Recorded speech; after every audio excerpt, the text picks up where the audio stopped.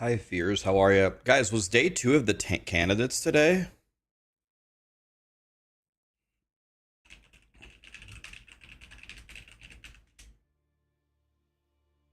Oh, round two is live?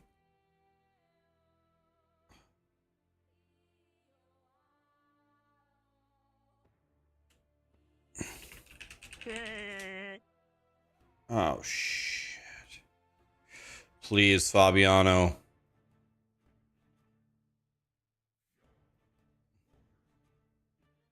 Please, Fabiano.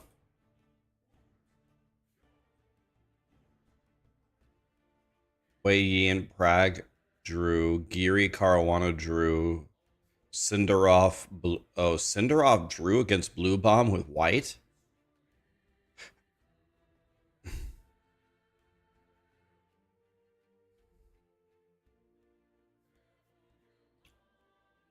Okay, Caruana's still leading.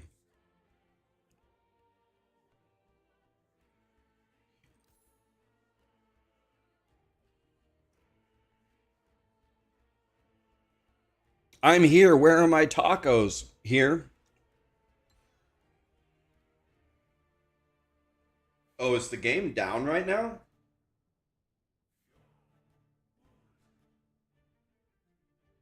Is the game down?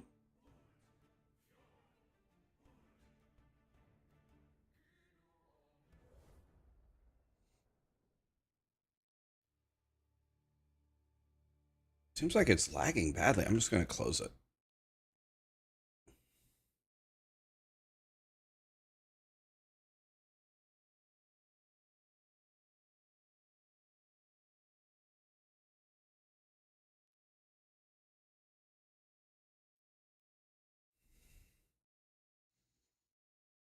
Okay, everybody's playing but me. Oh, let me in. I don't know why.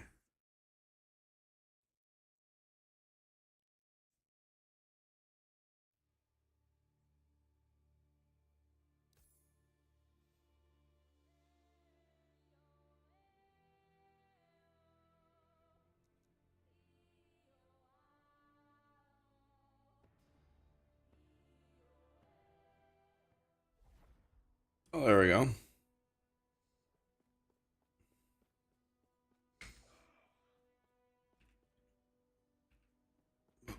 What up? Samurai, what's up, buddy? Woody got a 3 LP Mad Alchemist ladle. Wait, really? What the fuck?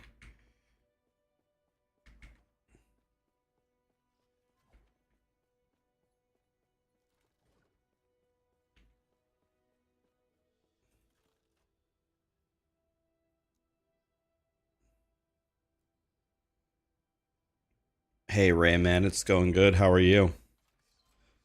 I'm going to kill Uber Aberoth on Rogue. I'm going to kill him. I haven't given up on any of my characters, guys. We haven't given up on any of them.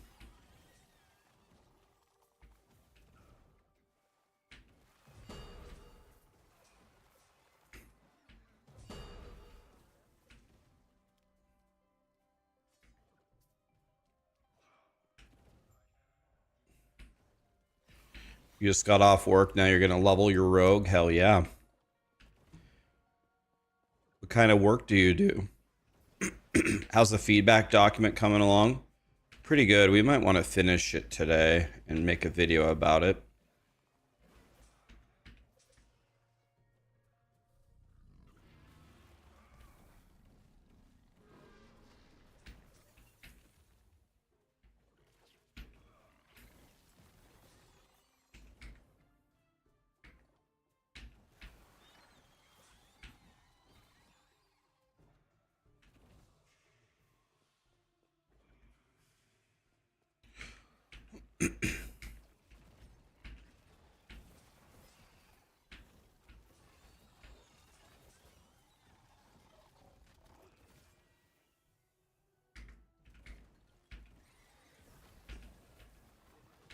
This is what I call the Fruit Loop build, where we just spawn Fruit Loops everywhere.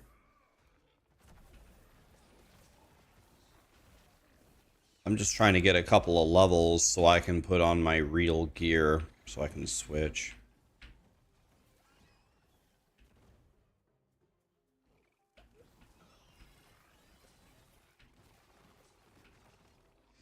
We don't have an Exanguinous either. I might have to go switch to my Bladestorm Rogue and farm an Exanguinous.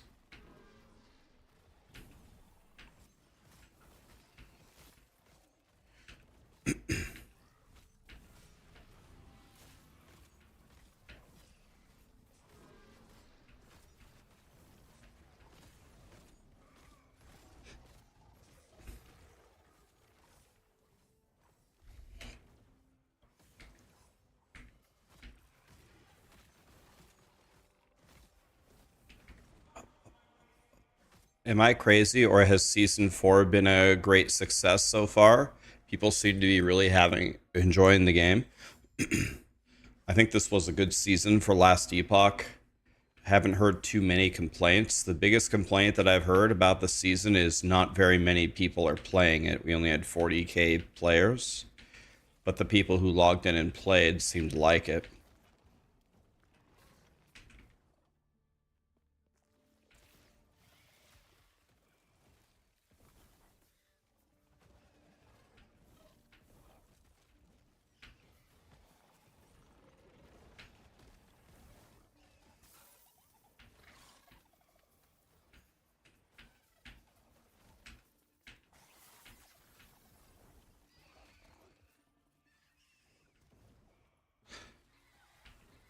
Is the game still piss easy? No, they made it harder a couple patches ago, and they made it more difficult again in this patch. Like, it's not that hard to beat the campaign. It's not that hard to get to the empowered monolith. But when you get to the empowered monolith, it's quite a bit harder.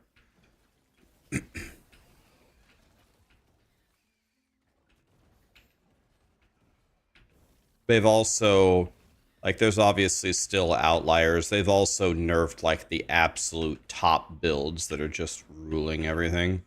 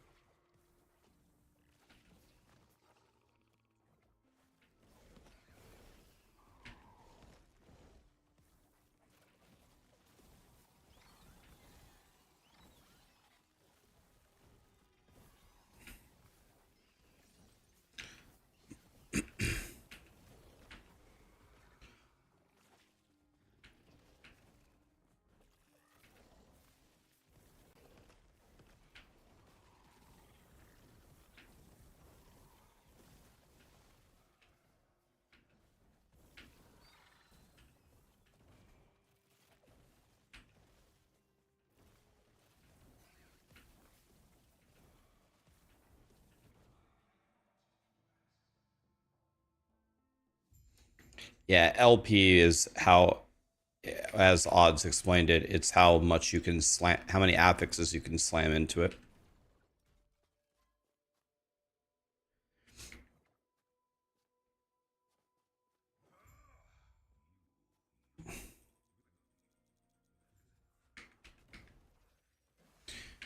You're pushing corruption and you don't feel any resistance at 250. What build are you playing? Are you playing a god build? Are you doing like Bladestorm Rogue or Void Knight or Judgment Paladin or something crazy good? You're going, oh yeah. You're playing Judgment. Yeah, Judgment Paladin feels no resistance. Judgment Paladin is, if you play Judgment Paladin, you will be constantly winning.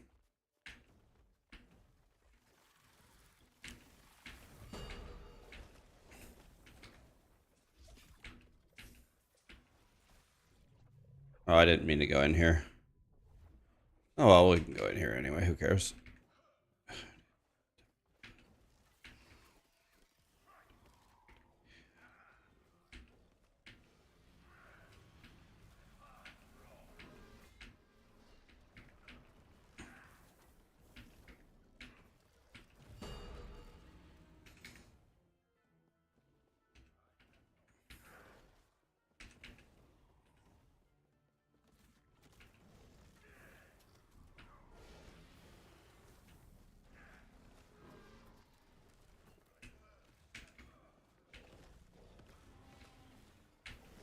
How can Judgment Paladin be so good for 3 seasons in a row? Well, it got nerfed.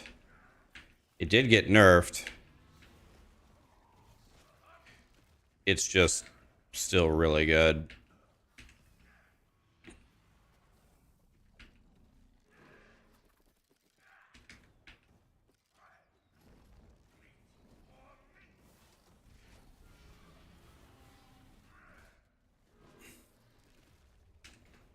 Is the rogue good? It's good when you finally solve its survivability.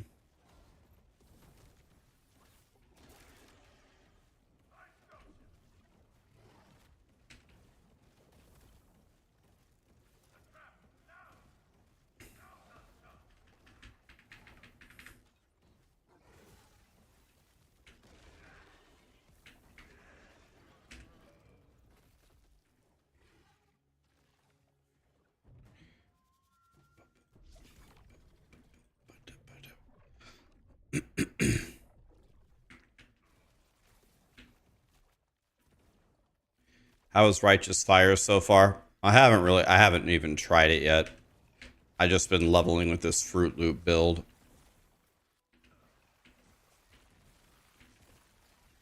Trying to get some levels here. So I can switch to Fireboy.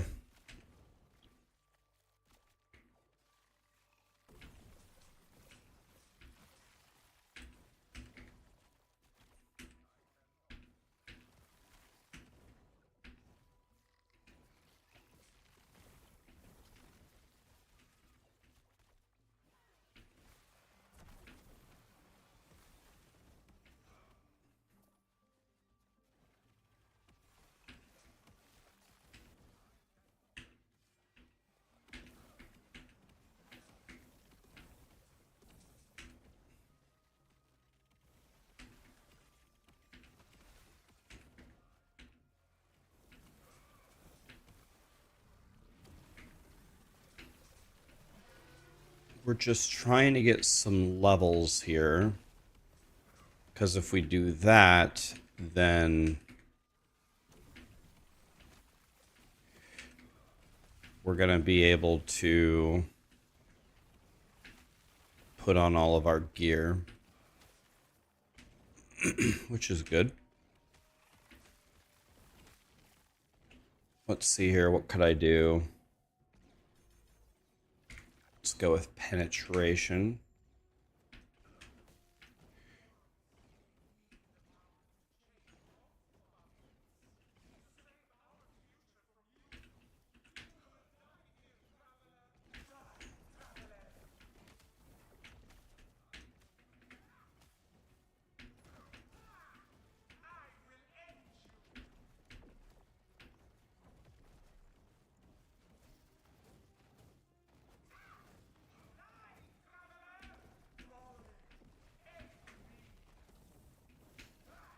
Yeah, my single target is not good.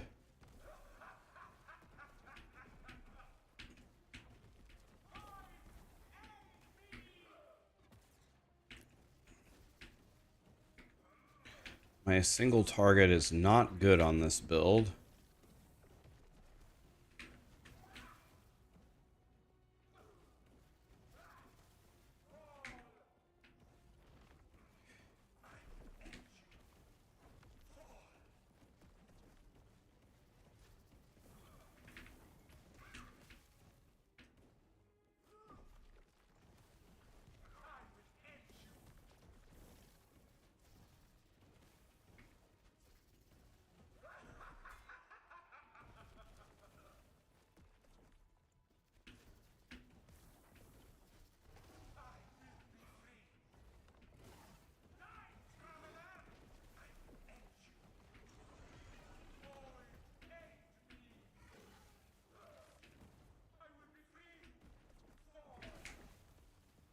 don't get it. Where's the boss? Oh, here he is.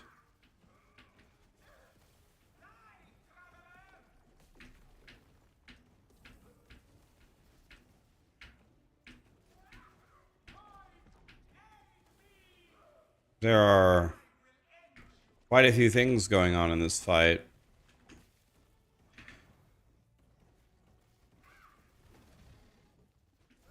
I don't mean to brag, but I might be the most powerful character ever.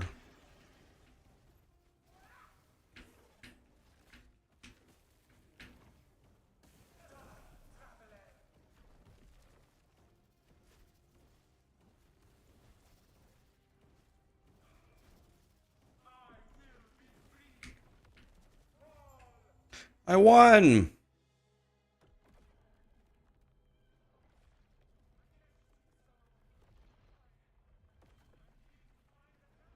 All you have to do, cart stand, when any exalted item drops with the experimental that you need on any tier, then you use a Rune of Havoc to move the T7 affix over to the experimental affix. So the answer is use a Rune of Havoc. That's the answer.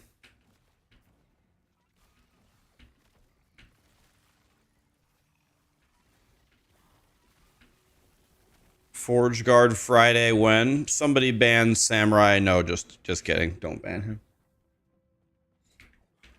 Samurai, I thought he was my friend, but clearly not, because friends don't make friends play Forge Guard.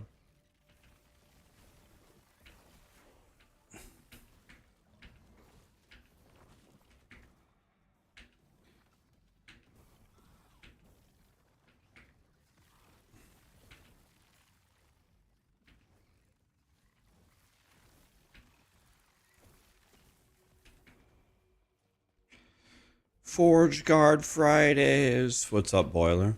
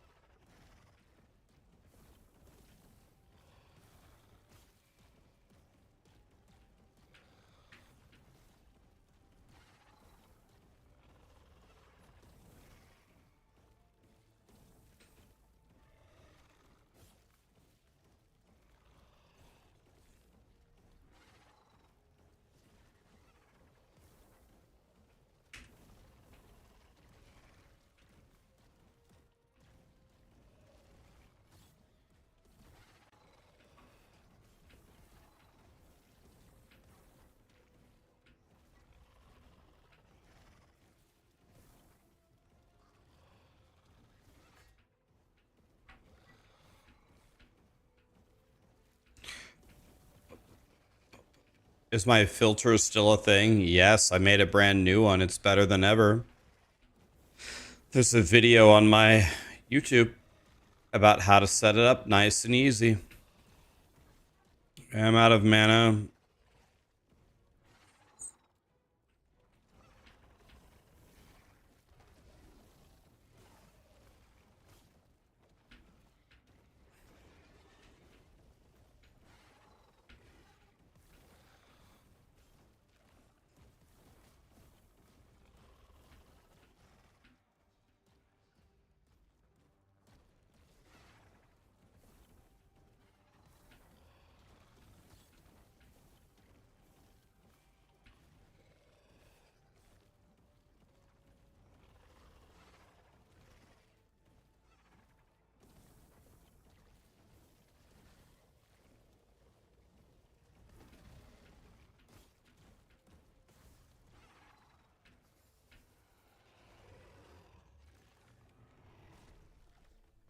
Has the game gotten better? Oh yeah, of course. It's pretty rare that an ARPG releases a patch and the game doesn't get better. I think the game's better. Oh yeah. Let me specialize some of my skills so we can get ready to switch. I have no idea if my build's gonna work with this gear that I have.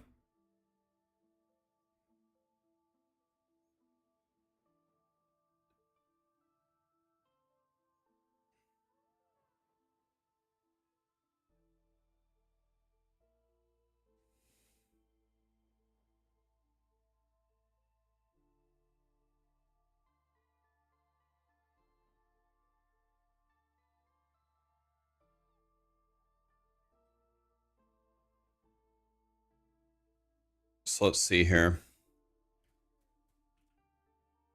First of all, we need to put in more points into Spellblade.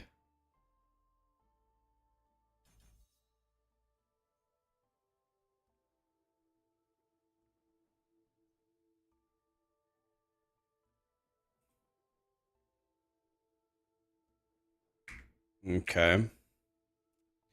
And now we need to do enchant weapon.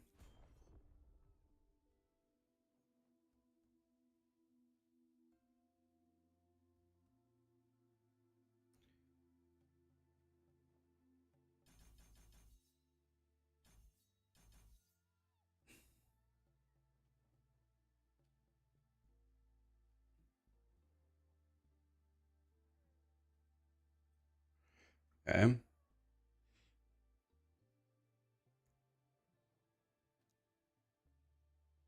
We're gonna... I'm not gonna despecialize this yet.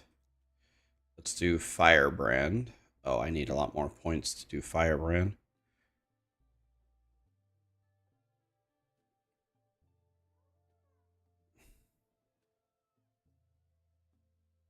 We're gonna be doing Frostclaw.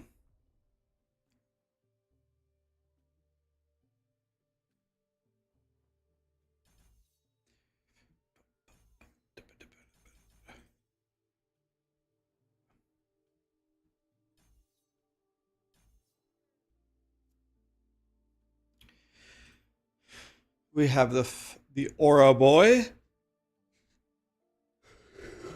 So of course later on we're gonna make it go to cold, but for right now, it'll be better if it's fire for me.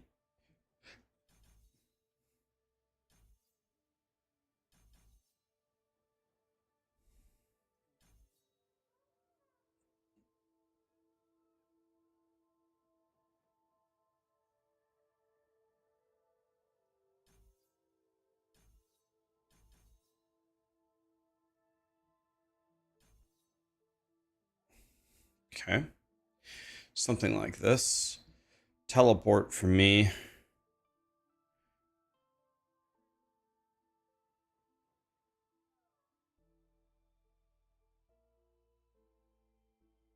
Let's do this. Let's do this, I guess. I have no idea. Okay. My character is level 96, edgy. I'm going to play more rogue, though, guys. My plan is to play more rogue. I'm not done with my rogue, though.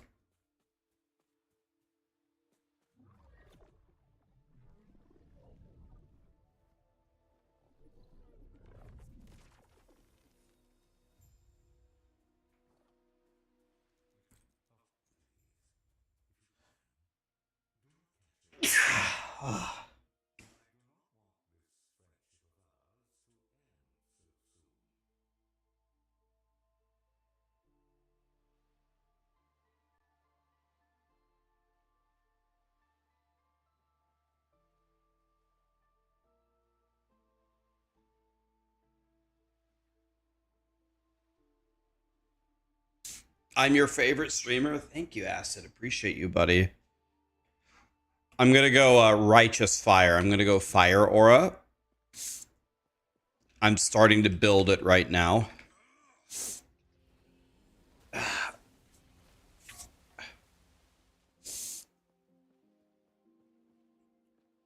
Is this game good to buy? Oh, yeah.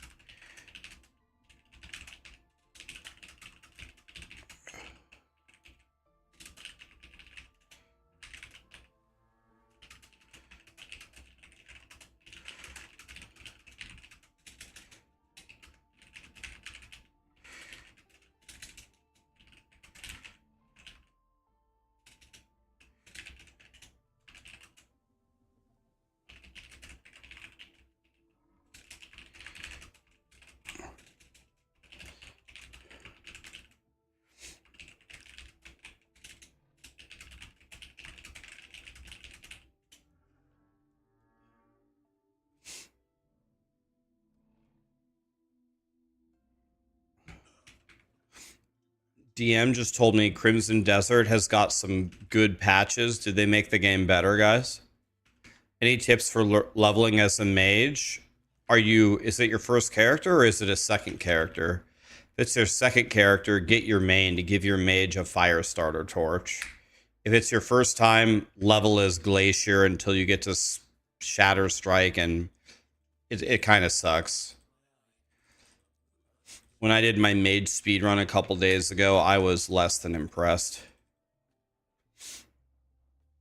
You're 63 and you're lost. You don't know what to do. Did you beat the campaign?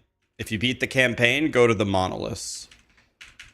I killed regular Aberoth. We're going to kill Uber Aberoth as well. We're going to go kill him too. Problem is I don't need any of the loot from Uber Aberoth.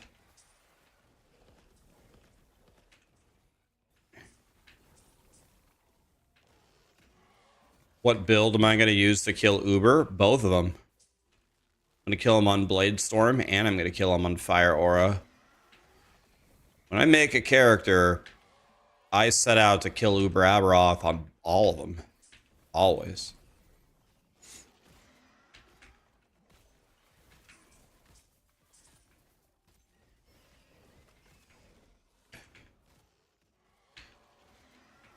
Will I make another character? Very possible.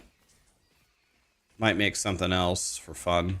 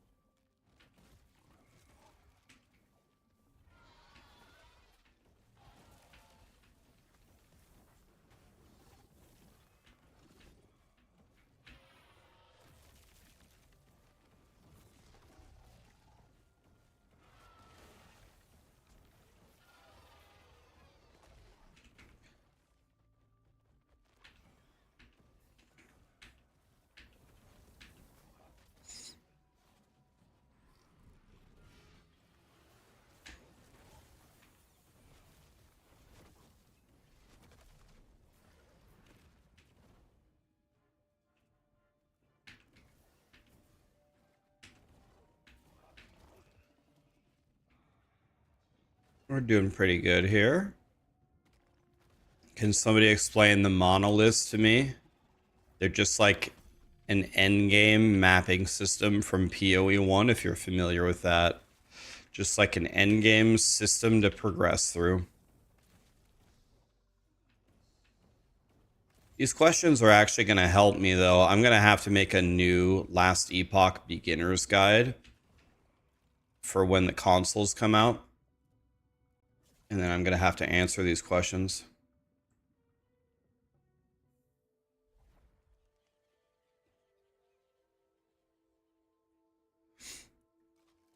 You can corrupt idols so they no longer count as one unique idol, and then you can have you can remove that requirement. Okay, so that's insane.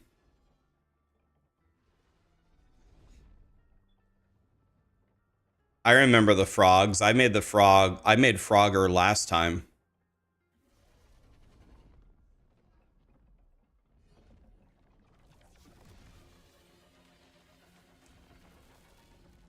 You're so lost in crafting on this game, even with the videos. So and I can't ask me a specific question. Ask me a question. Like what don't you get? I can answer it for you. Like but like what's the problem? What are you trying to do?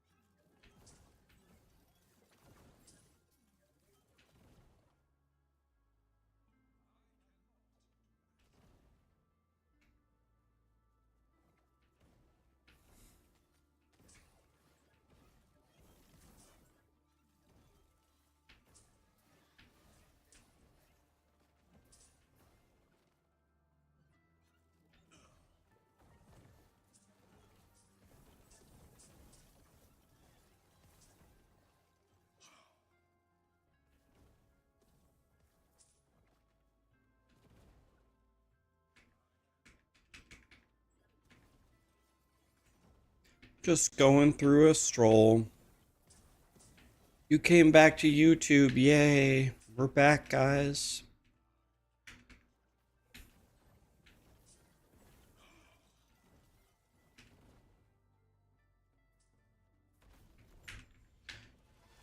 Yeah, the best math teacher I ever the best math teacher I ever had helped us win tons of math competitions. And her teaching style was always monkey see, monkey do. She would teach us how to solve complicated math problems, and then we would do it. So maybe I need to go craft some stuff to show you.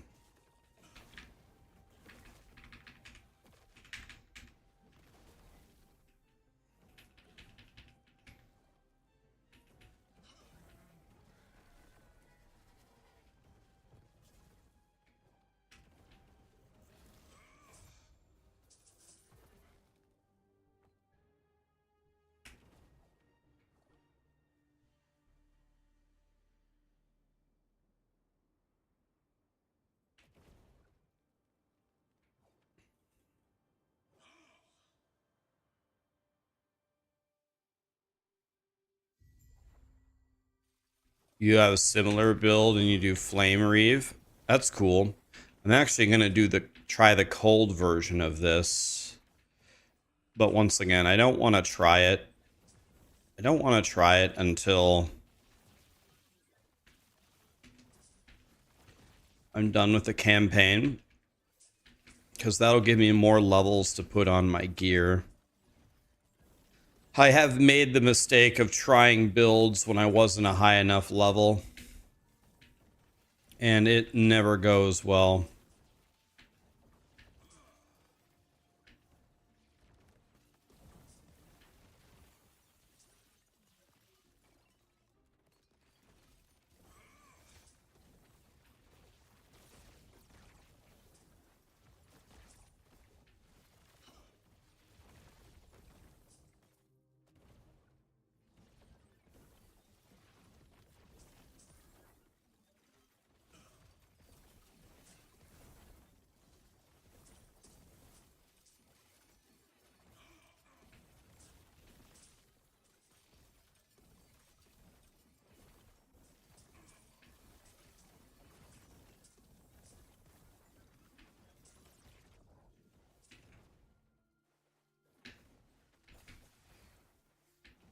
This build's pretty good for leveling, actually.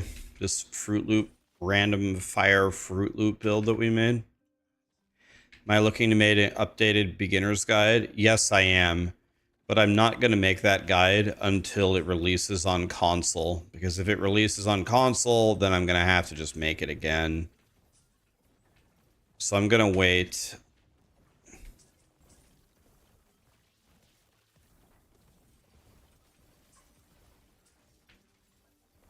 Until it releases on console, and then I'll do a new beginner's guide, I'll do a new crafting guide, I'll do a new endgame guide, I'll do a new COF guide, a factions guide.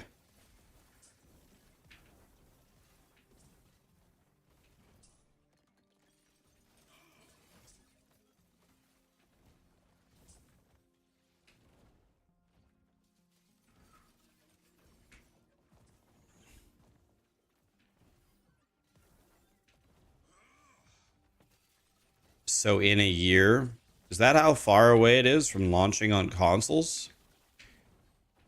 Is it that far away?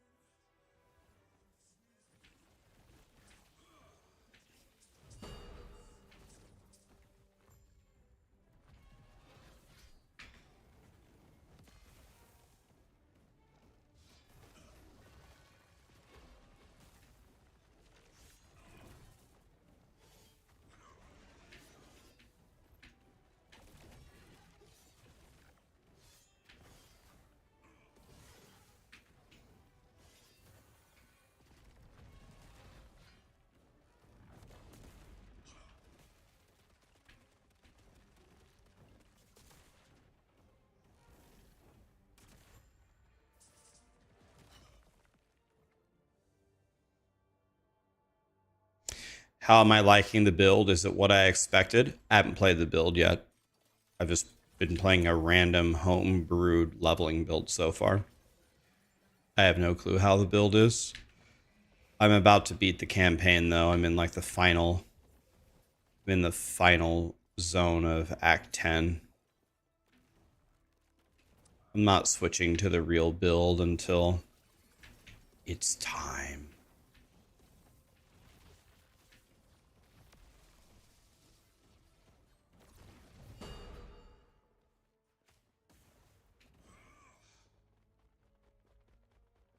They did say no shot that it's this year. Oh.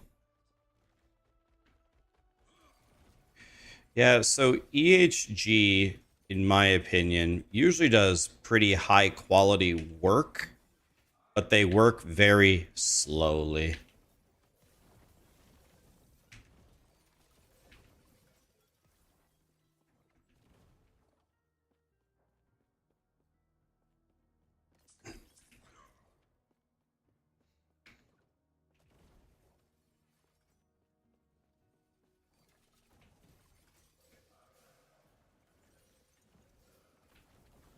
Is there a certain point where you use two traders' tongues? Well, the Mad Alchemist ladle has that buff at the bottom of it. I can't remember what it is. You get something per 1% of something or other. If you drop one of the spoons, you lose it. Here we go, final boss.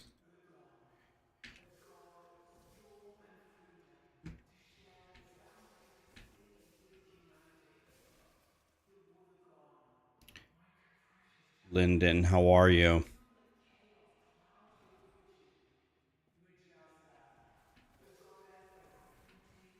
My AoE is still pretty good. My AoE is definitely pretty good.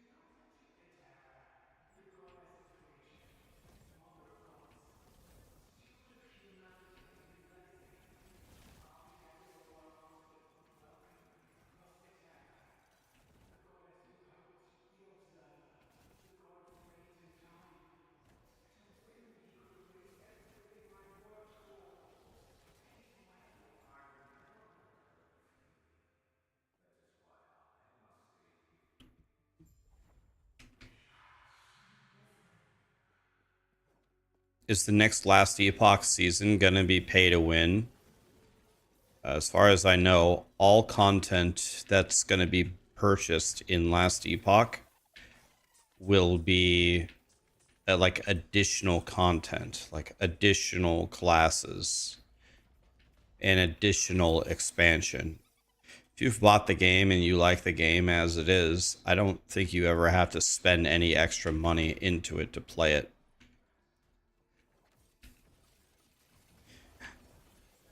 It's not going to be like season 5 you have to buy.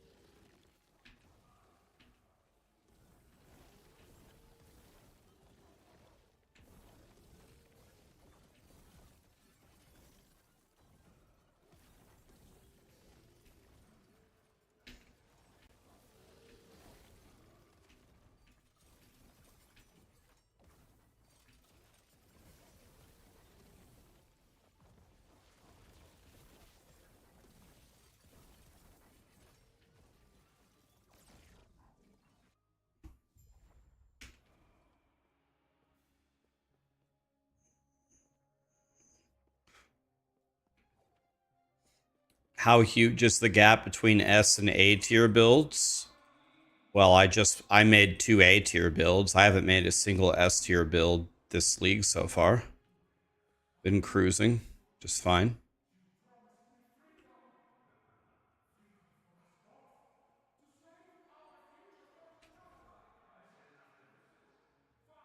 What was the first build I ever made in this game? I think it was Frostclaw Rune Master, and I hated it. I hated the first build I made in Last Epoch.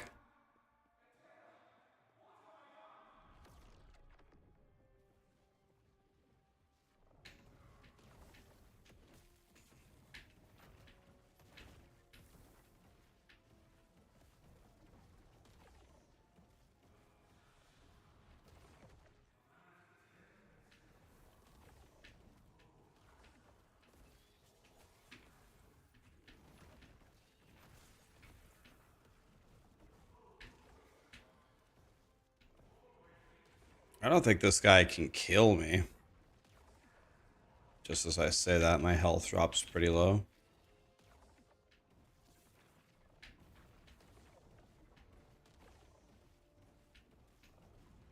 Well, my guy sucks at killing bosses, but he's good at living.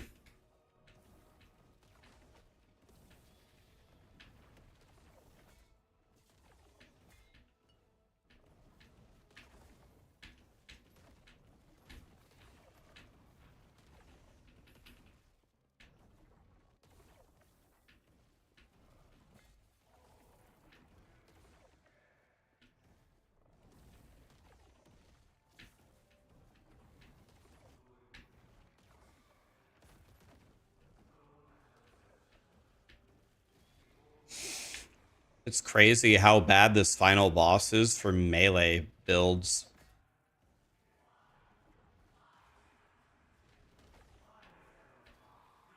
See, you guys don't realize I'm actually doing this on purpose for you. Um, it's really amazing how kind I am. I'm purposely made a really shitty character so you guys could see all the mechanics of the boss. What is going on? What mechanic is this? It's very nice of me, really.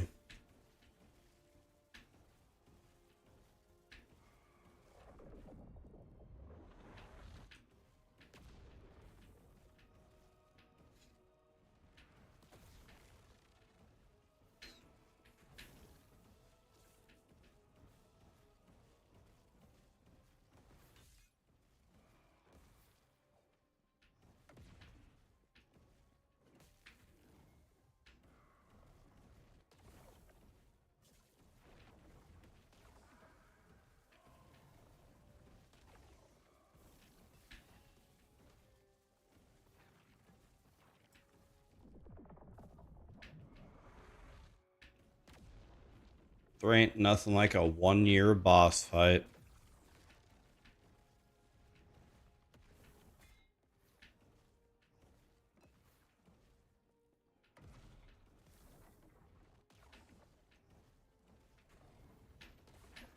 Isn't there another phase after this?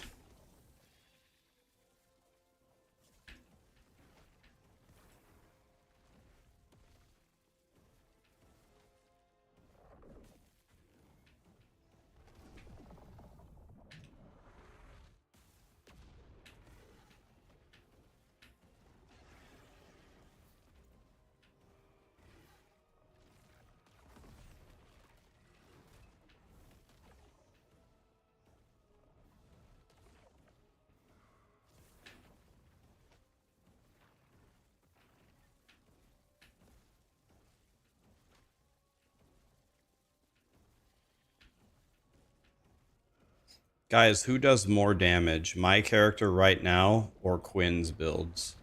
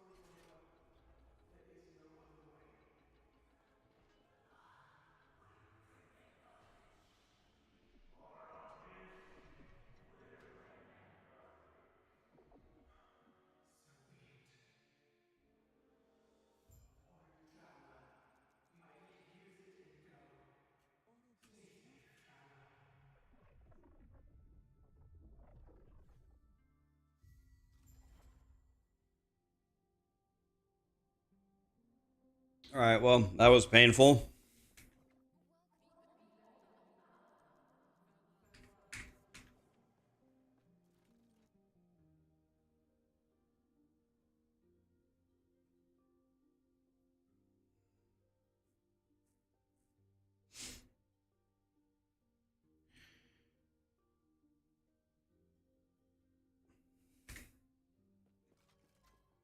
Okay. So now what we're going to do, this is brave. I probably shouldn't do this, but I'm going to do it. We're going to hard commit. And we're going to go for the actual build. This might brick my entire character. There's a good chance, but I'm going to do it anyway. Can I just respec all? Let's just respec all. This will be way easier. All right, here we go.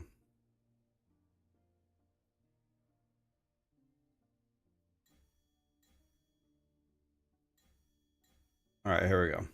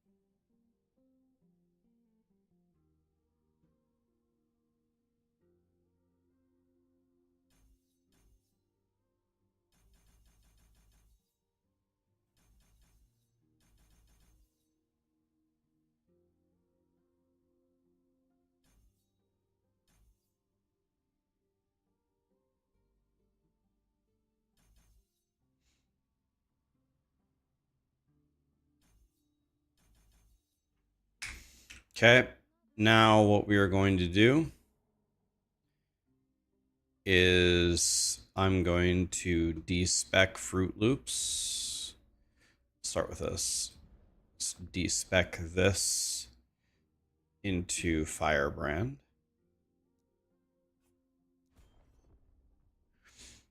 Now this might not work at all, so be prepared for that.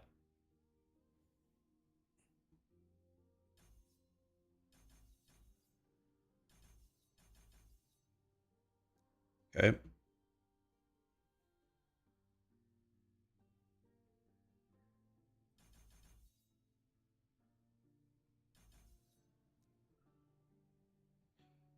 So the problem is now we're going full cold damage, and every single thing on my gear is fire damage.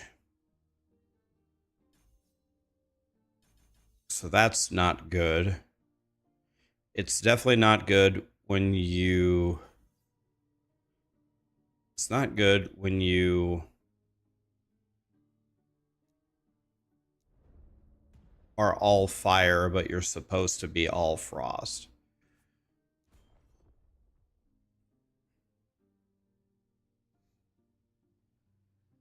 Give me 1 second here. I'm just respecking my guy.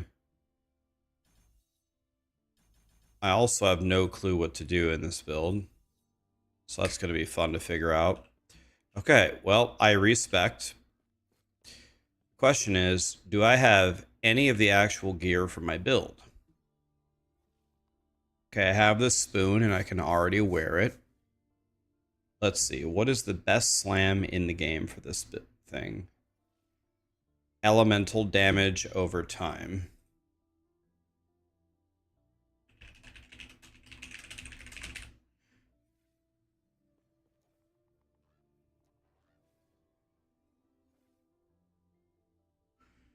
Is that T7? No.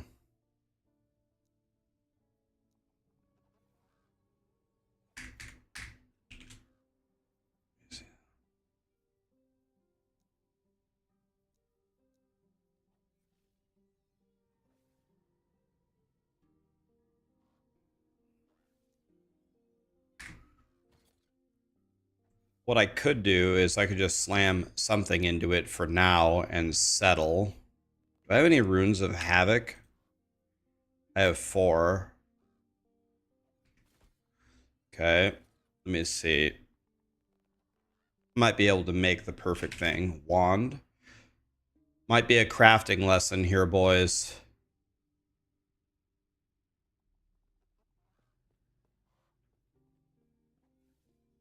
Let me see if I can teach you something here. Could try with this one, but it's required level 81, but we're slamming it anyway, so that doesn't matter, right?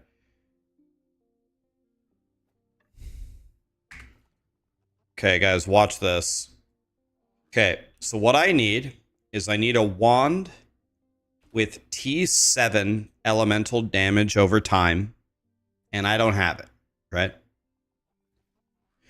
But what I do have is I have this wand with a T7 of the wrong stat.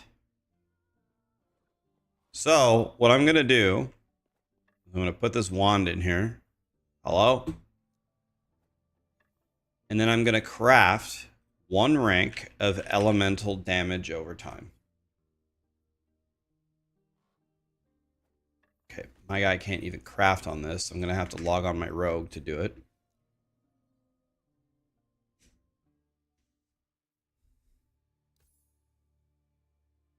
Stupid mage. Being too low of a level. Stupid idiot. Mercado, how we doing, buddy? I don't know. Is that how it works? What is this, EHG?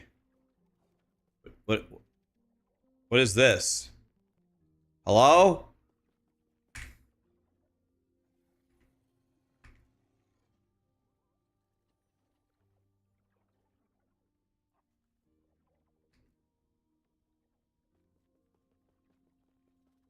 How do you fix it?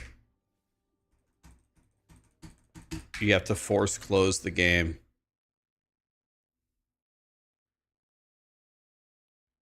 Won't even let me log out. Dang it.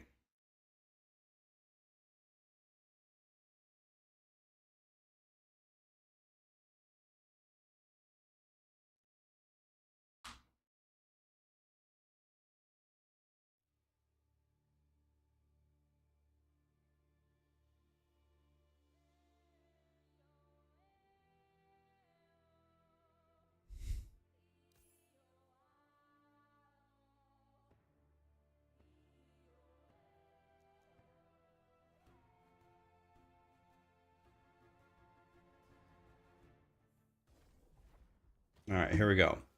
So let's learn here, right? Okay. So I don't have a wand with T7 elemental damage over time. But this wand has a T7 random affix, and it has a spot for me to put elemental damage over time at rank 1 over here. Ah, fuck, we're screwed. Oh well. Anyway, now we have this Rune of Havoc. There's a lot of words. Just read the top paragraph in white. Shuffles the tiers of affixes. So I want it to shuffle 7 over here. Simple as that. So here we go. So I want the 7, the Rune of Havoc. I want the 7 to go here. I got 4 tries. Okay, nothing happened. 7 went here. 7 went back where I didn't want it. And we lose. Okay. And this wand is now completely useless, sadly. It's too bad. We had 4 tries. It's a 1 in 4, I think, to move it over there. So, but that's an example of how you could solve a problem, right? Now, if I had more Runes of Havoc, then we could... Can you get prophecies? Can you get prophecies that give you more Runes of Havoc? Problem is I don't know if I have another wand that could Havoc it.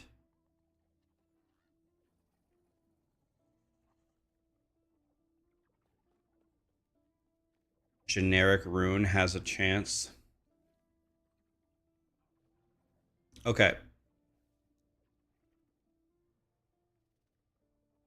I am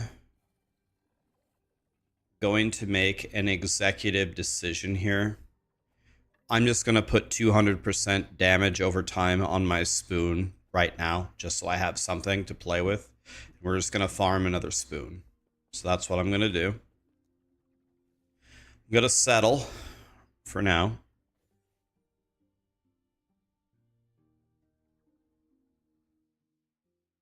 You have to go with the 22 generic runes, right? Okay. I'm going to settle with this 1 LP spoon, and then we're just going to make a new spoon someday. That's what we're going to do.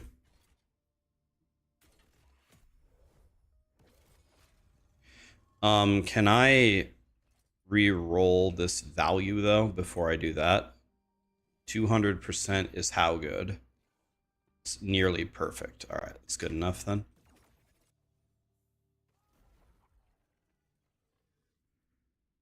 Wait, why wait?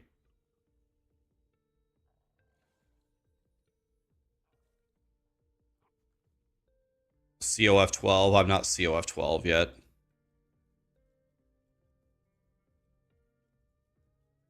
It does have a much better percent, Samurai. It's like 305%.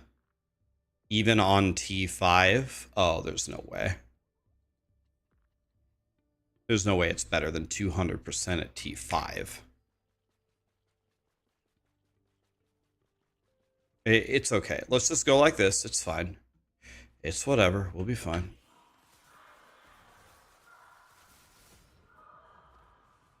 No, T7 elemental damage over time is 385.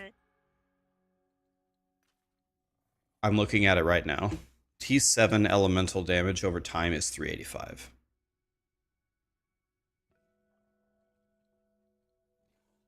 It's okay. Let's just do this. We're good.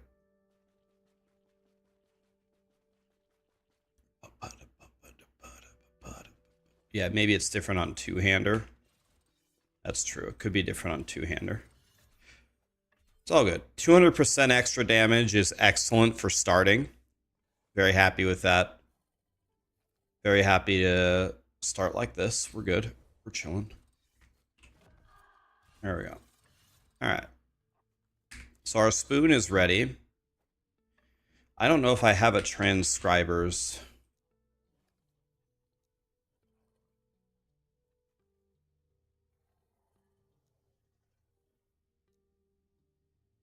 I don't even have it.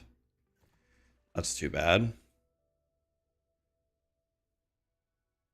We'll just wear something. Mask of Indifference. Not mark. Mask of... Oh, I do have one with 1 LP. Lit. Oh, it's a horrendous roll. Oh, God. It's the biggest piece of shit I've ever seen in my life. Okay. Well, we want to slam cold res into it.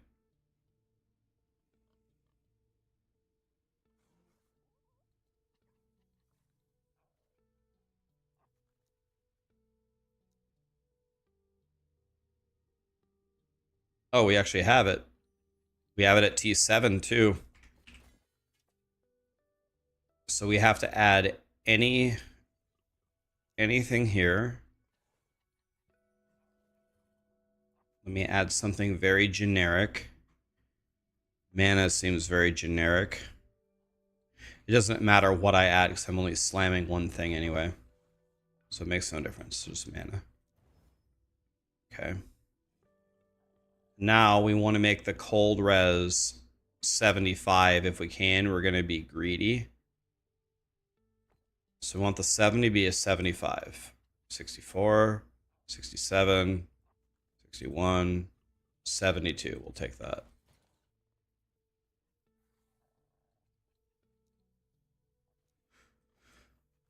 All right.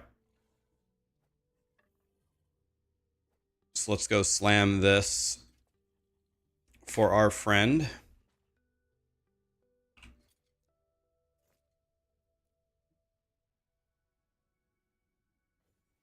Yeah, and you can use the Rune of Discovery. Yep.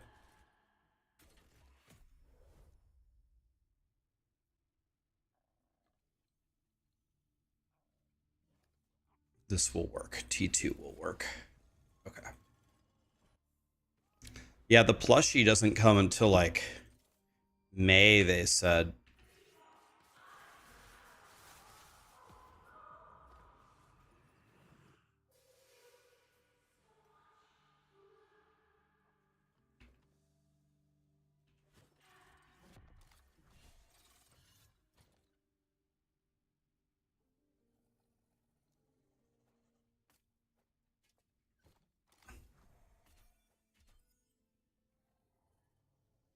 So cold resistance is going to be literally everything for this build.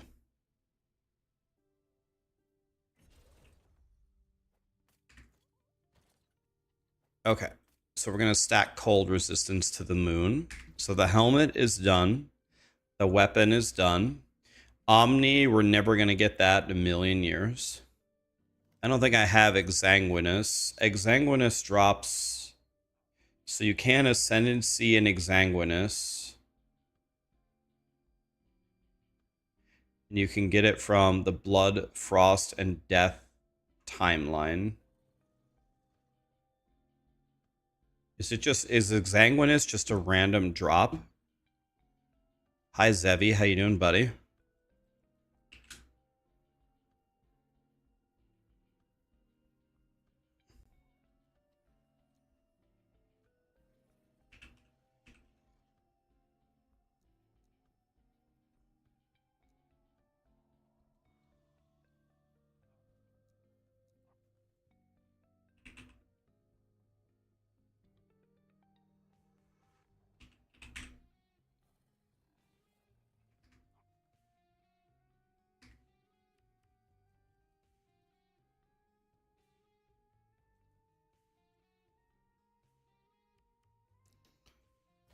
You've been non-stop pushing, now you're going to make a new build? Hell yeah, man.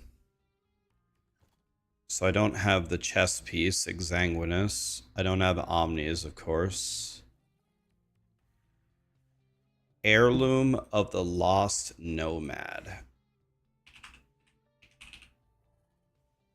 I don't have that either.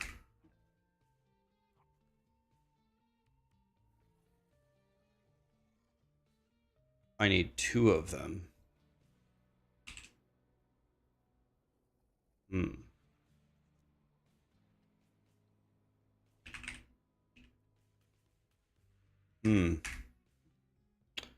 I don't have anything.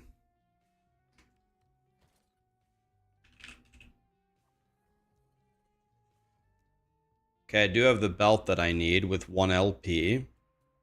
So I have the belt. And we need to slam cold resistance into it, like always. Belt. Let's see if we can find cold res.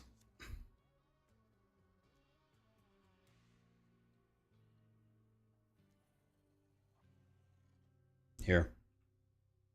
T7 cold res. That's why my rogue has... That's why you do the filter for all the classes, so you can get what you need. So we are going to try to make this 75 again. 74 in 1 click. That's how you do it, boys. Any questions?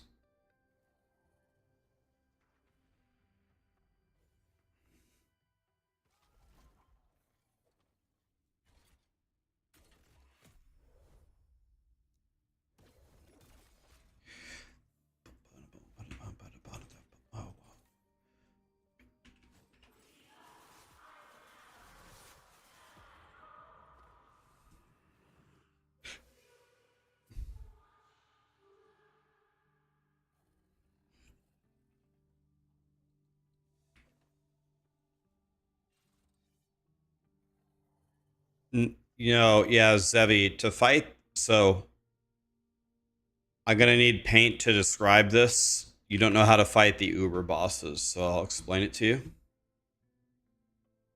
So there's different timelines, right? There's a timeline over there and over here and over there and here. Then there's like one with 3 timelines at the end, right?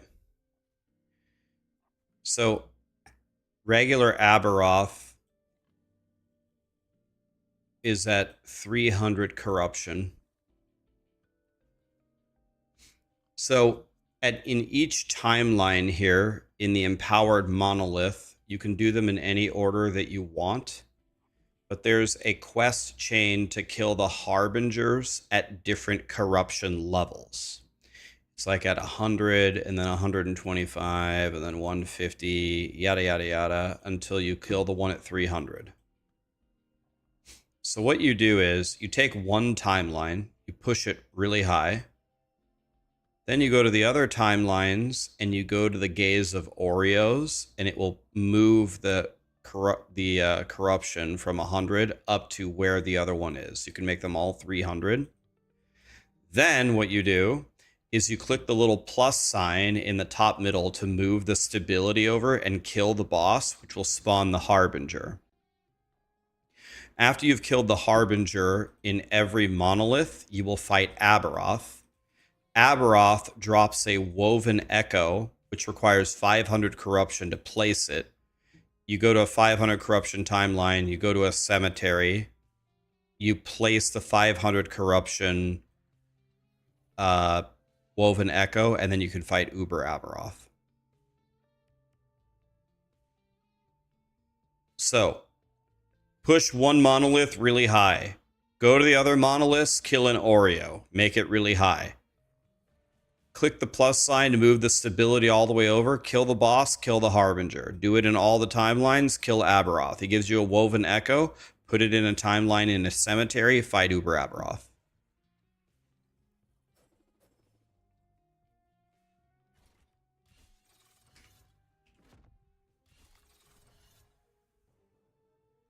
Do you do the timelines for blessings first? If you're really comfortable with the game, probably not. You probably just push one without the blessings, but you could. That's smart if you're like a new player. It seems stupid complex. It might seem complex for me explaining it to you, but other people in the chat who have played Last Epoch for a season or two can chime in on this. It's very easy once you've done it once. Like it's really nothing. Go into one timeline, play, just level it up. Go to the other timelines, move them up with one run. Kill all the bosses, you're done.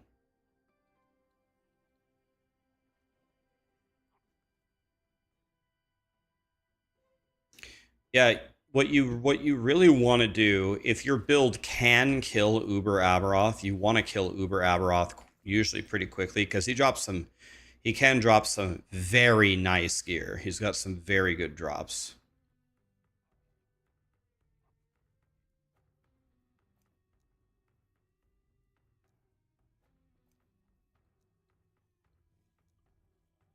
Okay, belt done, helmet done, spoon done. Frostbite shackles. Do I have those?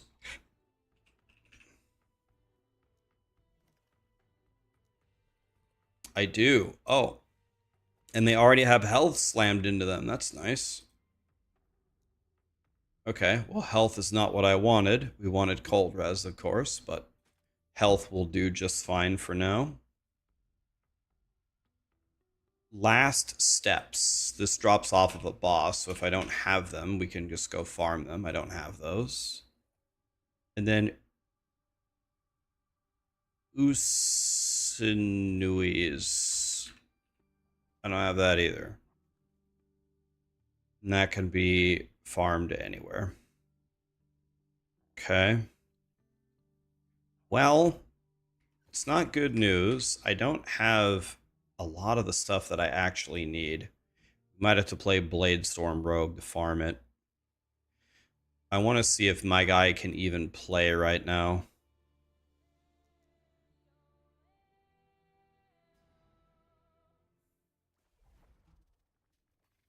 Okay.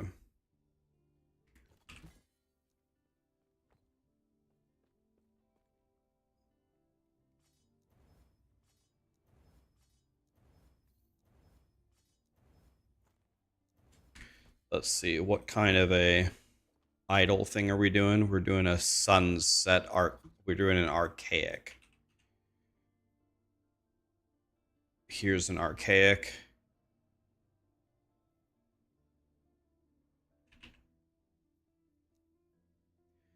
Okay. We want increased effect of suffixes.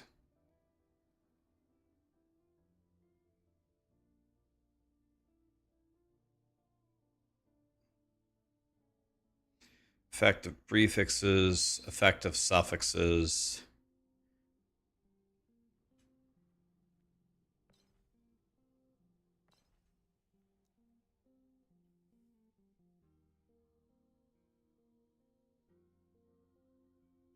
Here's suffixes and prefixes. And then the next best thing would be maximum omen idols.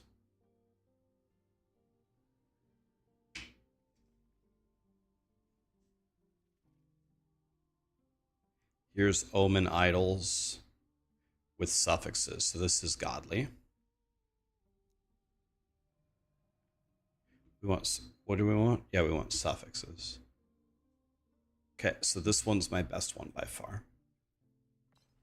Oh, have to be 61 to use it. I would like to thank Satan for that. I'm not even going to use this. I'm just going to keep this in my inventory so I remember.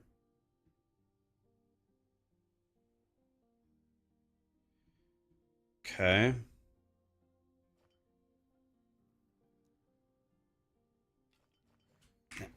Now the $1,000,000 question is, do I have any idols that give fire aura?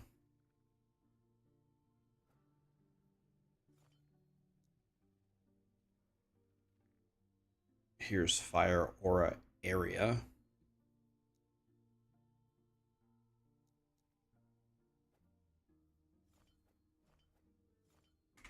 Okay, let's go in here and go to my mage. Let's make this a 1. Let's make this a 1. Let's make this a 1 so we can actually start getting some idols. Okay.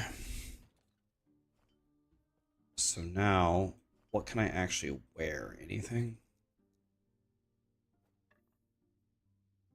I can wear my belt. I can wear my weapon.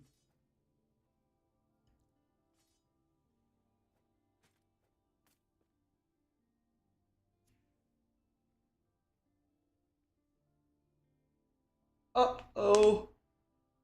SpaghettiOs. I don't really...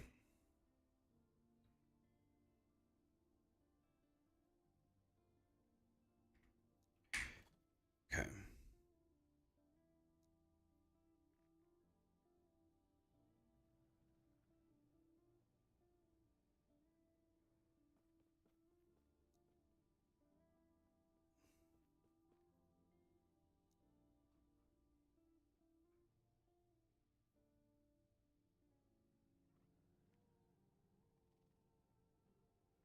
Okay. Well, all right. Well, here goes nothing. Let me see if my guy can even kill a thing. Let's see if my guy is capable of killing a monster. I have absolutely no idea how this is going to go. I could one-shot everything. I could do 0 damage. See what happens.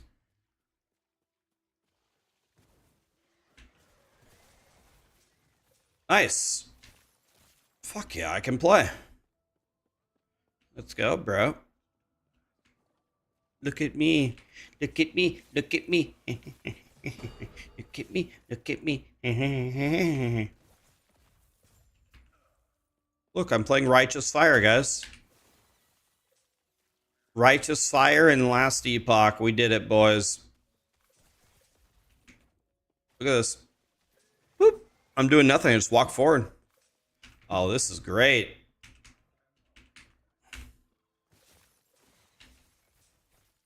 Okay. It's 10 p.m. Should I make tacos or is it too late?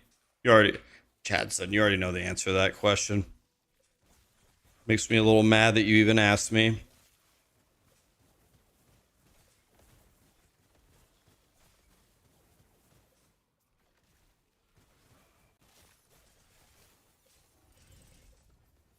Okay, murdered. Okay, murdered. We're doing it.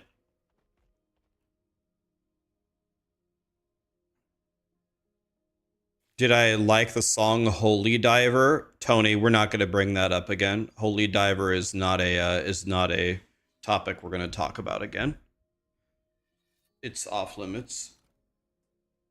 We are back 1 second, guys, and we play Righteous Cold.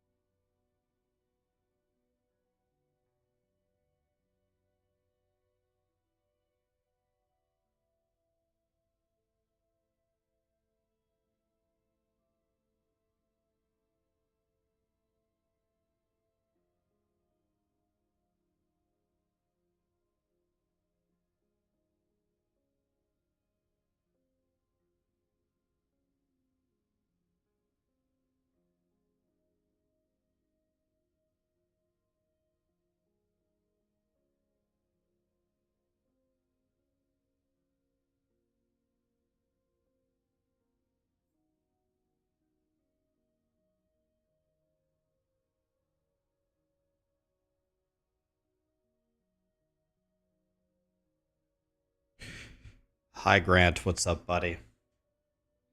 You got your first 3 LP item and it's not usable? Exactly.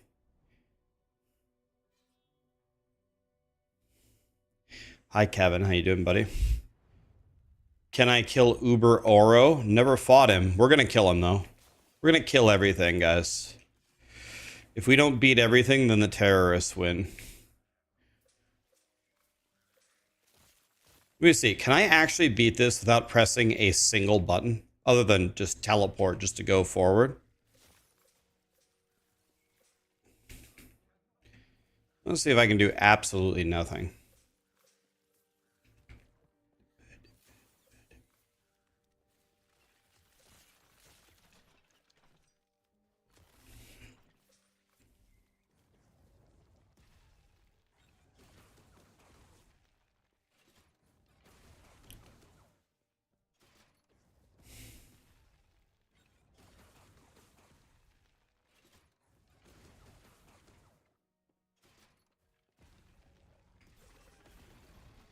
Okay.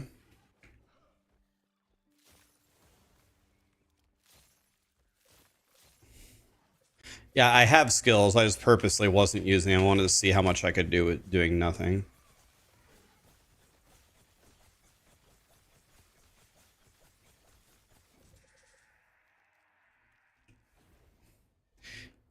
You just listened to Holy Diver. It's horrendous. What the fuck was that?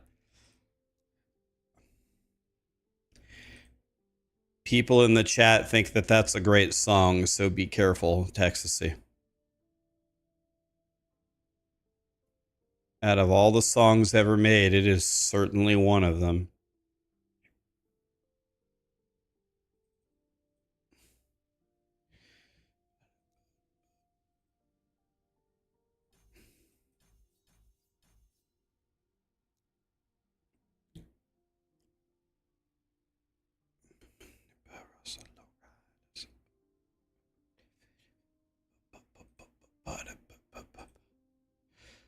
Out of all the songs ever made, it is certainly one of them.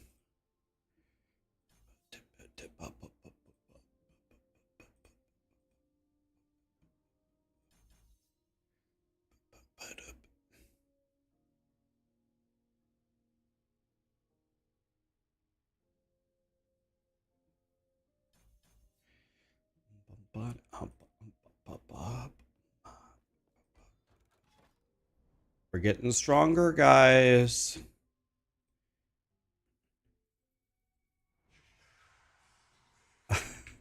Which holy diver are we talking about? I don't know.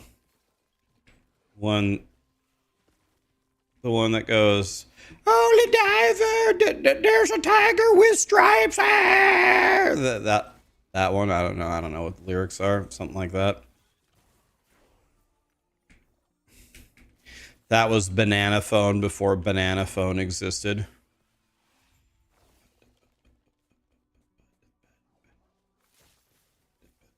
Did I check out Kill Switch's cover? I didn't, but let's please not though. I believe you. Like, it definitely can't be worse, but let's have that be the end of our holy diver career, if you don't mind.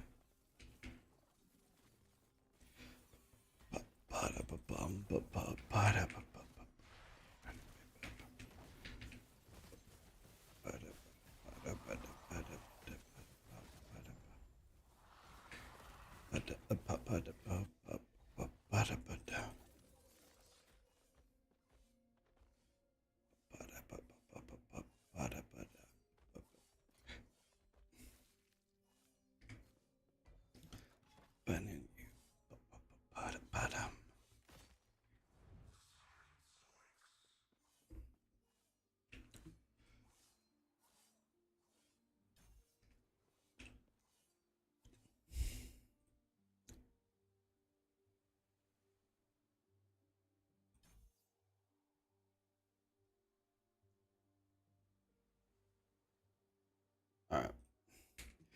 We need to stop opening this every 3 seconds. We need to just play and gain some levels here. Then when we get a shitload of levels, go back.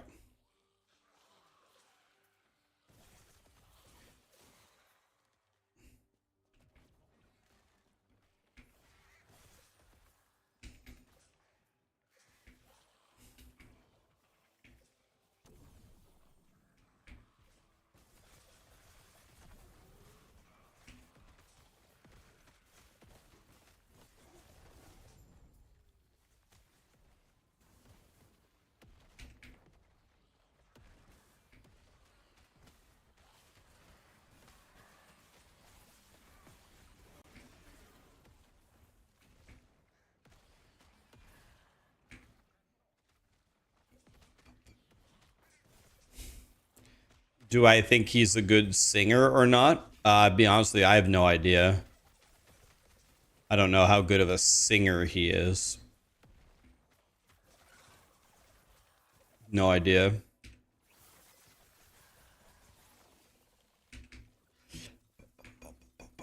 He could be a good singer. Not sure.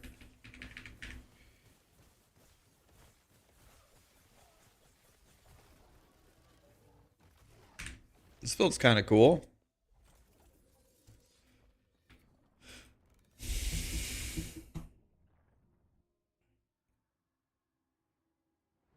How do you farm multiple of the uniques to empower them?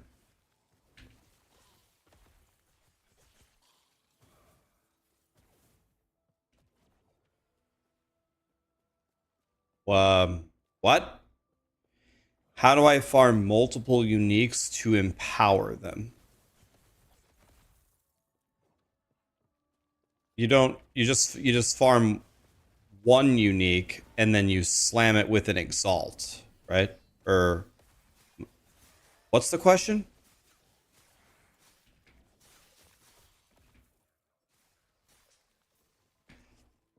Zant, Jam Up, Elgpels. Thank you so much for the subs, guys.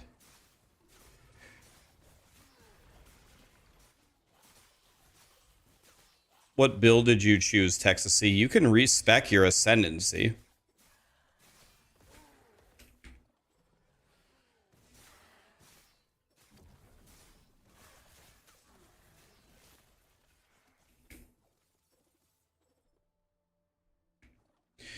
Yeah, if you have many copies of the unique and it has zero, if you get a copy of the unique that has 0 LP, you can put it in an egg and try to add LP to it. Or if you get really lucky, try to just get the affix you want into it, which pretty much never happens. Wait, but isn't Rip Blood really good? Rip Blood was just buff last season.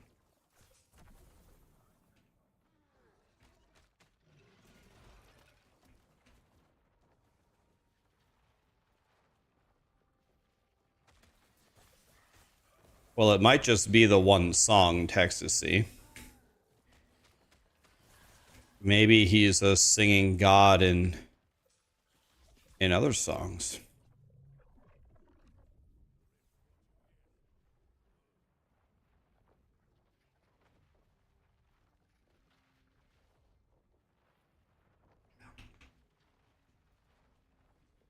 Yeah, I don't know if Rip Blood is a good starter. Remember, in this game, it's very easy. You could just go to the Brain Boy and respec your ascendancy. The Maxwell guides always say if you're to do the leveling build for the class until level 70. I think people commonly respec way too early. So whatever the leveling build was, you should have played that till 70.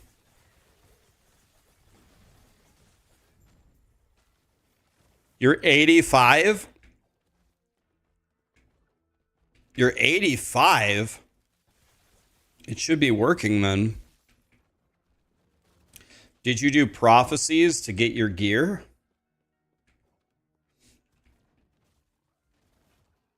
Did you do prophecies to get your gear? Or is there a node you can take out of the build where Rip Blood kills you? Can you take that out or something? Yeah, something. You can't slam corrupted items, and you can't use corrupted items as the slam either. Neither way works. You can't slam a corrupted item, and you can't use a corrupted item as the slam. But I heard you can sacrifice a corrupted item at the Woven Echo for re-rolling. I heard you could do that.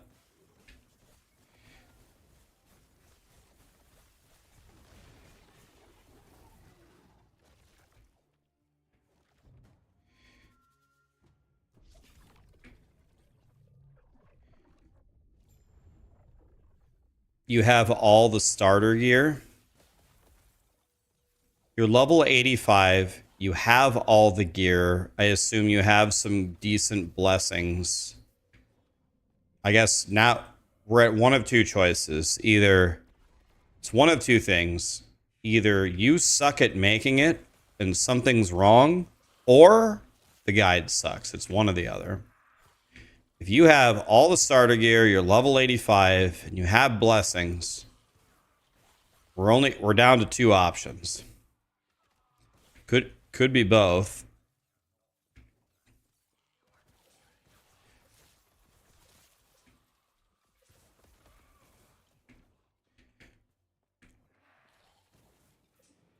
Yeah, if maybe pay particular attention to like how do they scale their life? Like what exactly is the mechanic to keep your life alive? There's got to be something. Cuz the rip blood thing I think is supposed to be really good. By the way, don't I have an MTX for Fire Aura? Don't I have an MTX for this?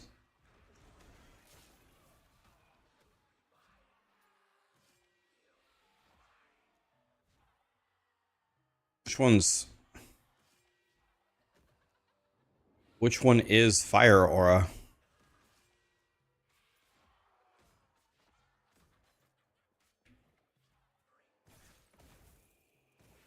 Let's see, what should we make my mage look like?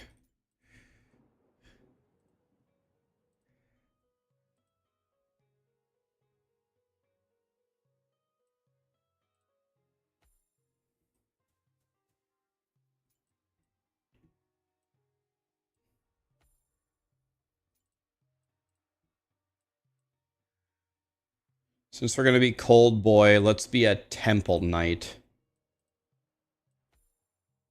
This guy's going to be a Temple Knight, guys.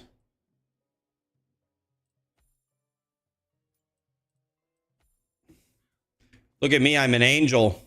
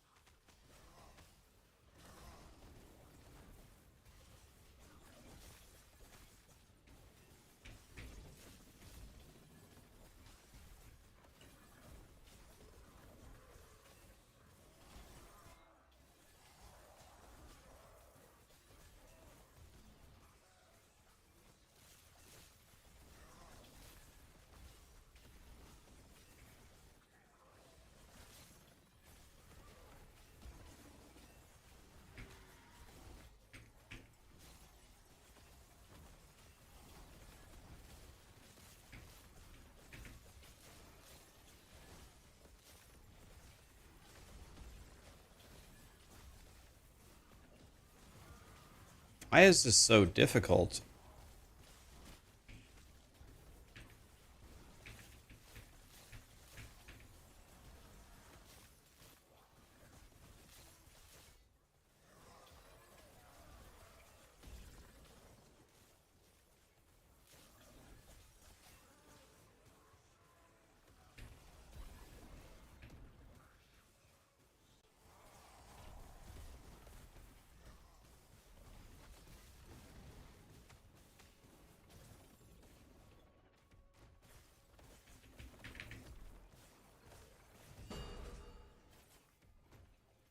Holy. That was a big fight, boys. 45 health. That seems pretty good. I don't really have any survivability, so I'll take that. Here's a T7 Mage Relic.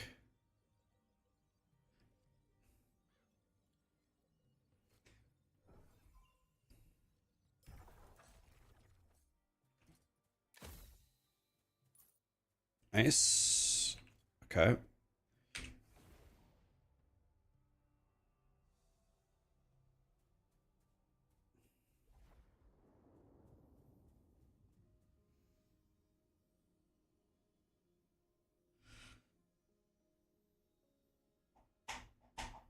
Cheers to the loot filter racks. Real nice with the extra rules. Thank you, man. I want to think about how we can make it even better, but it's pretty good for now. It kind of does the trick for now. All right, let's see. What are we doing here? Ah, yes. Okay.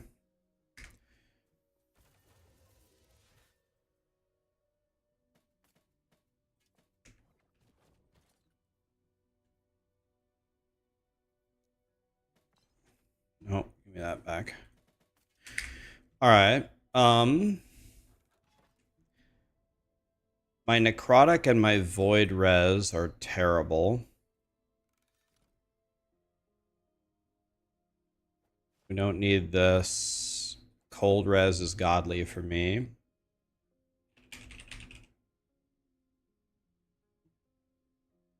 Here's 16 void res.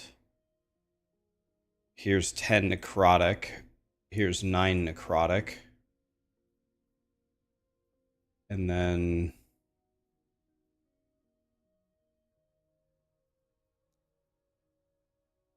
here's 11 necrotic. This is much better than mine.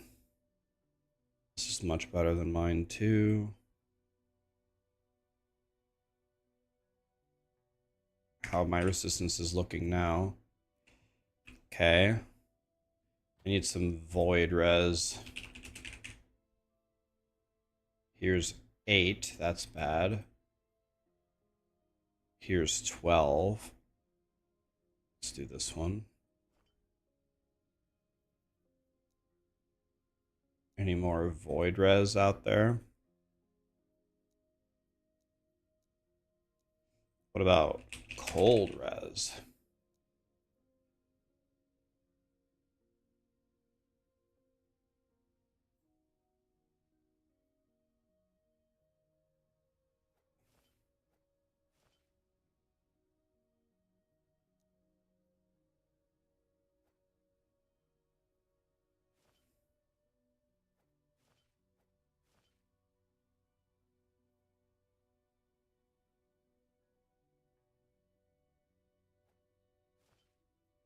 Okay.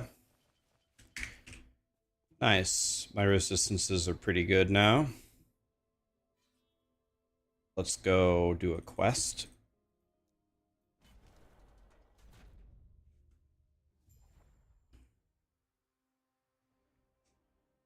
Your endgame guide struggling to understand the endgame and all the mechanics.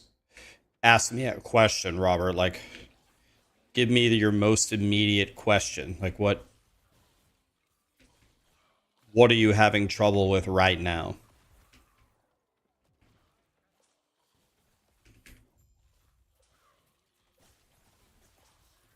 What can I help you with?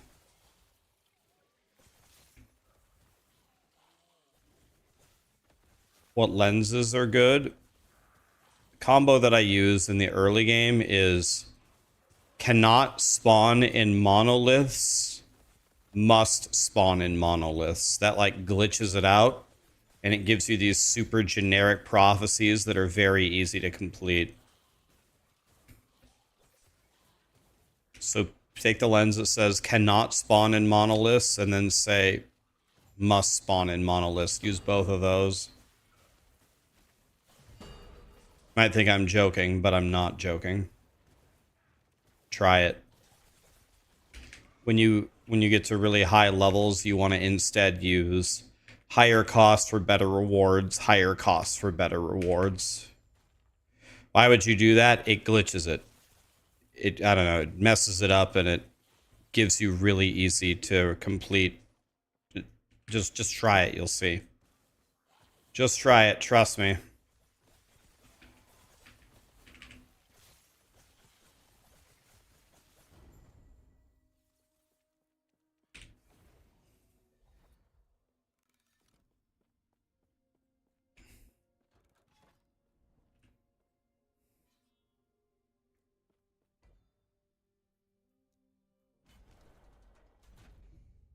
It's the strategy is called Big Braino Lenzo. Ah, okay, that makes sense. For those of you who don't speak Spanish, Big Braino Lenzo means big brain lenses. Just to help out. Ah, thank you. Yeah, you're welcome, dude. It gets confusing out there sometimes. No. What do you mean, no?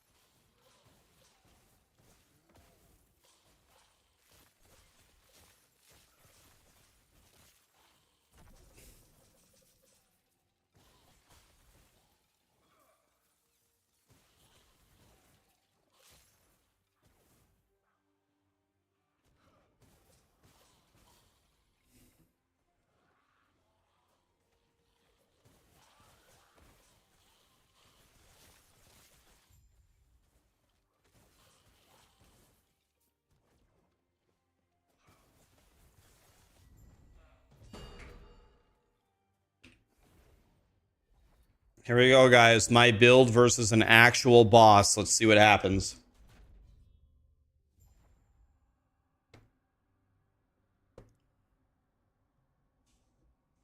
You're doing your first monoliths after the campaign. Should you complete all maps? No. What you should do is you should do the map. So, good question. In monoliths, in general, what you should do is you should walk away from the middle. So you pick a path and you walk away from the middle. The reason why you do that is later on, the further away you are from the middle, the higher your chances are to build corruption. So you want to move away from the middle. When you're doing your first monoliths in the top middle, you're progressing a bar that spawns quests and then eventually a boss. Do those, kill the boss, and then go to the next one. So one more time for reinforcement.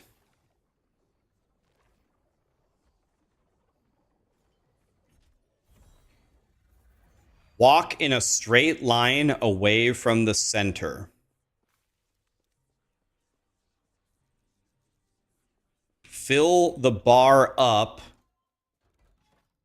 See me? This is the very first monolith. See how I walked away from the center?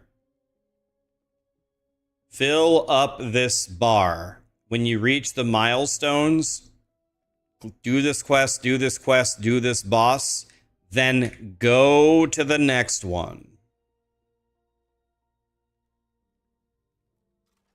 Okay? Your next part of your question was, how do you get items with higher bases or legendaries for your build to work? When should you switch to your endgame build?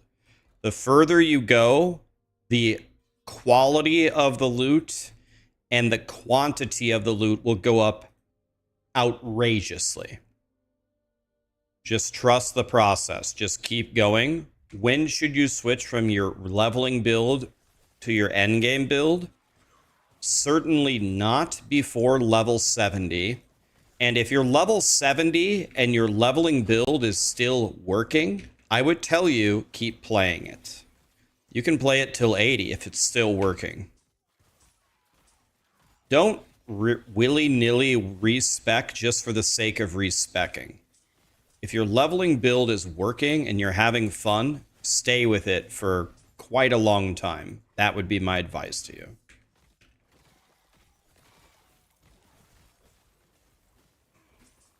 Did I answer your questions, and did my answers make sense? Robert, new player and you need help.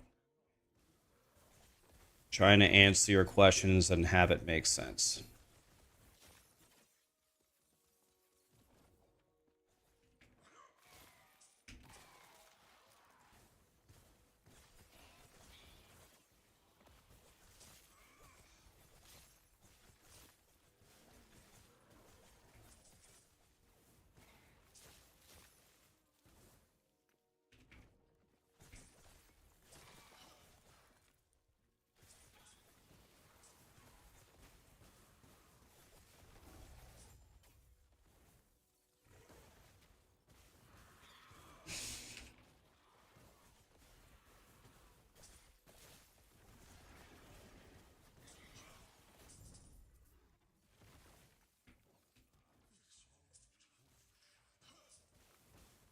That makes sense. Awesome.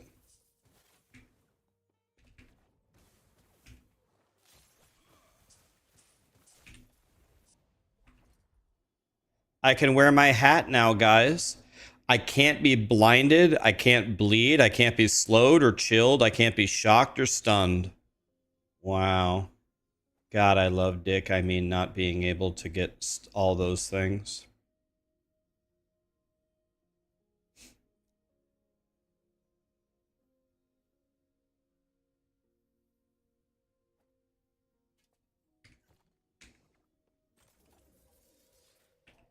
Okay.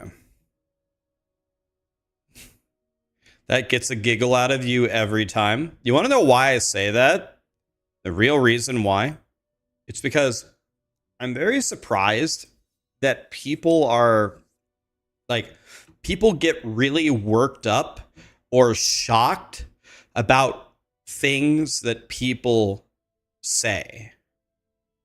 And I'm just so like not like that. Like, you can't, like, I'm so desensitized to the world that nothing shocks me anymore. Nothing surprises me. So I almost do it as a teaching mechanism. Like, who cares? Like, who cares what people say? In reality, I don't like Dick at all. I'd like to steer clear of Dick for the rest of my life if I possibly could. But it's just funny to say that, to see people get, oh, what did he say? Guys, who cares what he said? How does that impact you at all? It doesn't even make any sense. That's why I do it. I'm trying to desensitize the world one dick joke at a time.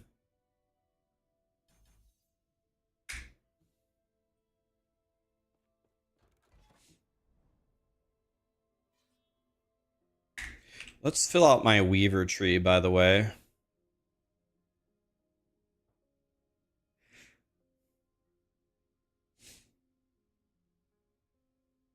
Is it okay if you think PoE 2 is better than PoE 1? I mean, that's not the worst take I've ever heard. I have heard worse before.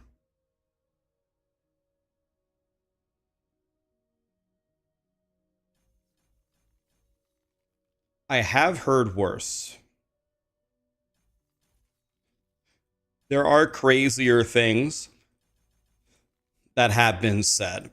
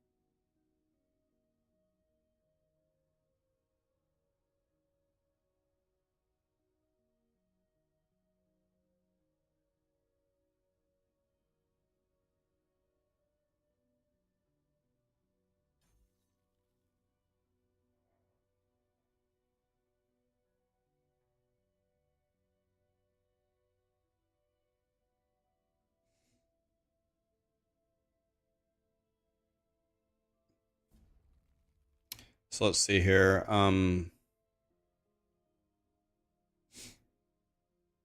So can we not put a spoon right here? Or we can't put either of these things there?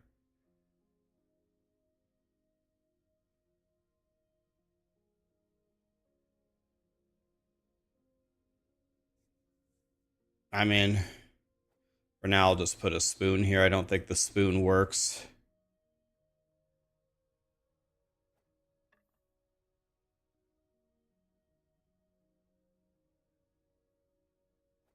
I don't know that.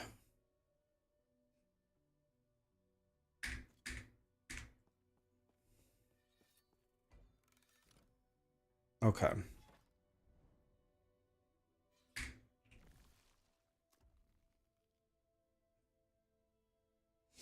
Which woven echo do I want? Probably the one with the mages, right? Which one's the one with the mages, guys?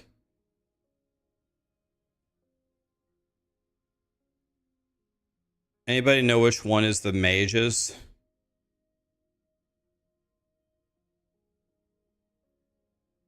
There's a search bar. Where? Am I stupid?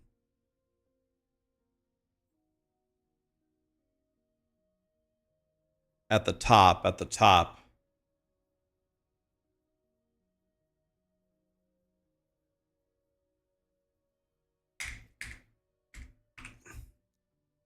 Am I stupid?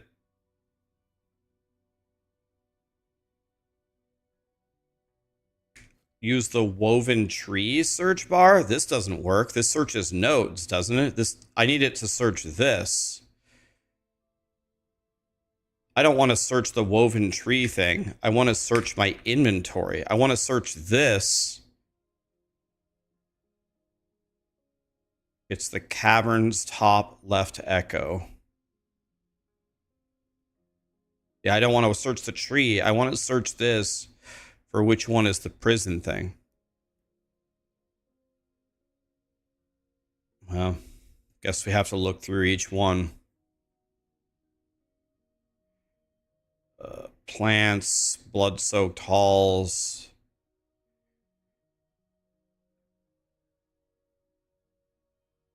Great Primalist, Rogue, Acolyte, Mage.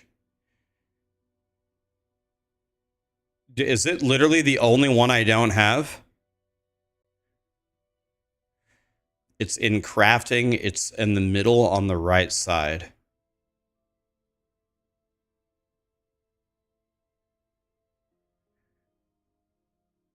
Oh.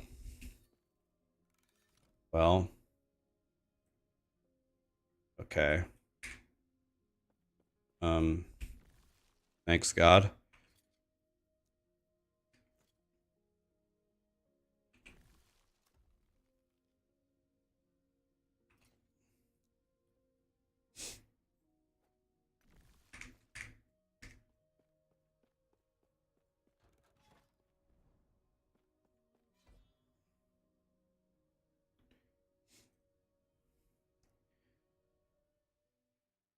I don't know if I can buy it on my rogue.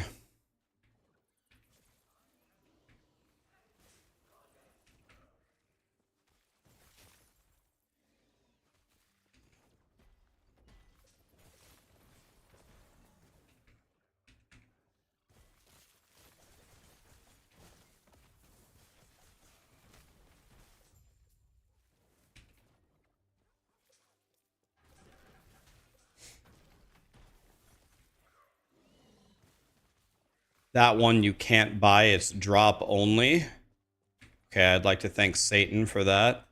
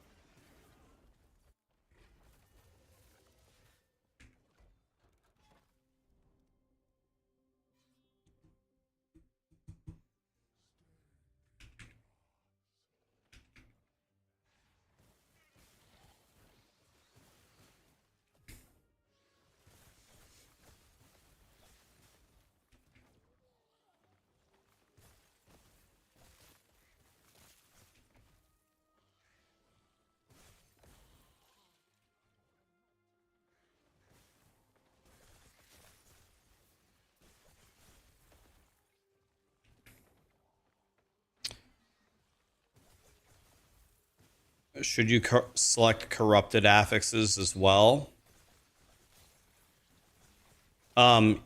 No, because you can't slam unless you're gonna wear it as an exalt. You can't slam a corrupted item. So if it's corrupted, you're not going to be able to craft on it.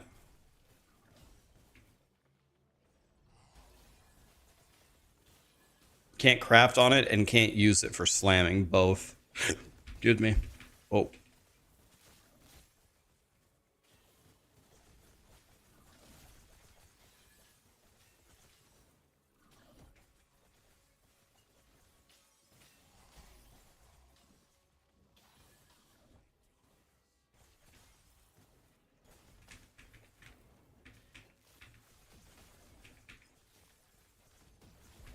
I have 9 stacks of poison right now.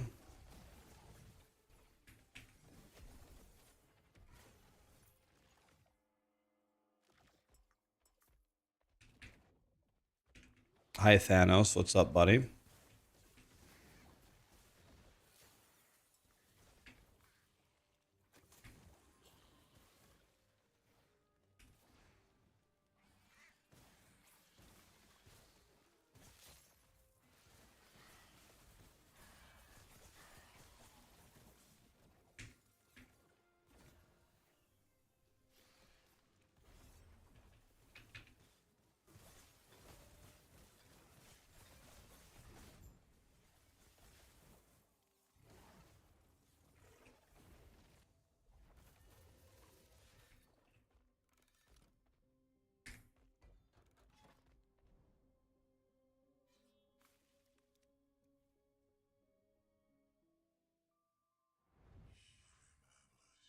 You love after death effects, not?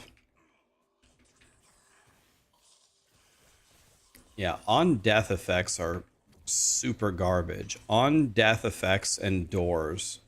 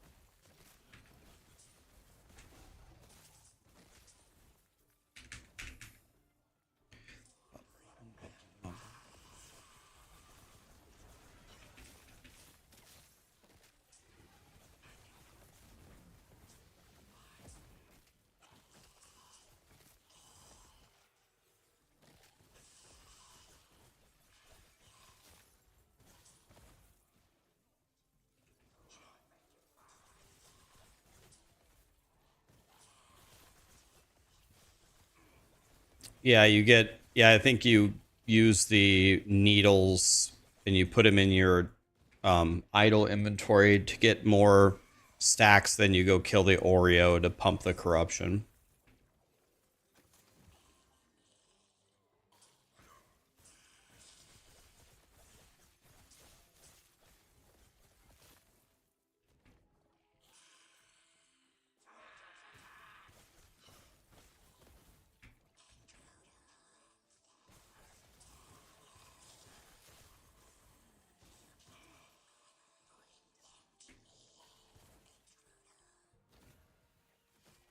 DM just logged into Dragonkin the Banished. Oh God. Uh-oh.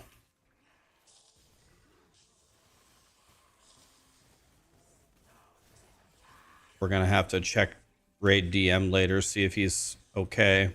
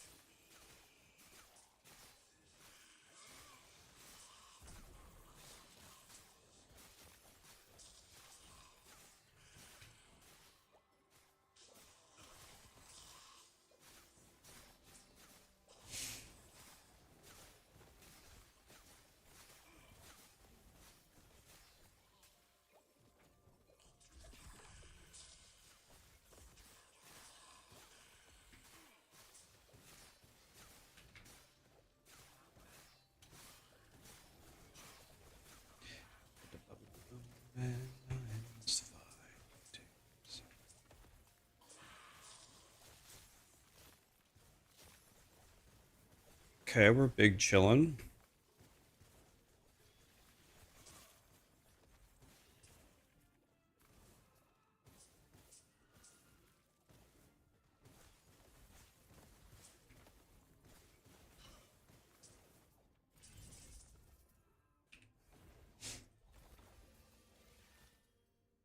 Hey, we got our bis belt, and again, and again. What?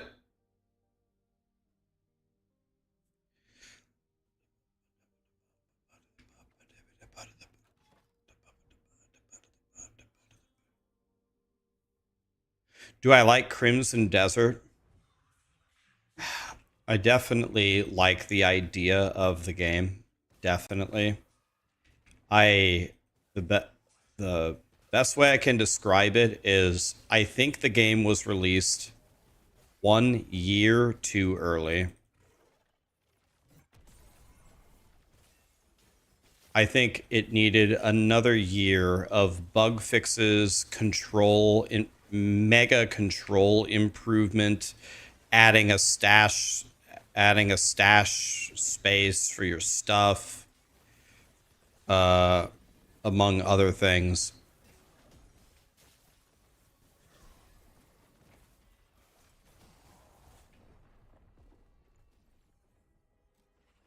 I have cap Fizzres. Just 100 owed me without critting me by a lot. I don't have cap Fizzres. Never mind. No wonder I died. Oh, because I swapped out my gear that had all my Fizzres on it. Oh, shit. Okay. I need some boots with some Fizzres on them.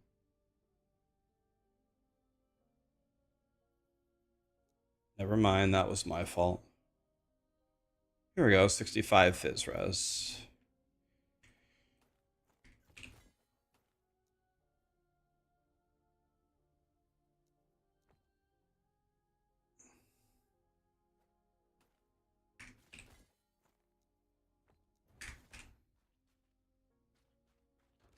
Okay, that's not going to happen again.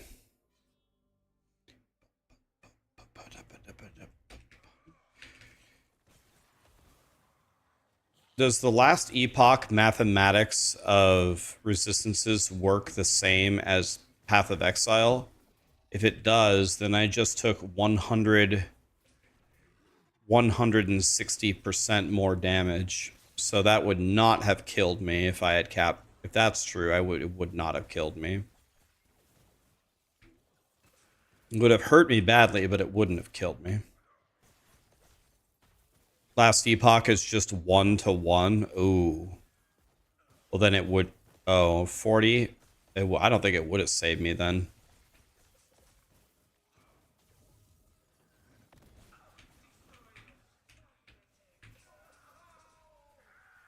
Oh, I got a wand. I got a wand, guys, from a mage.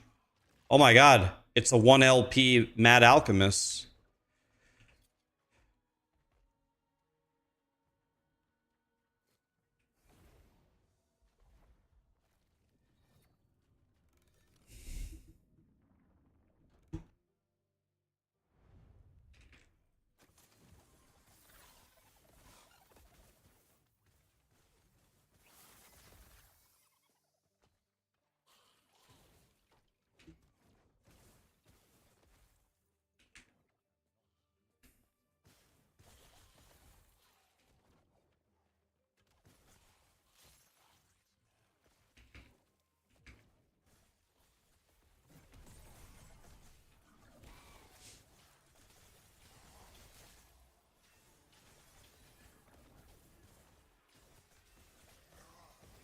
What do I think about the build? My early impressions are good. It's good. I don't have the right stuff for it at all. It's certainly functional. I'm gonna have to get better stuff before I actually really know, though.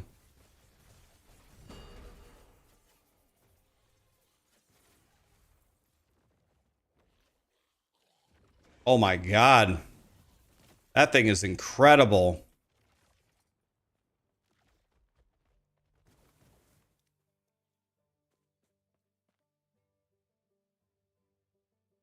Holy shit.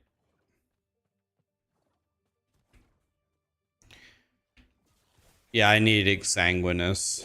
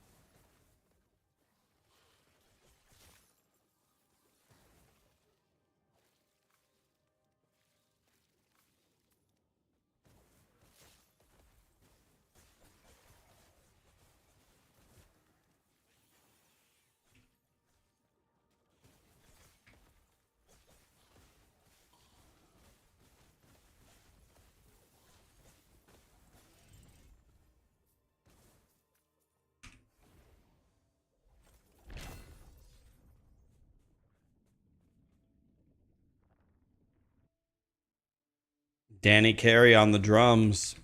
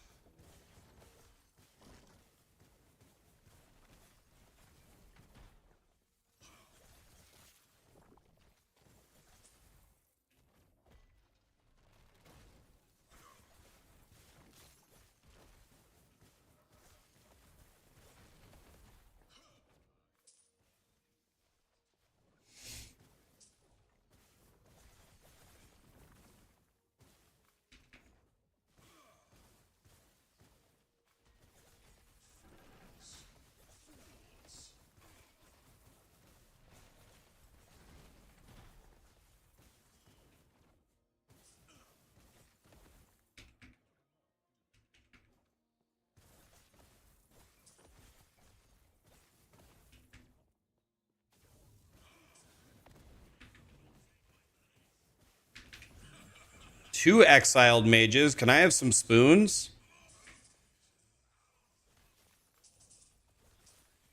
Two-handed sword. Damn it.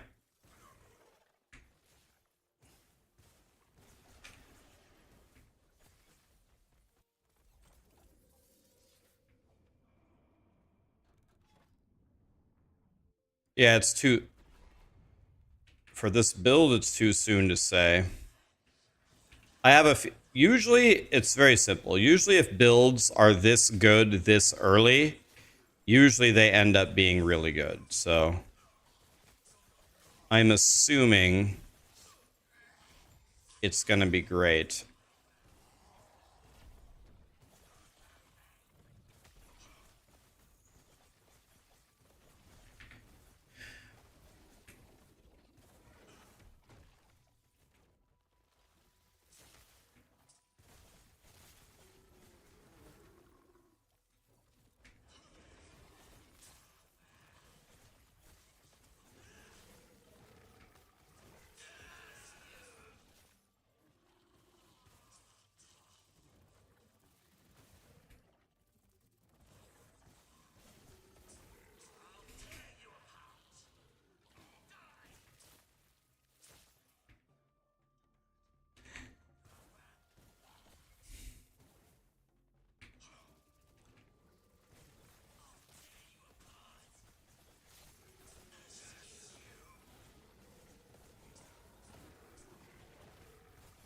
Guys, how do I claim the drops?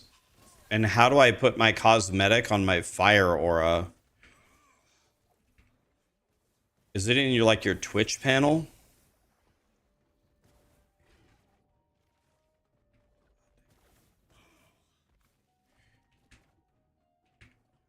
Apostle, what's up, buddy? Two more questions. Before level 70 or 80, should you worry about the Weaver tree or prophecies? No. You're too low to worry about those. Your first goal is get through the monoliths, get a blessing for each monolith, Oh god, the odds of me surviving this are not high. Okay.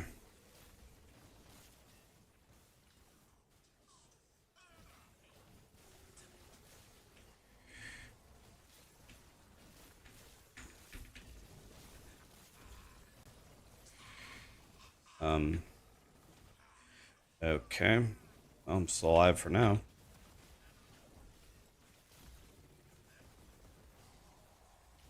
This is kind of crazy, isn't it?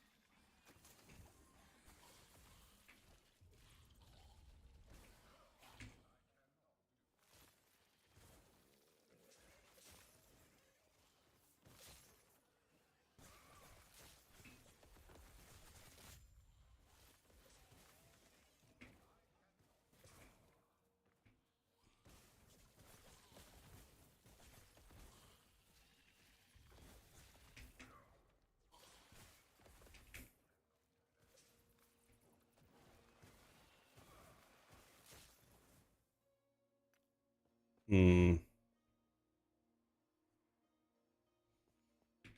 Nah. Am I enjoying the mage? Yeah, I like him. He's just a little baby right now. I don't have any of the right stuff. I'm just trying to level him up so I can actually put on the right gear and be strong enough to where I could actually farm myself the right gear.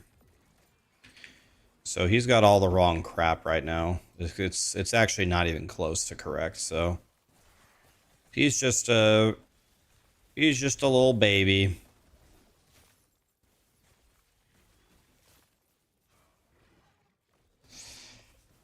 We'll see how powerful he is when I actually build him, but he's doing just fine for now. I mean, these champions have they die from me immediately. They can't fight me.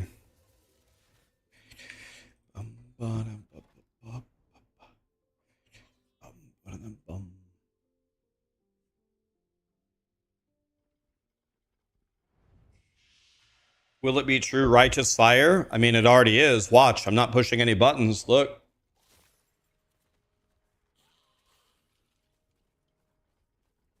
It already is. Look at me. I'm just walking. It is righteous fire. But you can stab people in the face to do more damage. So the stab in the face is like fire trap.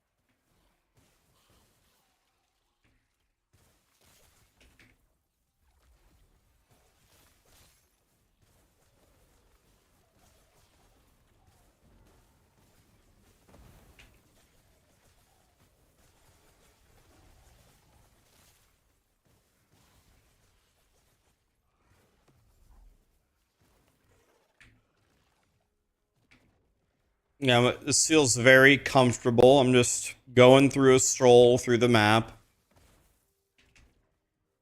But give me a day of working on this guy, and he's going to be way stronger, way faster, and way tanky. Way tankier. Everything will get a lot better. But for now, it's fine. Rax is the pox of last epoch. I don't know about that, but we are going to figure it out here. We're going to mess around with it till we figure it out. Usually any skill that works this well at this low of a level with this bad of gear usually ends up being extremely strong. I mean, if it works this well with nothing, imagine how well it works with something.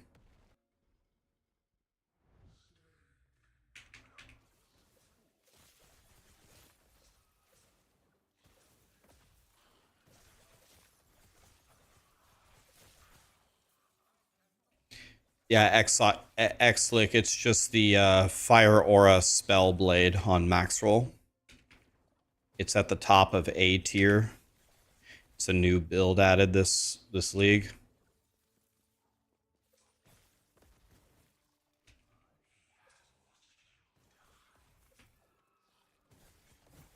Pample linked it. Thank you, Pample.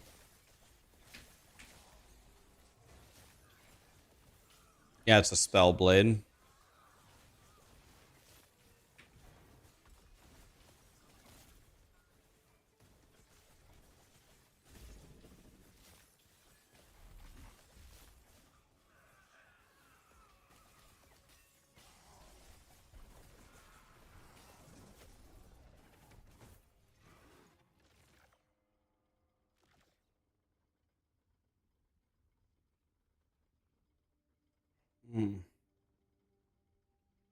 Seems like a pretty good pair of boots, but I need the Fizz Res right now.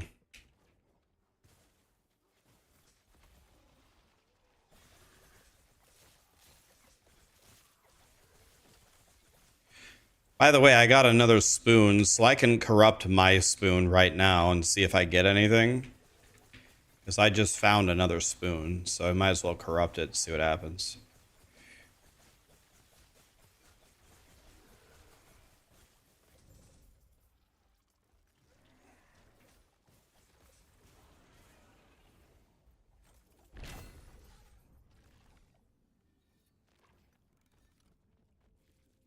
Here we go, guys. Corrupting my weapon.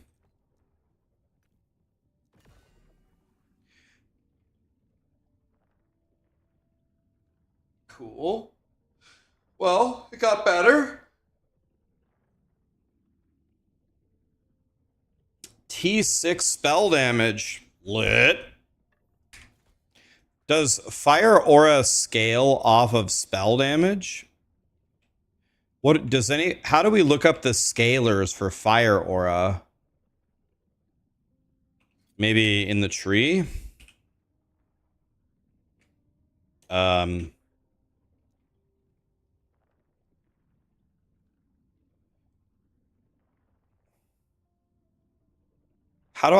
how do I see the scalars in the passive tree?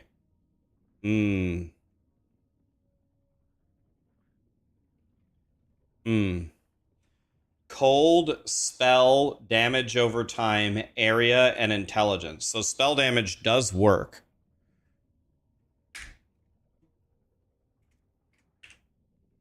Okay, so spell damage does work here. That's good. So I just got stronger. Lit!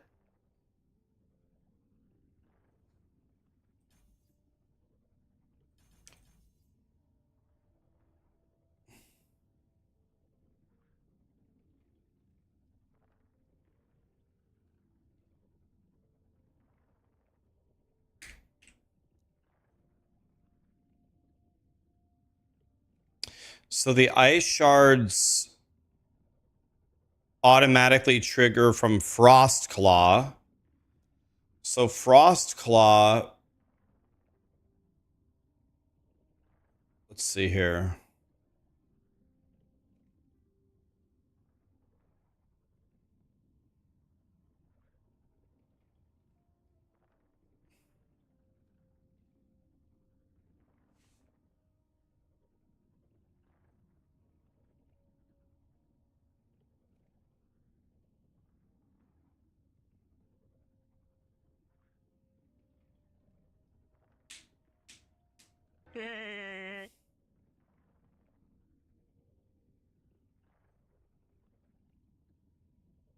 So we do need to kill Uber Aberoth here.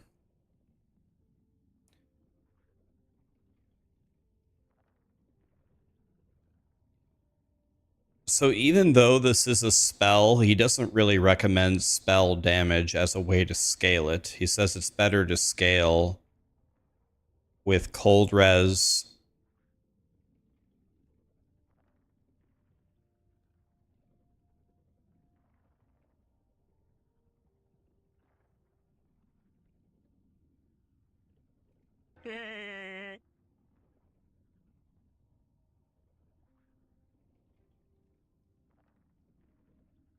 So Ice Bras triggers from Frost Claw, and Frost Claw triggers from Firebrand. Let me read this. I guess let me drag it over here so you guys can see what I'm looking at.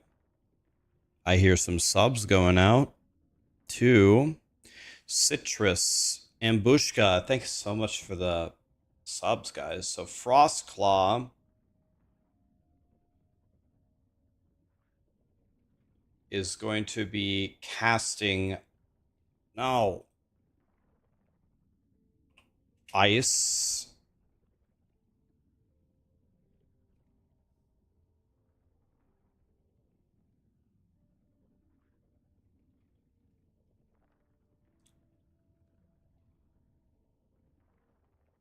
So there's how we do that. And then the Firebrand.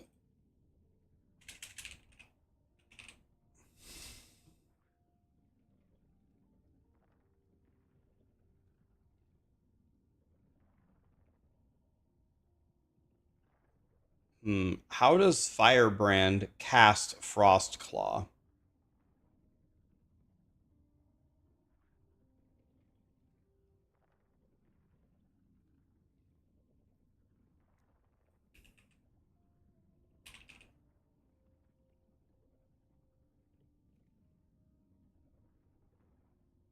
It's procced by a melee attack.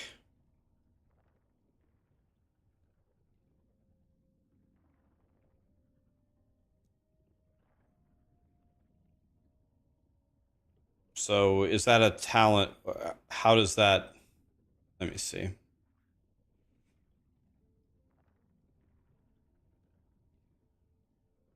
It must be in the Frost Claw tree instead. Here. Okay. So Firebrand casts Frost Claw, and Frost Claw casts Ice Barrage.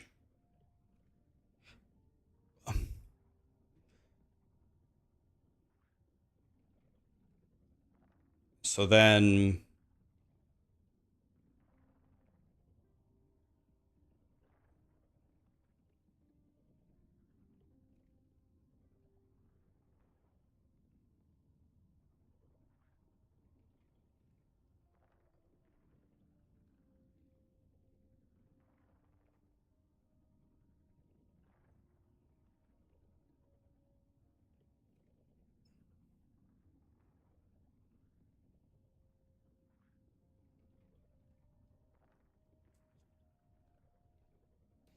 So frost armor, is this a passive point?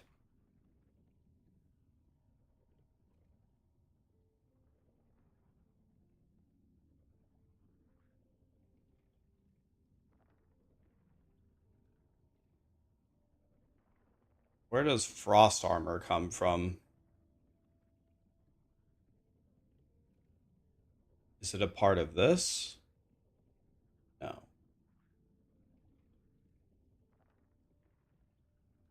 It's far right in the ice claw tree.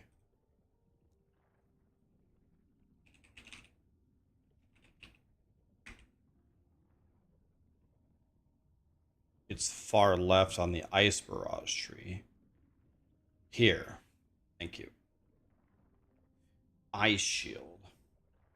When you cast a barrage, you summon an ice shield. Ice shield gives you more global.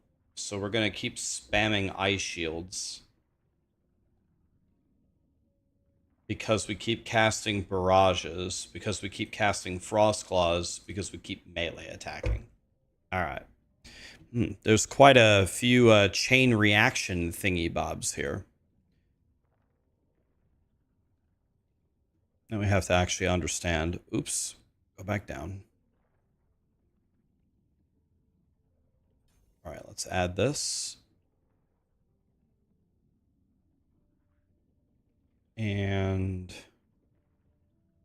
this. Okay, and now here we're going to go.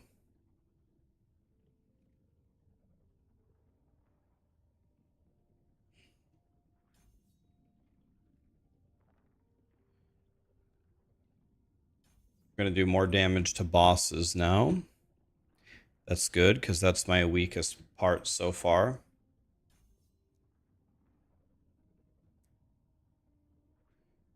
Okay.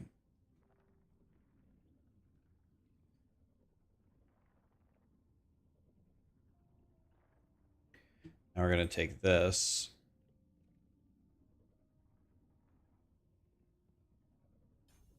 Okay. Nice. We should be getting quite a bit stronger now. This is good. Getting stronger, getting stronger.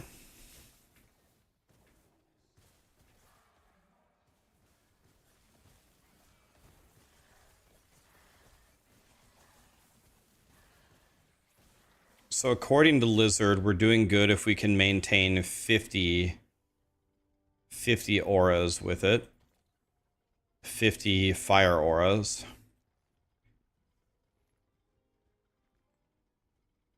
People are attacking me, but...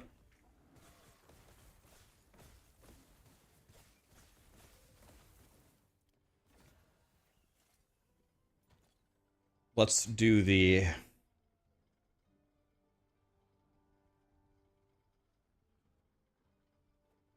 Let's replace this one.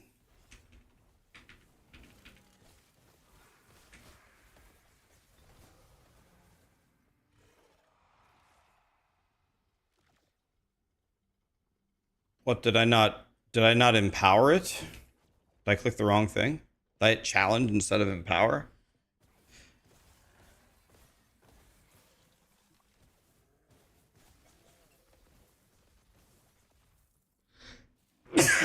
God. I hit the wrong button. Dang it. Oh well.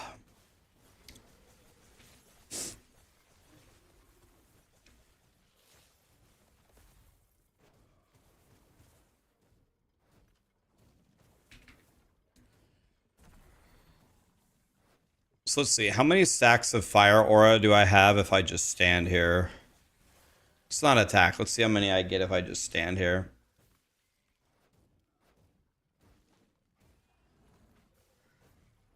So I stay at about 3.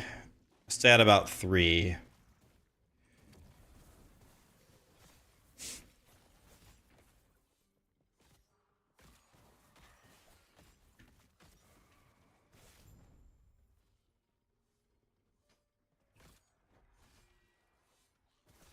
Wait, what?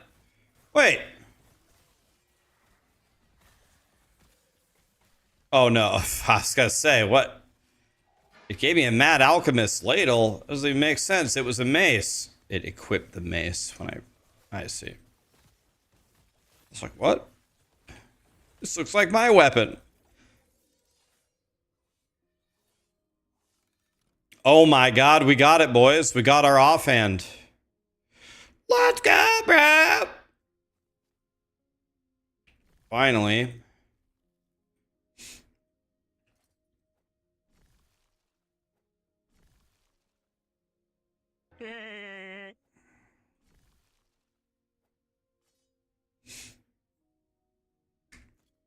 All right, we ball. Let's go slam this.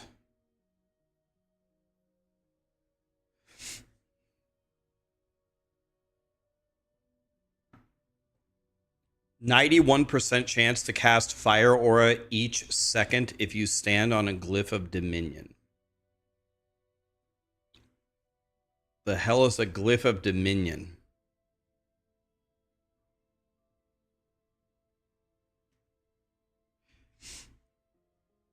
I'm pretty sure the best slam here is melee attack speed. That way we can get our 50 stacks. It is melee attack speed. Okay, so let's look for a sword. Oh. Well, here's T6 melee attack speed right off the bat. Nope. Nope. Nope. Nope. Nope. 51% melee attack speed. Can't teach that, boys. Okay, let's go see if this girl can kill Jolra.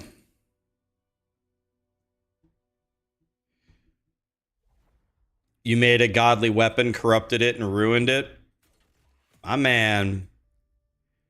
I respect it.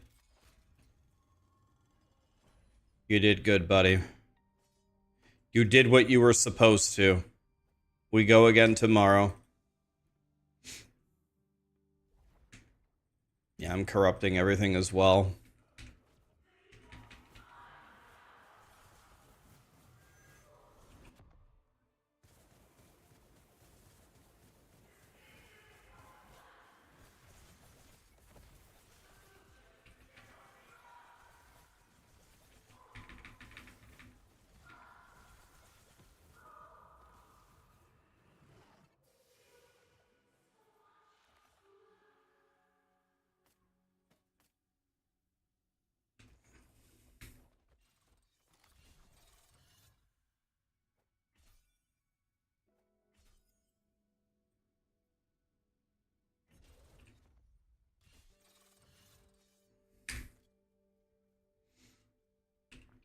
Okay, printing.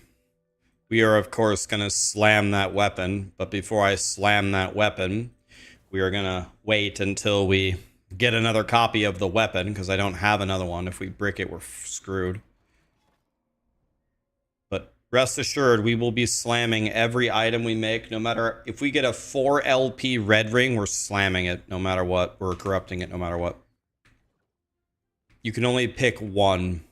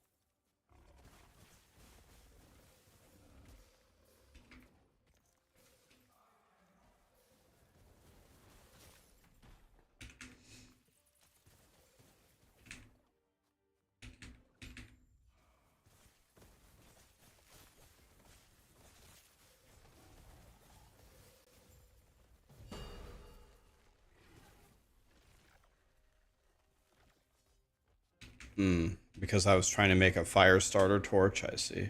I was like, why is that magenta or whatever? Oh man, I killed that guy fast.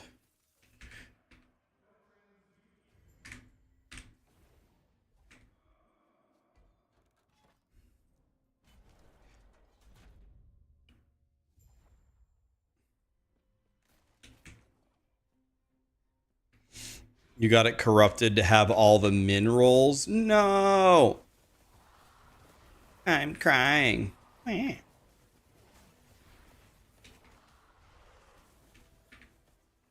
gonna let this hit me, see if he can kill me. Nope. Sir?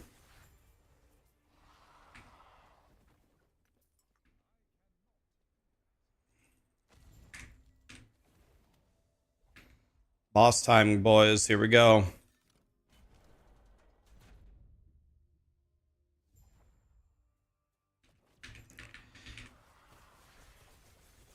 Okay, people said stand dead center and you won't get hit. Okay, they were right. He's dead.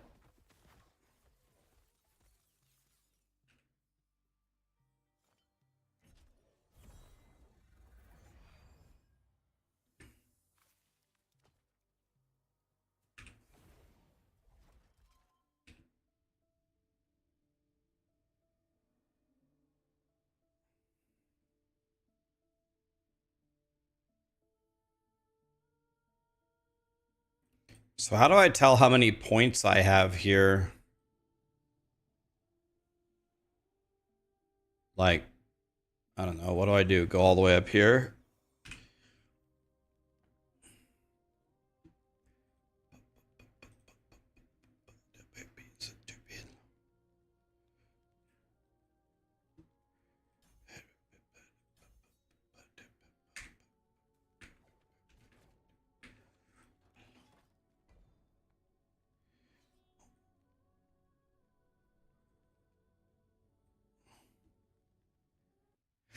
How do you get primordial uniques with LP?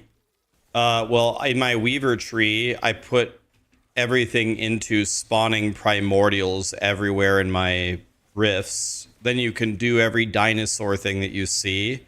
You can buy them from the vendor and then put them in the eggs and cook them and try to get LP on them.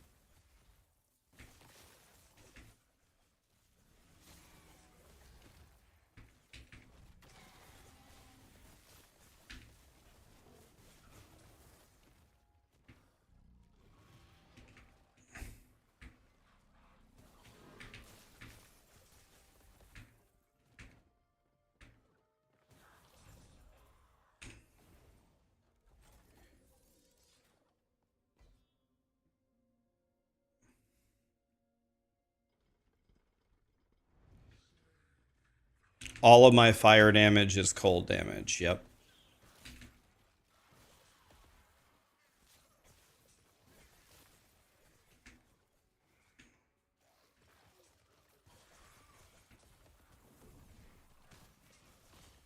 We're righteous fire, but we're actually righteous cold.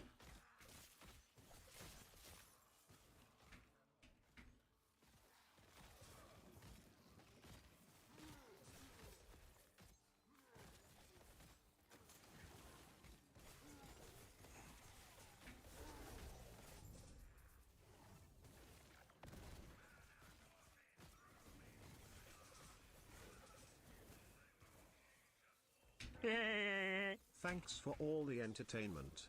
Much love.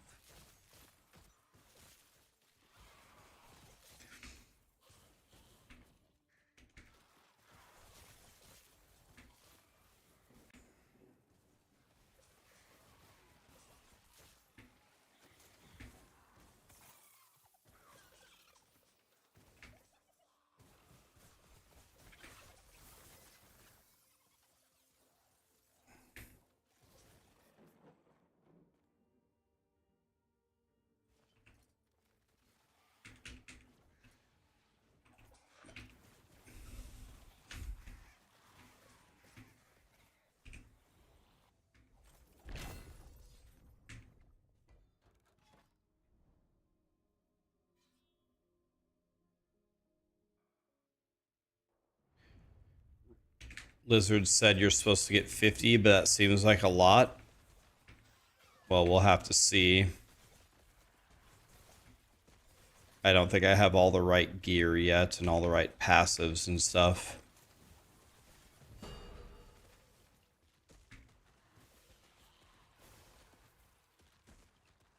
Oh my god, I just got 2 more T1 transcribers. Let's go, bro. Thank you, Weaver Tree. Printing. I need to get my frostbite shackles on. Let's challenge it. Just get rid of them.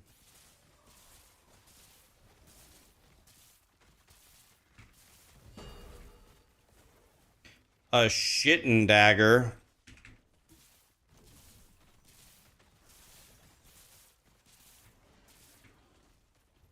We got a shittin'.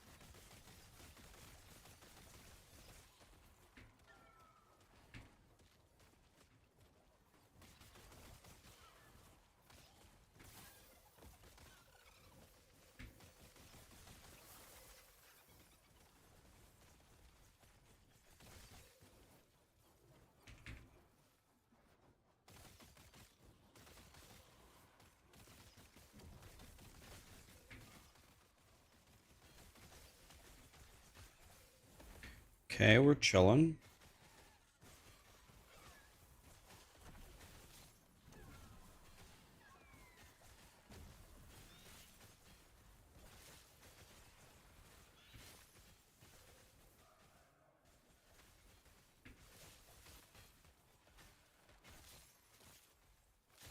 Okay, I've already beaten this. Oops. Let's see. Yeah, I'm only at 13 fire auras right now. 26, 30. Yeah, if we're going to somehow get up to 50, that's going to be insane. Okay.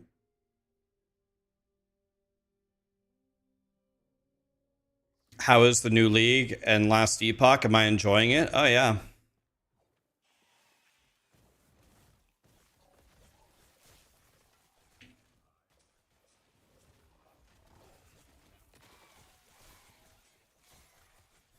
Should teleport to timelines you haven't been to yet on this character for that sweet XP for all. Yeah, that's what I'm doing. Like, I haven't done this one. I'm on. This is the fire one. This is the level 90 one that I went to. 69 KW. These guys are 30 or 21 levels higher than me, but it doesn't matter. I'm doing just fine here.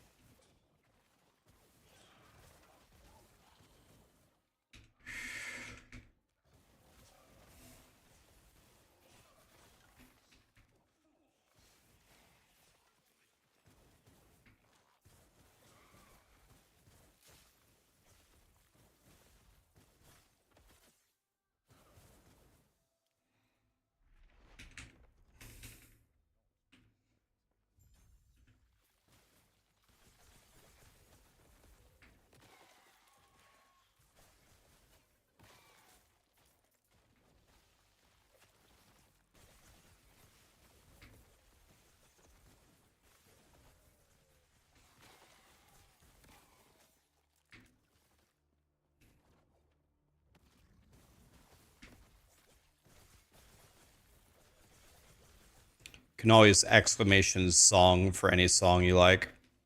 Should tell you the name of it.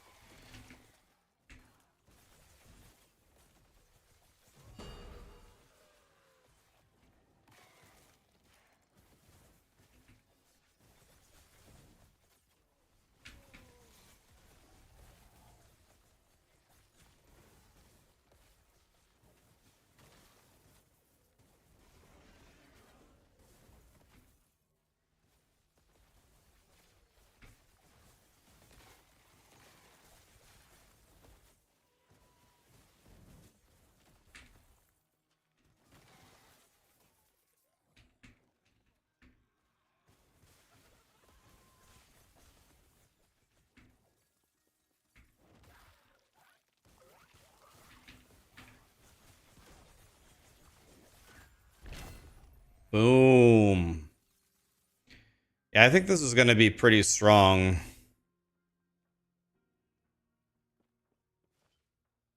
When we get this all done, I think this is going to be pretty strong.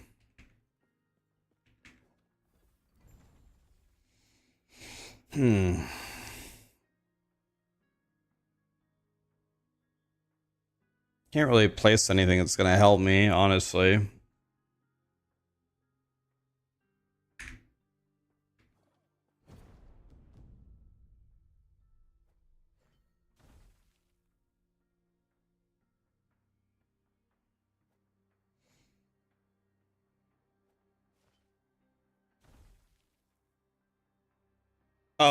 Oh, fuck, it reforges it? Oh. Oopsie. Woo! Didn't mean to do that. I thought it was going to enchant it.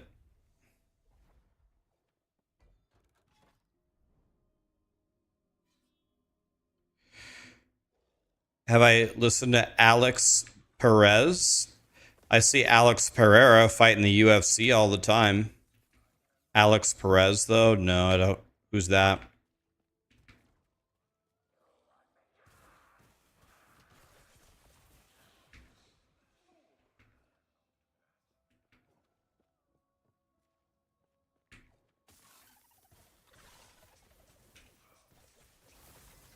Nice try, little goblin. Hey, you tried to get away from me.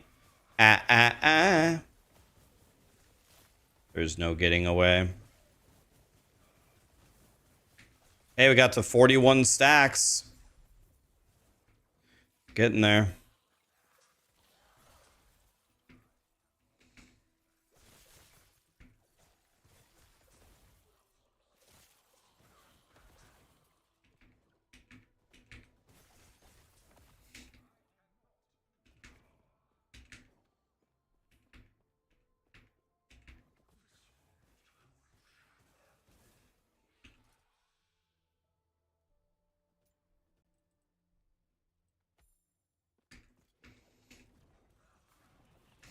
An omen window while doing a Jim Bob, never before seen. Ow. Ow.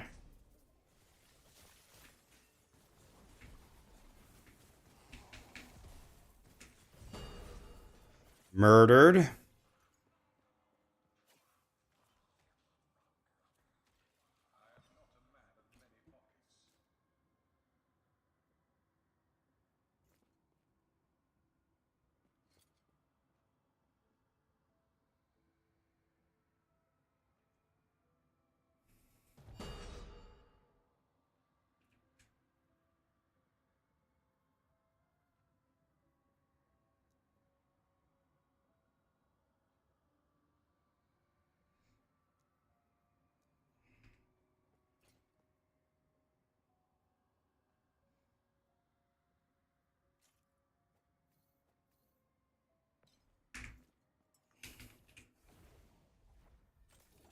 Murdered.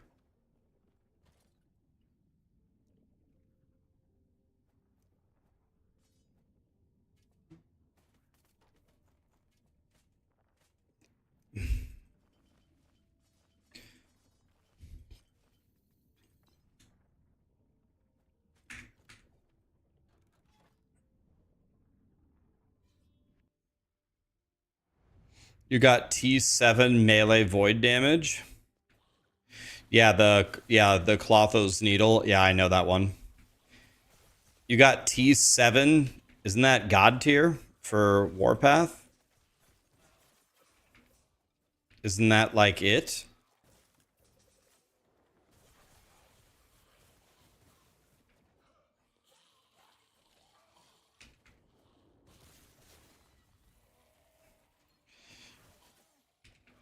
Wow.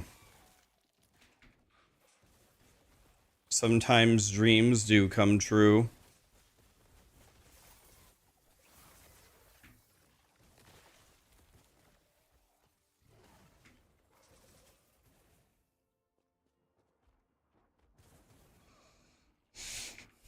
What primordial is this one used? The hat? The Mask of Indifference?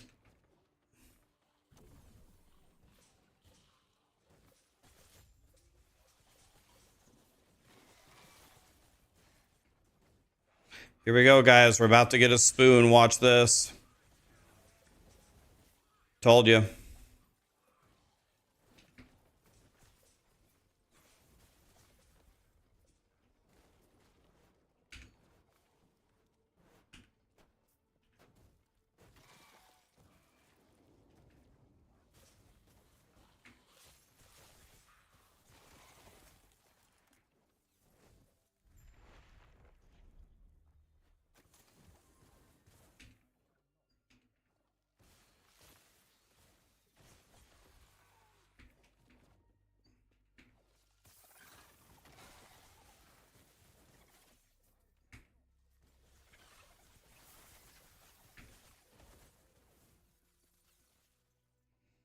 Snowdrift.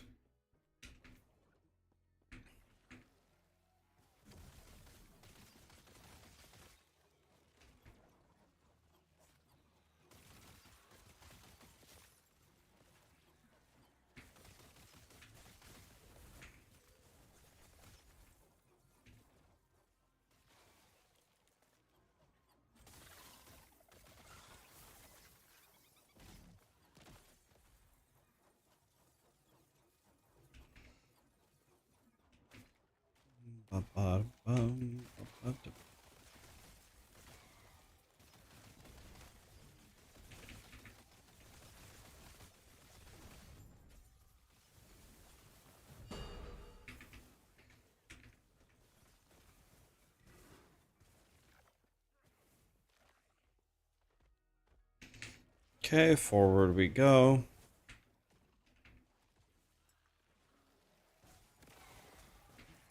Yeah, I think the main idea of the helmet is defense. It means that crits never do extra damage to you if you have a good roll on it. So it solves being crit for you.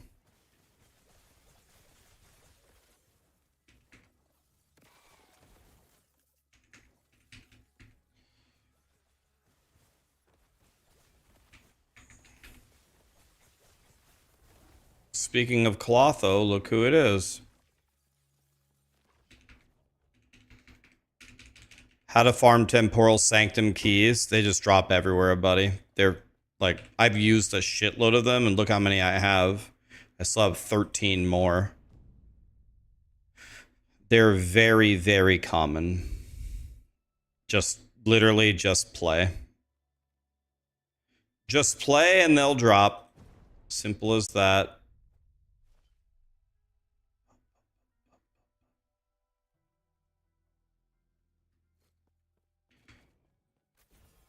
Just play.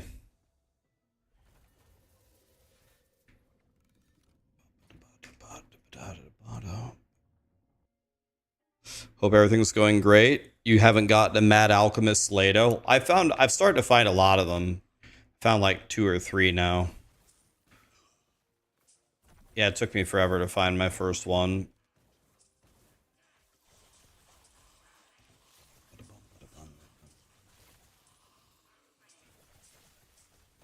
Can I just stand still and win?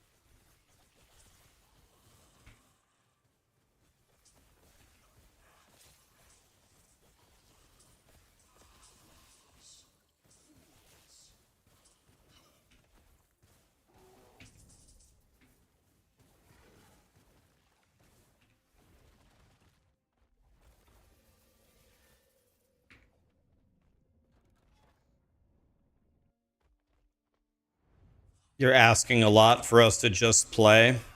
Yeah, I always have a million temporal sanctum keys, and I just play.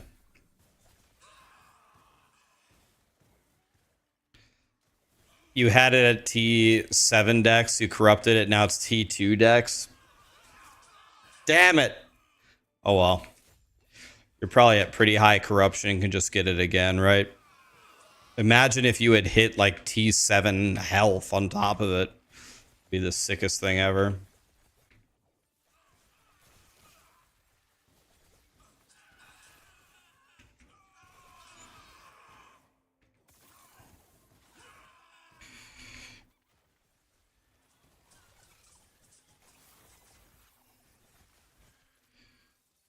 Triboloblalekla.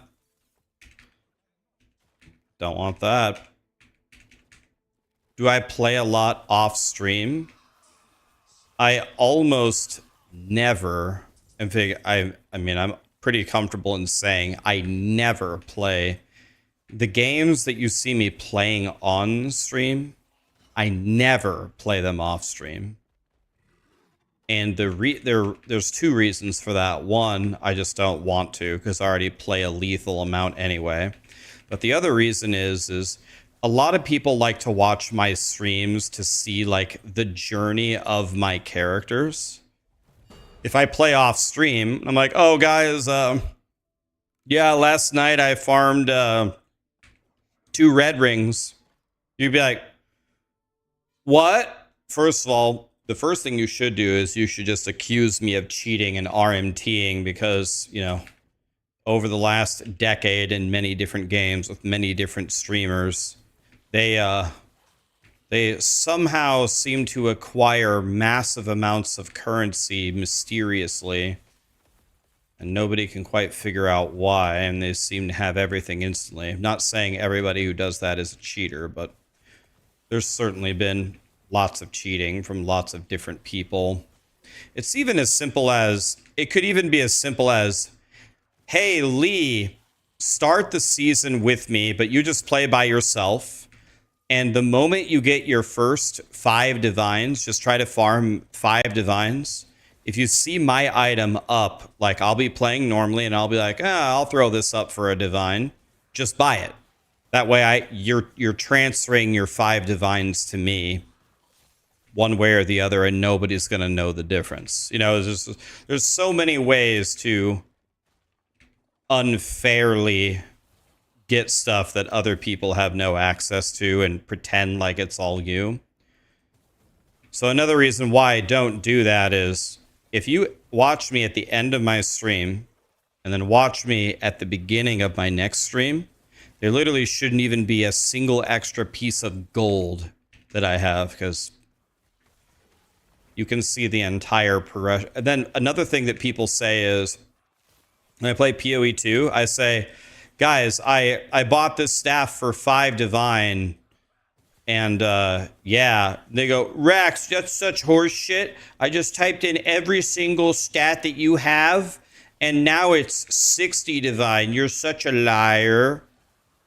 Well, first of all, do you want me to link the clip of me buying it for 5 divine? And the part that you're missing where you don't believe me is I search and I search and I search every hour, and I'm looking for somebody that does not know the value of their weapon, and I'm buying it on a massive sale. Like, I don't ever pay the real price for any item.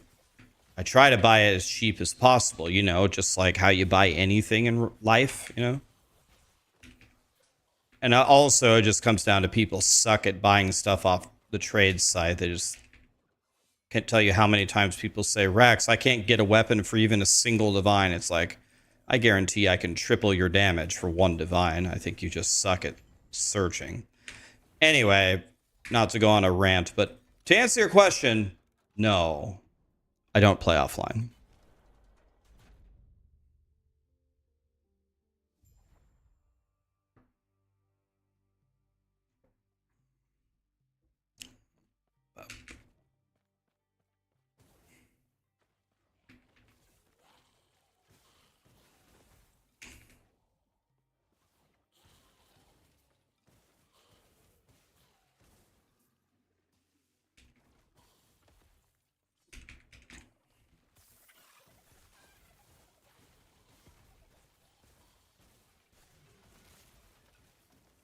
You got a Watcher's Eye for 1 Chaos Orb. Yeah. Where is my cursor? Fuck.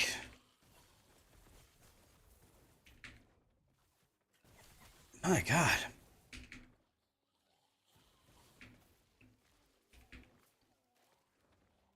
Why do people stay playing the PoE 1 League? It's so boring. Well, that's what makes the world go around, right? Some people like different things. Some people like PoE 1, some people like Last Epoch, some people like PoE 2, some people like No Rest for the Wicked, you know?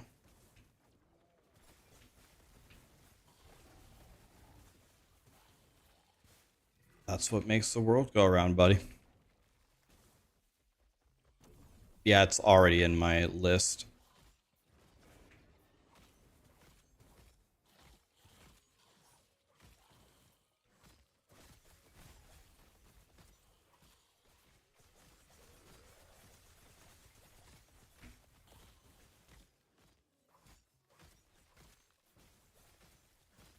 Why is PoE 2 starting to fail?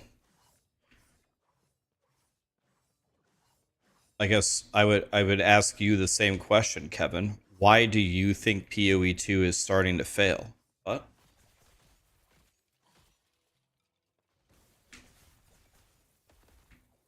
You tell me, buddy.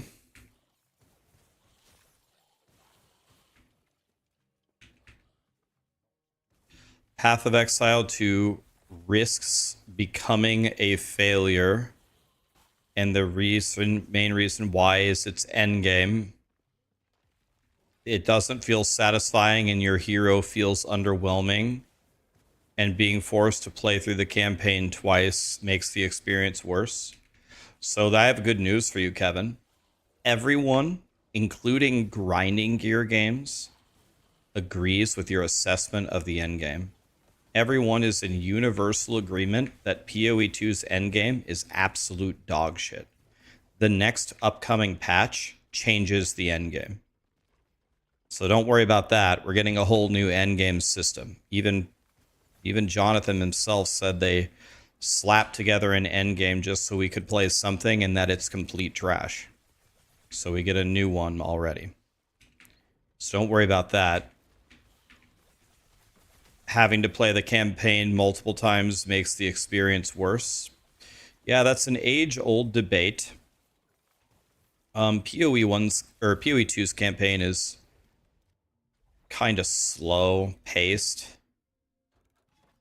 So yeah, I mean, a lot of people would agree with you on that, but Grinding Your Games said they're not changing that. So we just got to get really fast at the campaign and learn how to murder it. That's our solution there. They are not getting rid of the multiple campaign Jim Bob things. I'm gonna see if I can just tank this guy.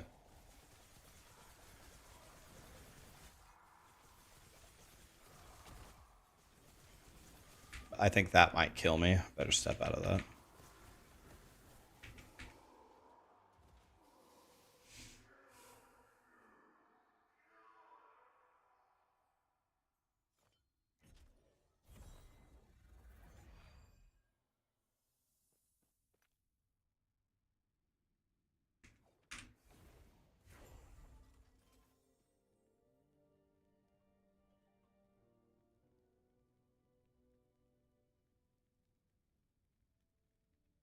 High destruction.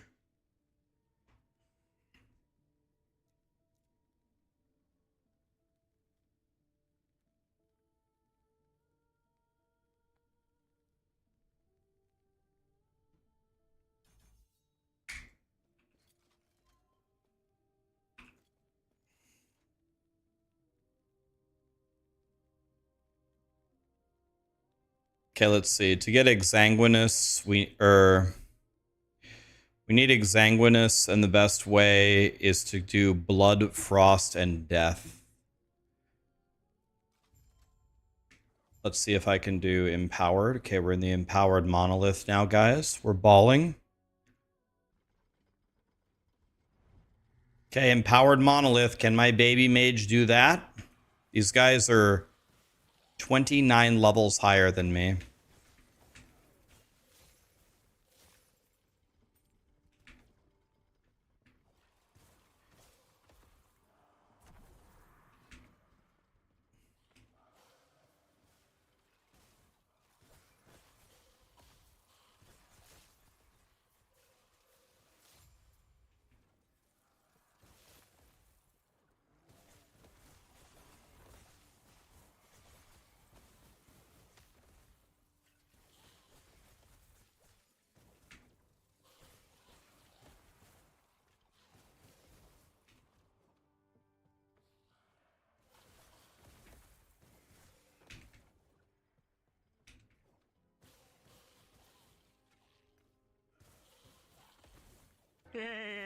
There was enough room for Leo on that floating door. There was enough room for Leo on the door. And isn't the best source of heat body heat? They should have been naked on top of each other on the door to try to survive. Their survival instincts are that of a potato. Tony, what's up, buddy? Affix, thank you for the subs, guys.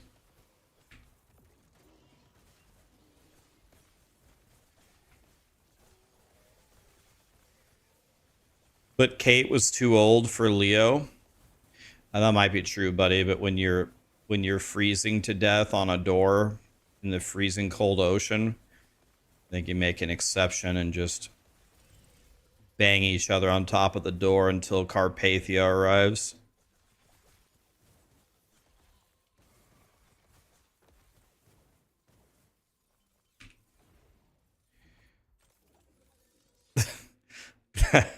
The giant titties would have saved him for sure. Is that what was needed?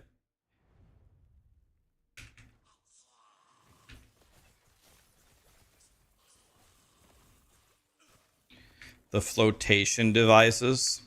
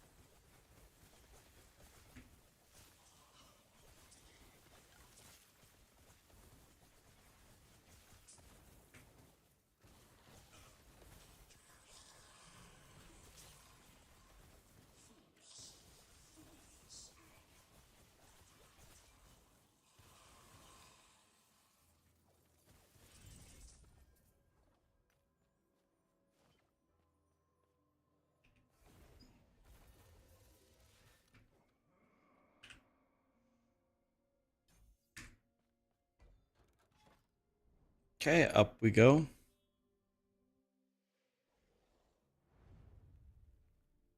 The weight would sink them.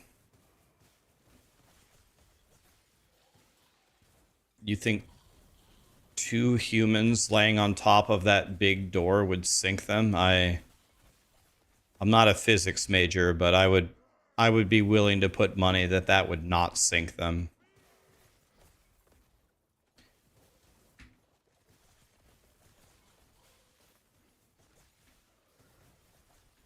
I'd be willing to bet 10 grand. That would not sink them.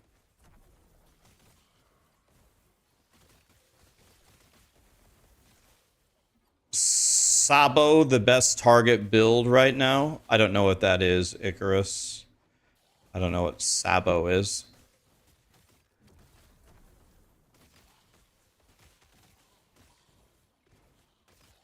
my opinion as of now, which build feels better, Mage or Rogue, I actually just can't answer that, man. My Rogue has the gear and my Mage doesn't. Can't tell. I have no idea. I'll tell you one thing I don't like about this Mage build. If I'm not standing right next to the monsters, I'm not doing damage. I have no way at all to kill them other than to walk up to them.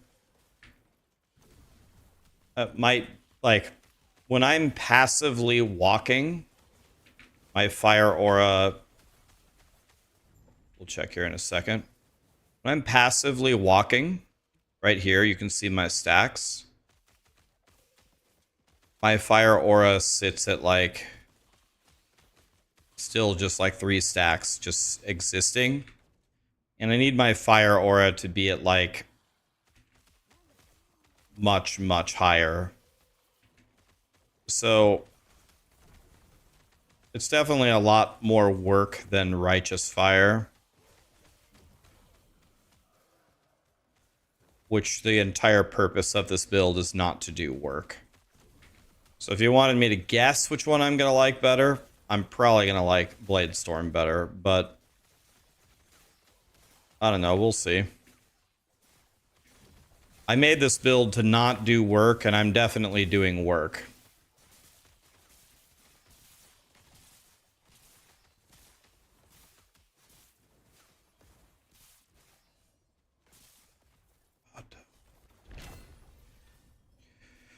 Two LP belts. We did it, boys. Printing.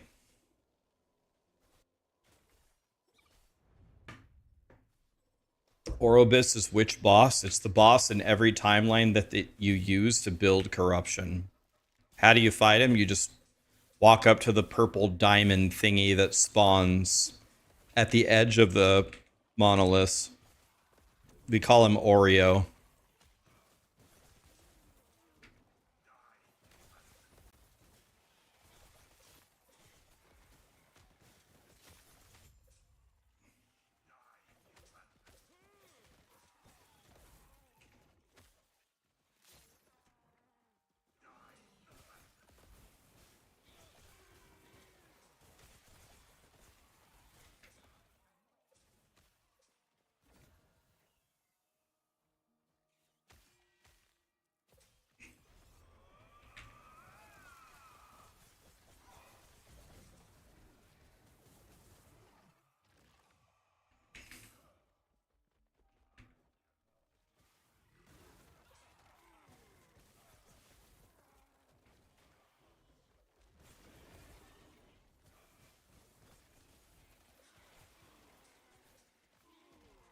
Have to be 74 to put on my correct thingy bob.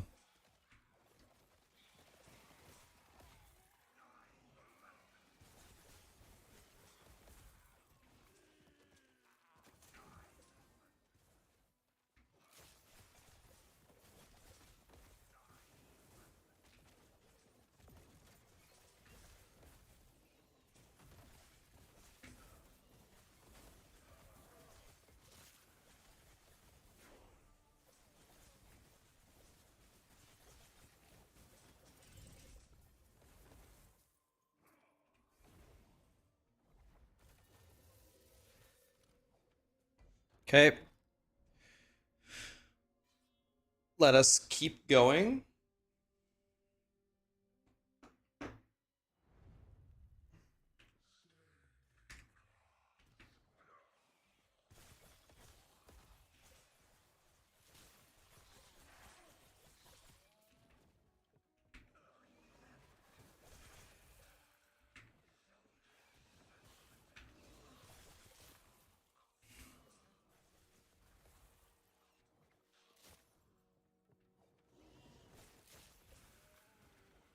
Tell you what, my mage feels a billion times tankier than my rogue, even though he doesn't have any of his actual survivability gear. Here we go. Here comes the T2 Omen window. Let's see how we do here.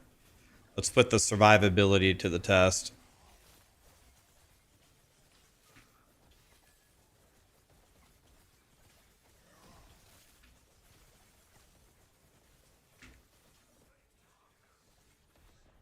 Okay, I got 100 ode. It says I got 100 ode by something that did 100 damage. Makes no sense. Let's look at the clip. 100 ode by something that did 100 damage. There's no way. There's no way. It's got to be a bug, but we'll check. There's no way. Let's see.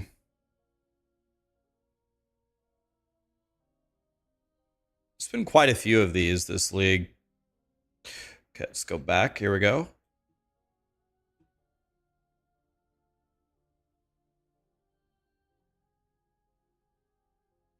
Okay, let's see what happened here.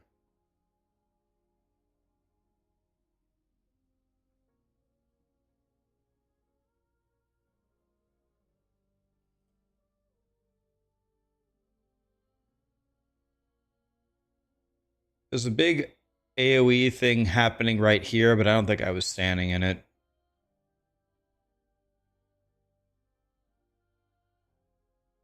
Yeah, maybe my pinky toe was standing in this explosion, I guess. This mega explosion.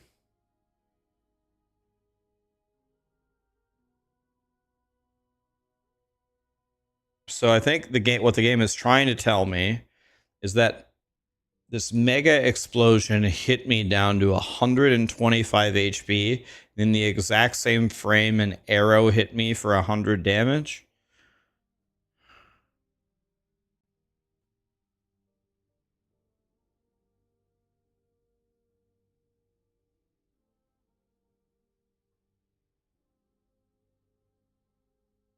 Yeah. Maybe my toe is on the perimeter. No, I definitely got killed in a single instance.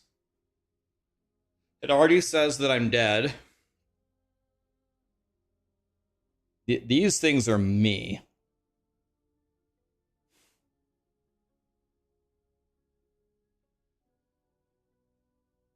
I don't know. It says I got killed by an arrow for 100 damage. That can't be right.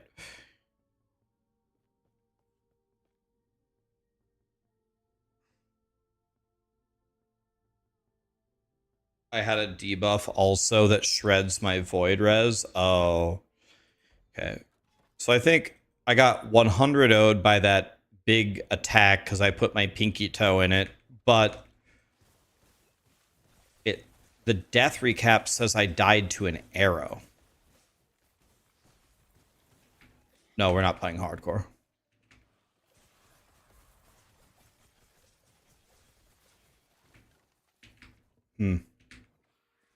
Well, I shouldn't have stepped in the big explosion. Simple as that.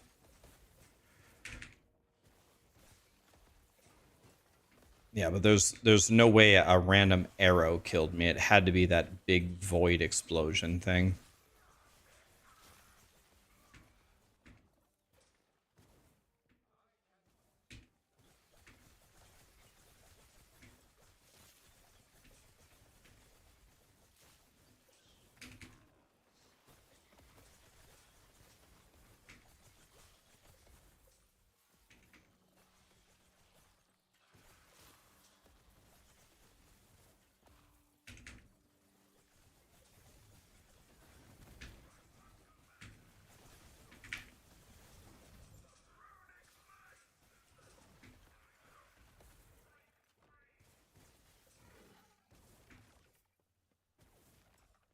Okay, we won.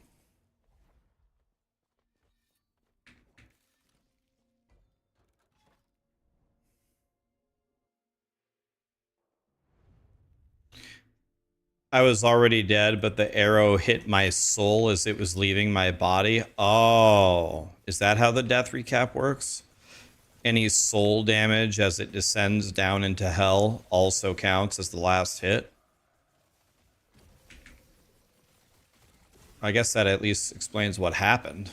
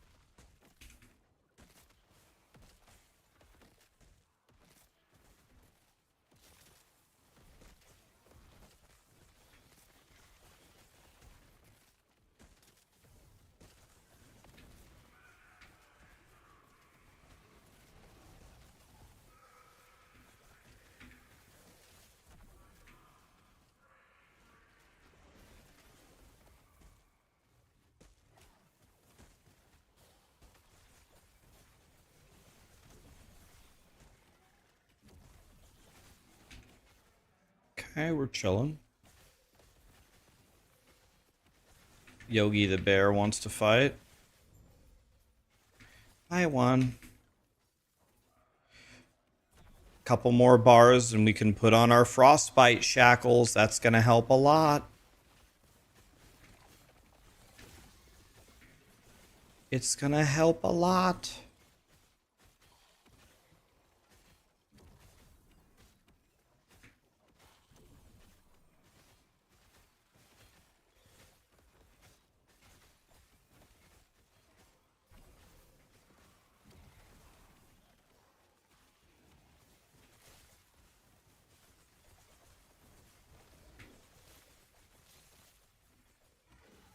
Okay, we're getting there.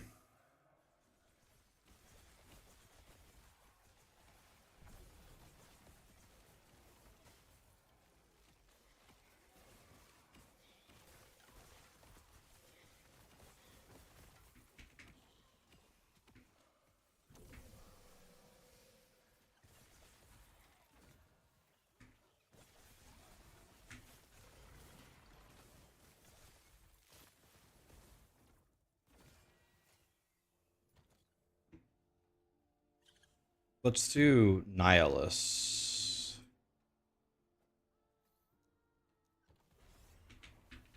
See what we can get out of this one. Okay. Two more, 2 LPs. God, I love life. Hey, that means we can corrupt our belt now.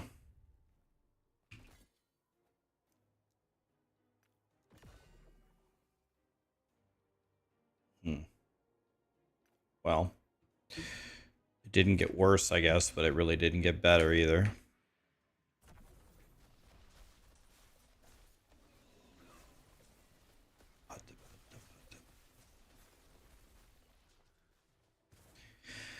Does this build scale with both fire and cold damage?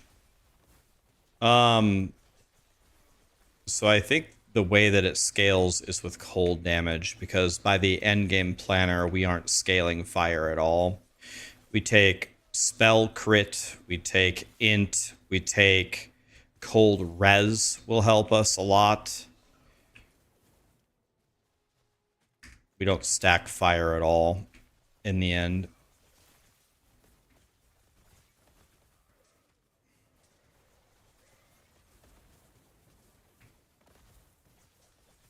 We're not going for fire at all.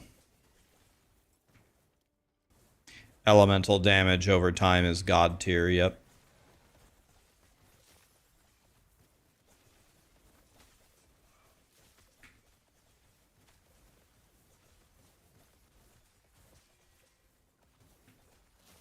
Another reason why that void thing killed me is I don't have capped void res.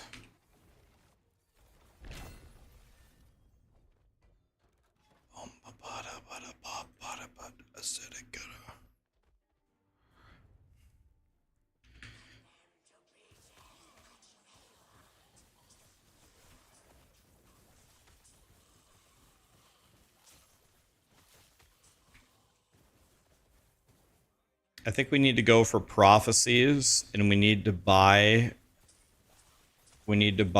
body armor. Oh wait, this is last epoch. Body armor prophecies.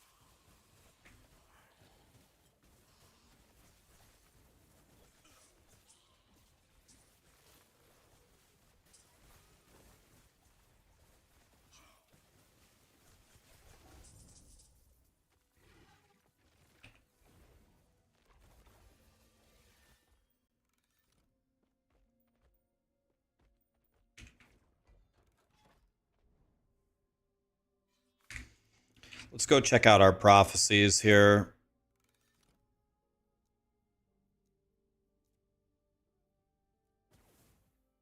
What's the best single target build?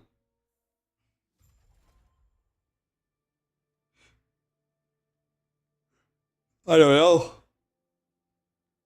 Doesn't the black hole build kill Uber Aberoth in one hit?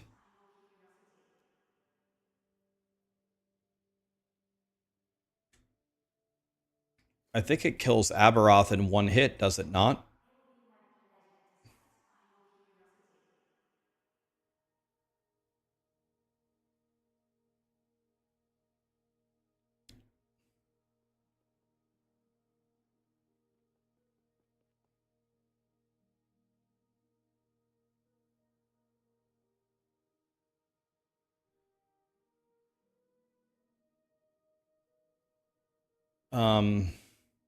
So what do? We buy both of these so it's more expensive, right? And then what do we pick for the other thing?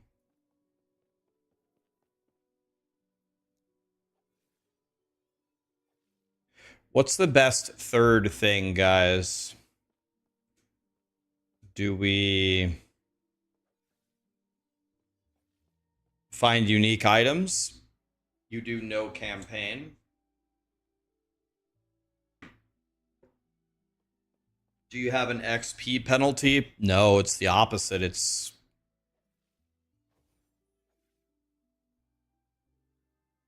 100% mono. You do only monolith.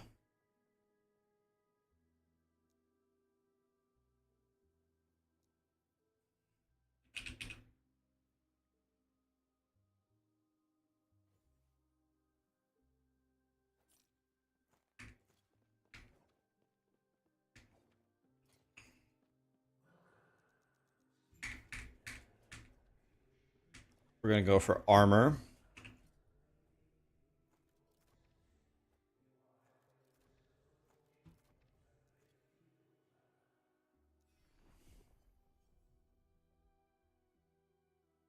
Unique body armor. That's exactly what I want. Do I have the gloves that I need? Let me see. I could also take rings.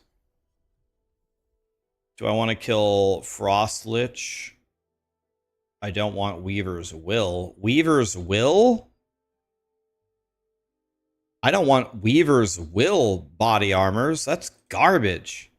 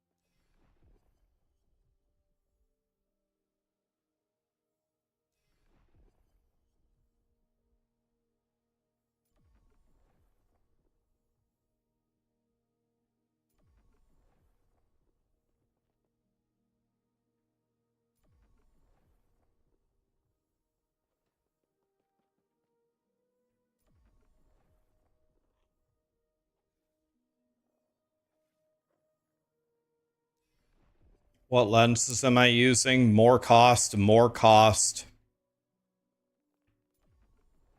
Reduced chance for prophecies to not be in monoliths.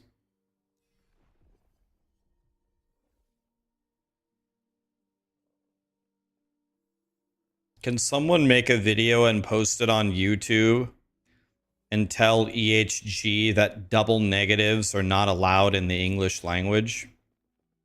This isn't Spanish. Oh wait, I guess that has to be me.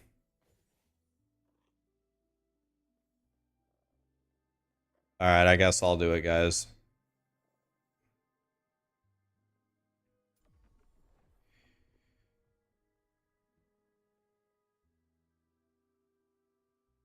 Reduced and not in the same sentence. Oof.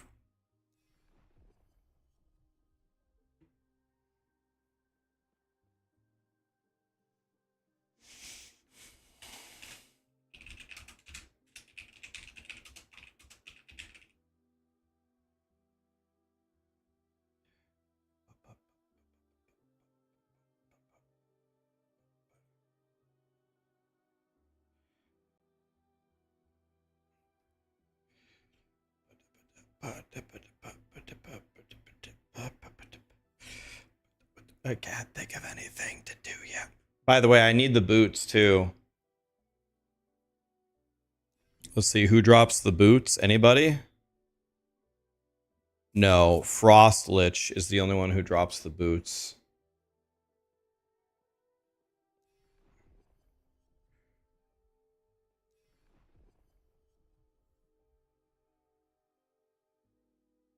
There's no, you guys said there's no Weaver's Will unique armor. Is that true?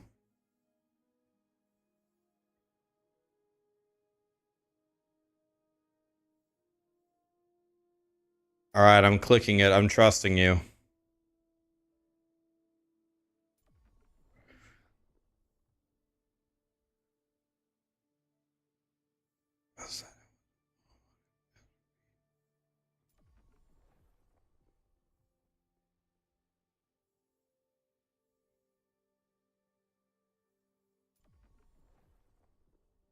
I can't think of anything.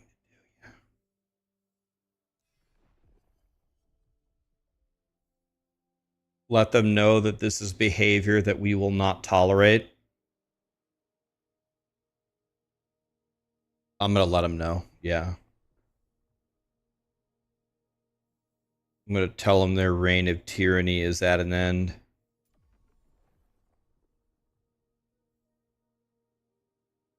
20. You're going to give me 24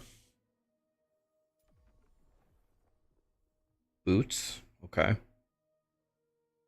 Take 24 boots. You're going to give me 4 unique boots off of a boss. If you kill the boss that drops your boots and you pick this prophecy, can it drop your boots? Even if they're a boss only drop or no?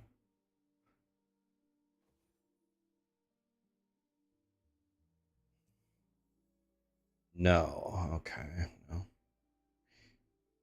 Can't blame me for trying.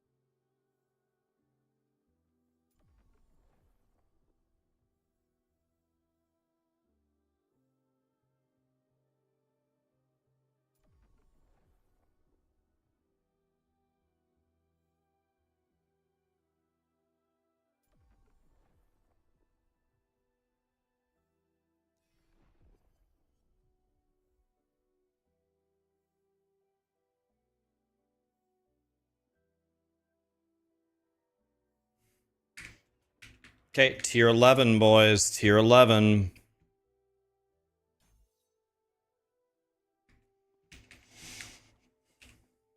Now we need to be living in the blood, frost, and death timeline.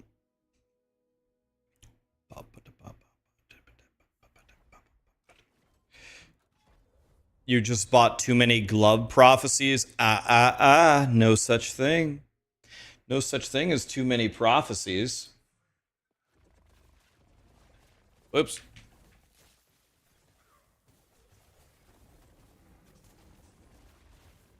All right. So let's go over here.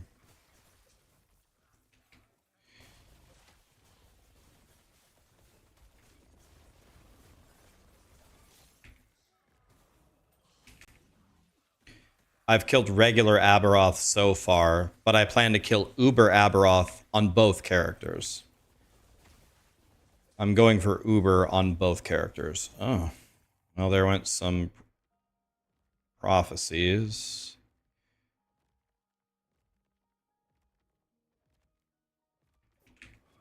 Okay, none of those are any good.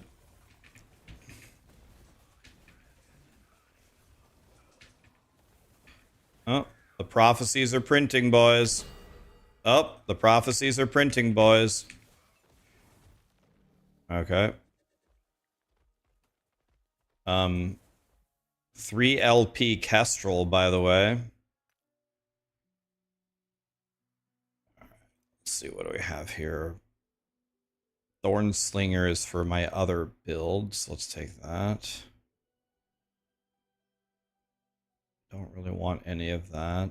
No, no. Take this. No. Wraith Lord's Harbor, 2 LP. I'll take that all day long. Terra's, I'll take that. I need to do a better job with my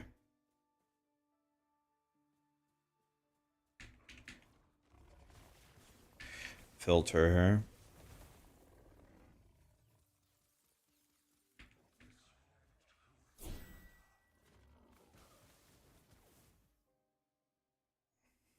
Titanheart, no.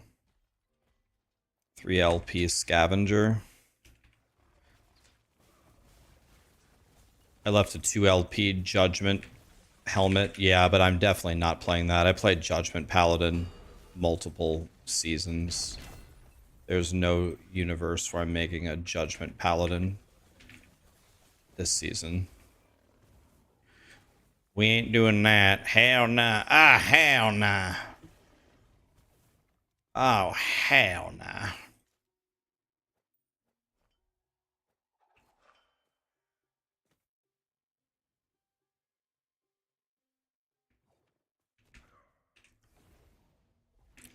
How rare is the red ring? Yes.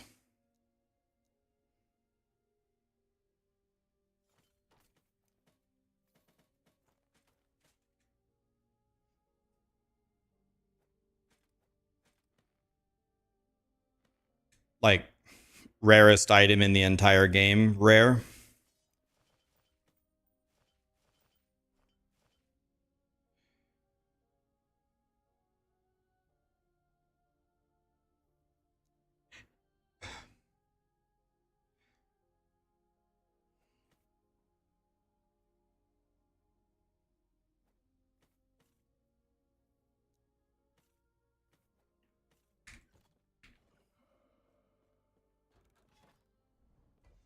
Is it Mage Blood rare? No, not that rare, but like if you don't play a lot, you should not expect to find one in a season. If you play a lot and you target it with prophecies and you're pushing very high corruption and playing consistently, you'll find one eventually. But it's certainly not something that you should count on.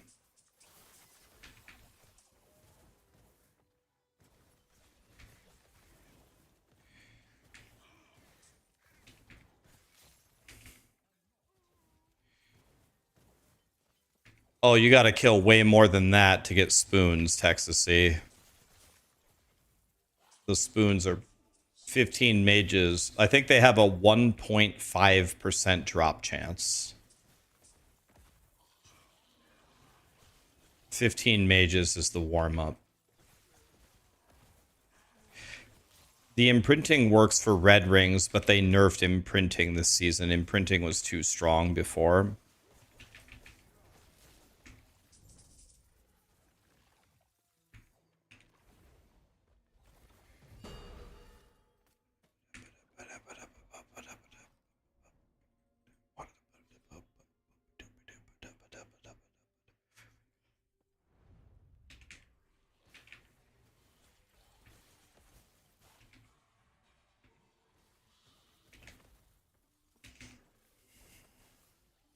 Yeah, you got the Weaver Echo, but I have never found that Mage Weaver Echo. I still don't have it. Maybe I can buy it from the vendor now, but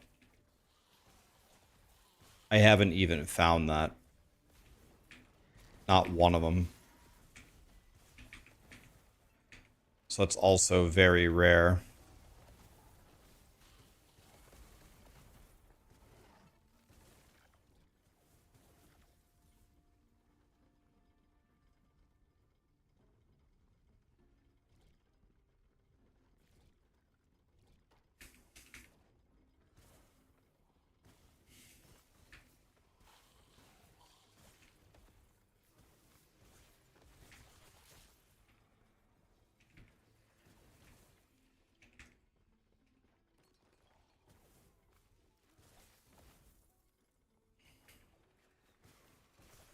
It's drop only. Yeah, I've never found it. Haven't found one this league.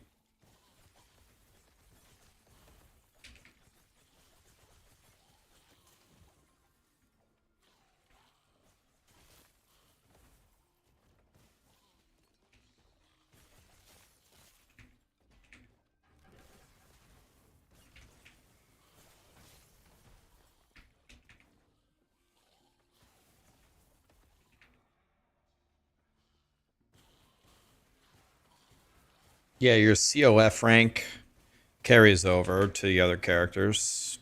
Like I'm almost level 12 now. Level 11 COF.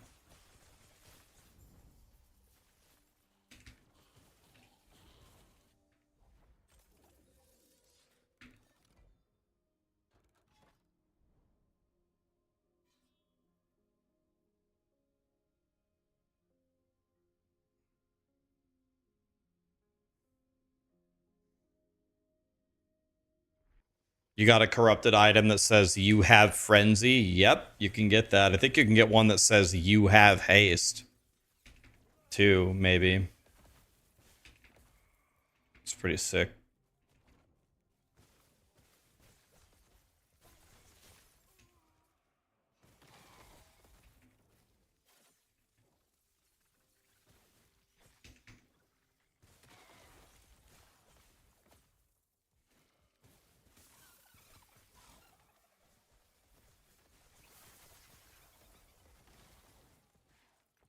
I got a Havoc rune.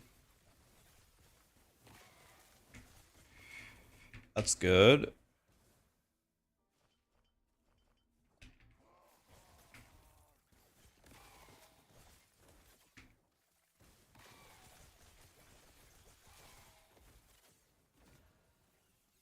Mm. Well, I bricked my Nihilus. Crying.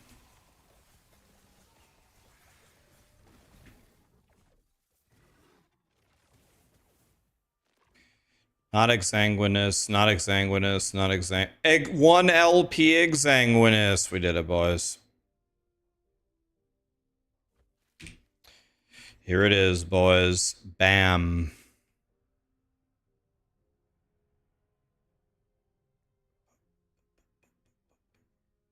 Rolled the minimum spell damage, which I'm crying about. Final. Thank you, Prophecies. Appreciate that.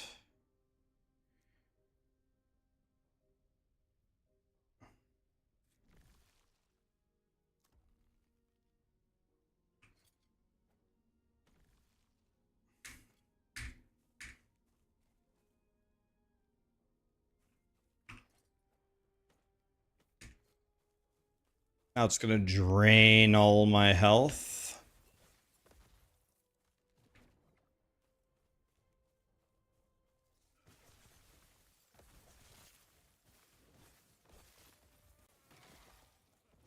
Holy! What the shit is going on over here?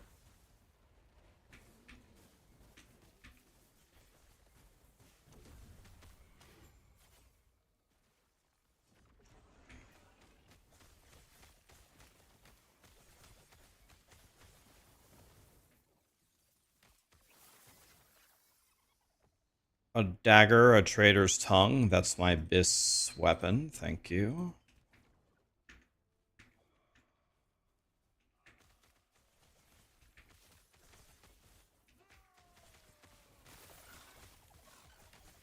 We're going to go slam this body armor right after. And then when we get another one, we're going to corrupt it and see what happens. Got a wand, wrong wand. Yeah, they're like Val orbs. Different corrupt. Yeah, they're exactly like Val orbs. You just YOLO it on your gear.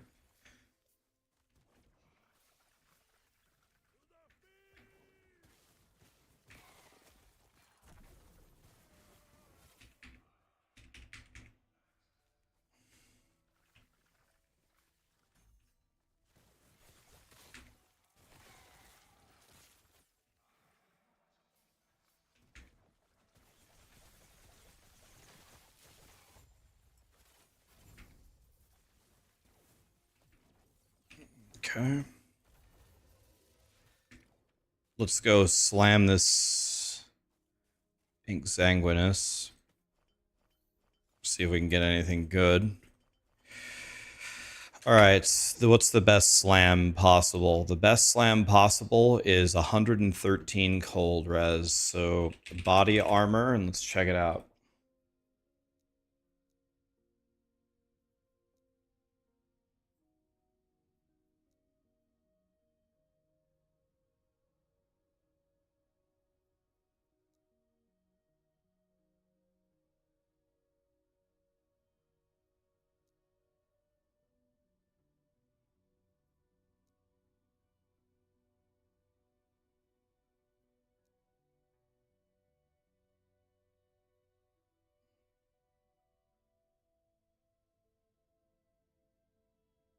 Here's this, but it's only T6. I could make this at the top of T6.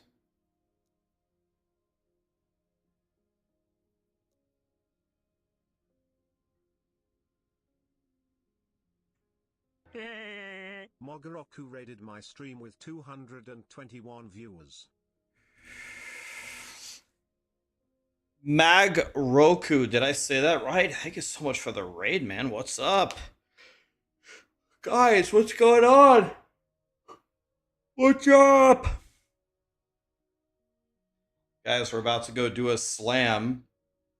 Close. Mag is good. Okay, Mag. What's up, buddy? Thank you so much for the raid. Were you playing last Epoch today? What were you doing? Can you show me the Weaver tree so I can copy it? I mean, sure.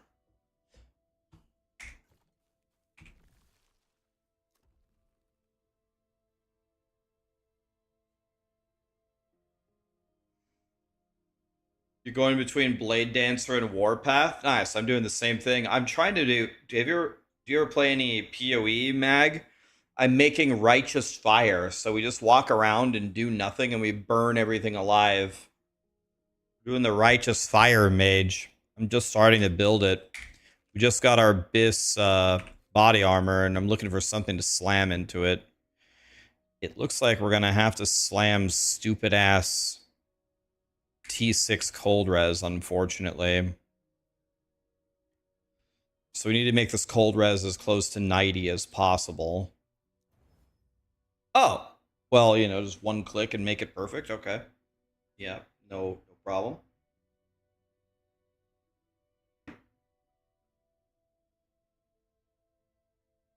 The top left one doesn't work on uniques. Is that true? I guess let me read it again. A pile of these items with a sealed affix.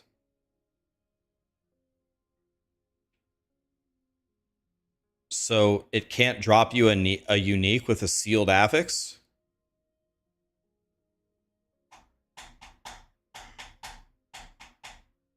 Dark Addict says it does work.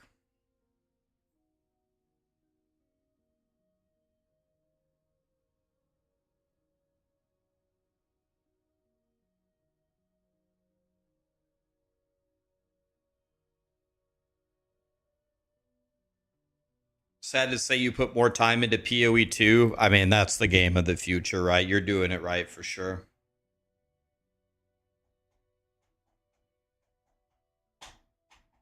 Uniques can't be sealed, but I thought uniques with corruption now do have sealed affixes. But this unique has a sealed affix right here. Oh, if you seal it, it becomes a legendary? Oh. Oh.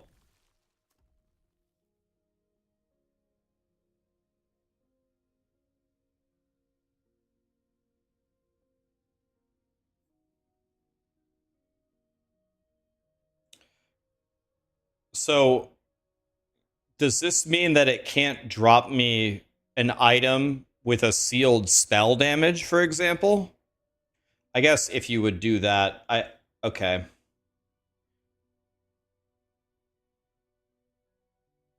So should I problem is as a sealed affix you can't slam it.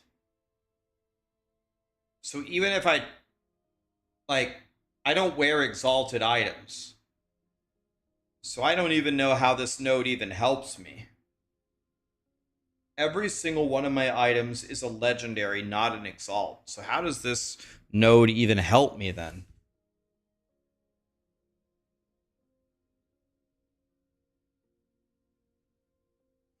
Right. Okay. You're saying this node is for exalts you want to wear. I literally don't wear an exalted item in any of my specs, so I guess I just spec out of it and I have an extra point. Well, that makes me sad. Um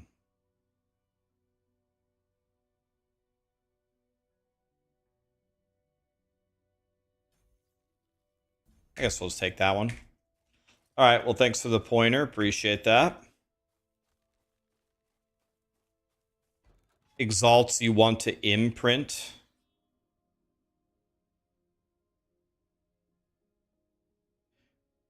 If you imprint an exalt with a sealed affix, does it move that affix to the regular affix?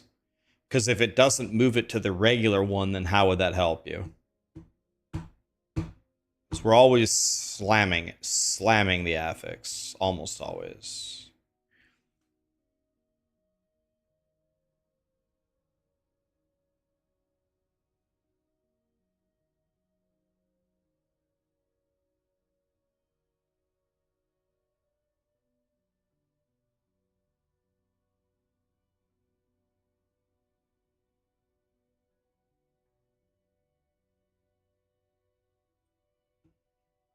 Okay, so we go here. Right, you mean the exalted item that you want to slam into the unique. But that particular node always has a sealed affix. So if it's sealed, and then we drop the sealed ones, you can't slam the sealed affix onto a legendary. So unless you're wearing the unique, or you're wearing the exalt, it's hard to understand how that would help me. But I thought you were saying you could drop a really good exalt that you would put in an imprinted slot. But then if we put it in a different imprinted slot, then it means that we would have to tell it that the sealed affix that we were hunting for can be moved to a main affix so we can slam it, right? I don't think it works that way. That is right. Okay, that's what I thought, but I could be wrong. Unless I'm misunderstanding something. With the two builds that we're playing, it does not help us.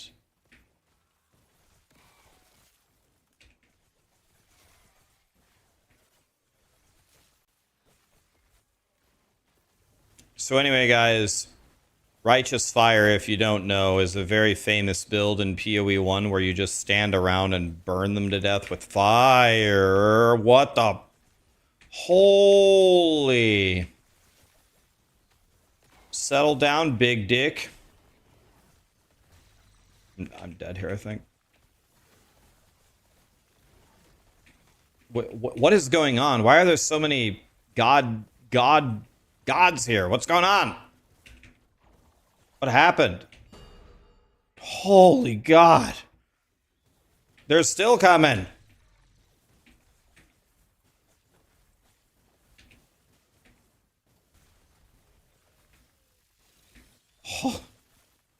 What was that?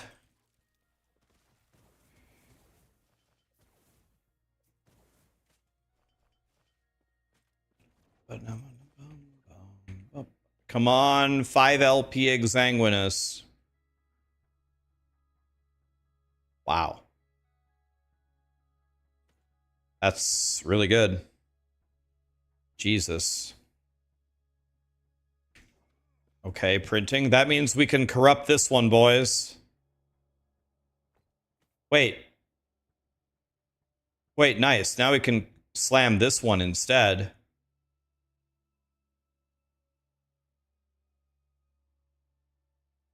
Actually,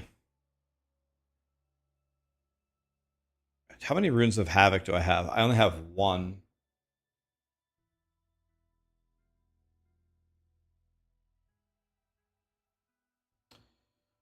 I forgot to go slam this. We're going to go slam this and corrupt it for now while we wait for a God Body Armor to slam it into the 2 LP Exanguinus.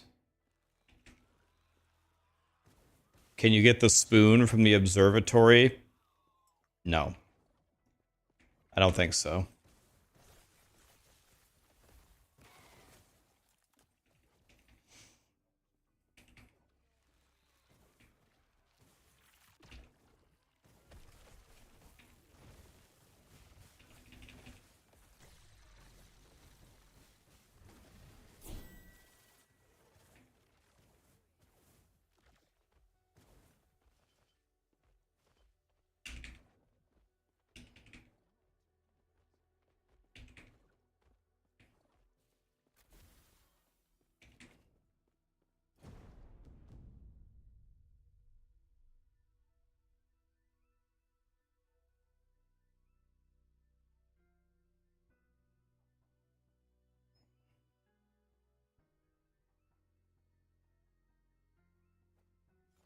We have good stuff, but I think it needs to be exactly that.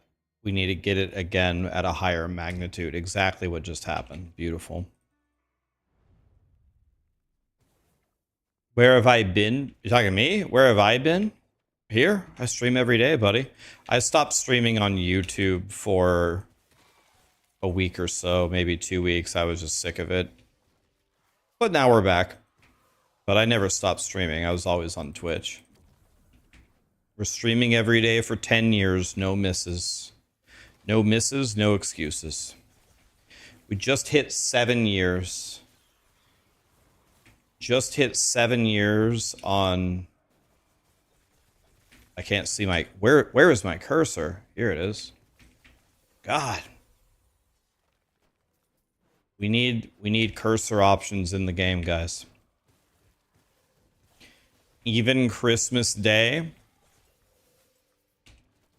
we're streaming every single day for 10 straight years.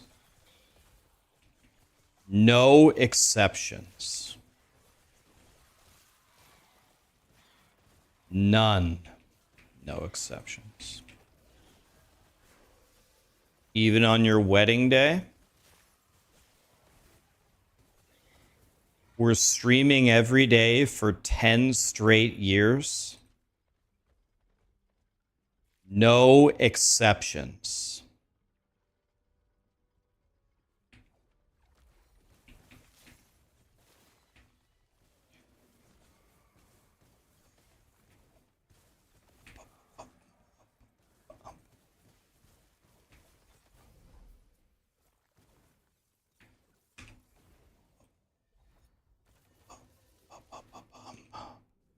All right, let's put in our points here.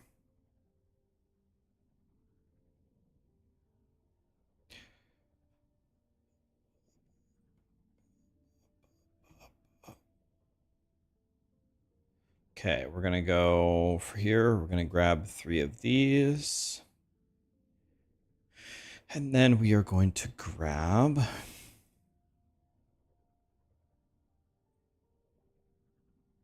this.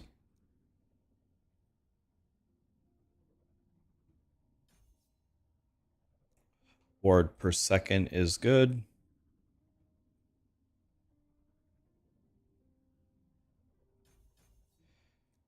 Okay.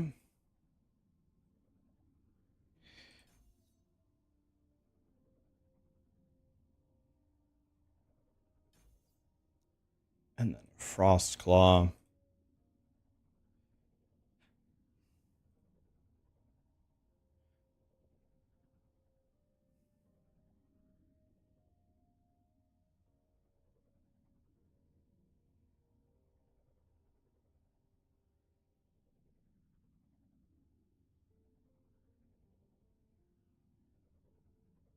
A second here.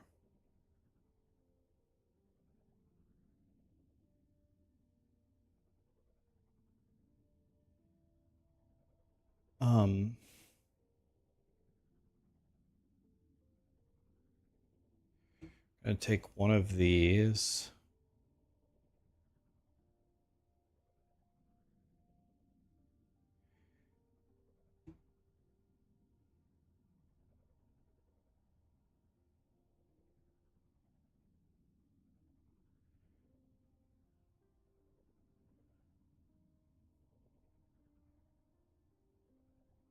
I think something's wrong with this. Okay, we're gonna go like that, I guess.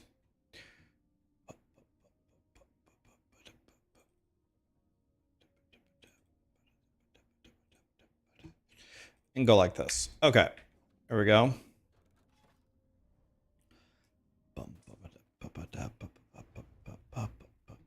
Good night, Grant. Have a great one, buddy. Thanks for being here, man.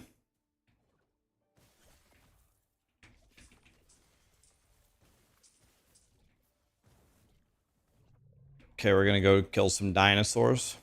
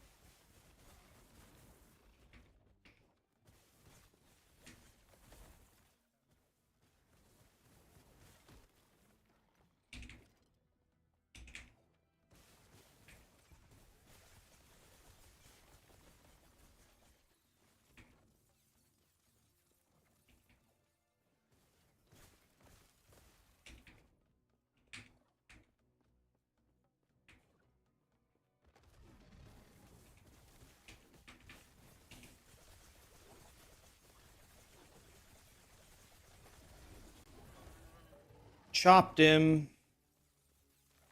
Don't want those boots. Don't want those boots. Don't want this. Can I buy... I need a new helmet here. Oh, this helmet doesn't cost... Wait. This helmet doesn't cost...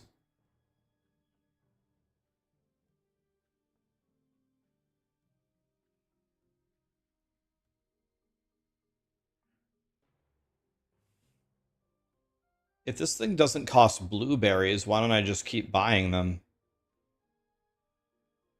Let's buy it, see what happens. 1 LP.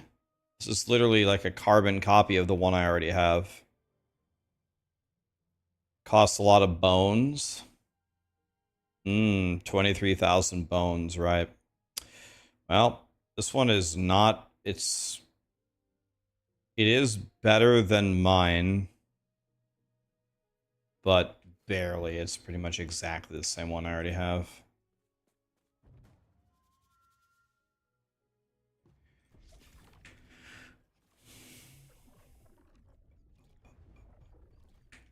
Yeah, we're gonna definitely... Now we can corrupt this.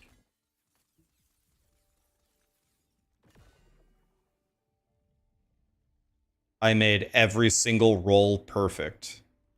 Okay, so now this one's a billion times better than mine. I corrupted it to have every every stat perfect. Ah.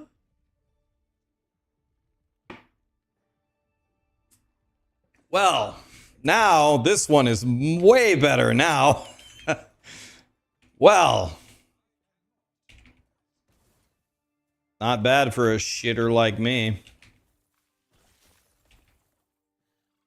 Now I have 100% reduced damage from crits. So now I can't be crit.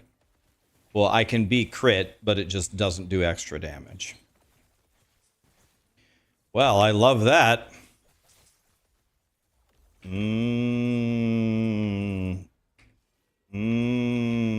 God, I love winning. Winning is so fun.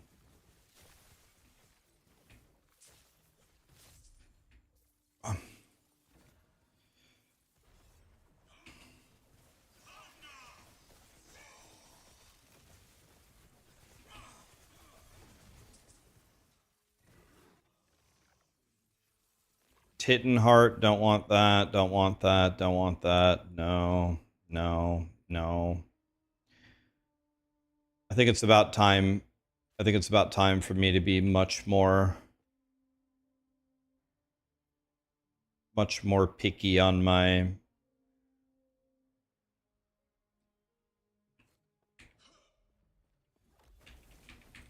uniques on my filter here.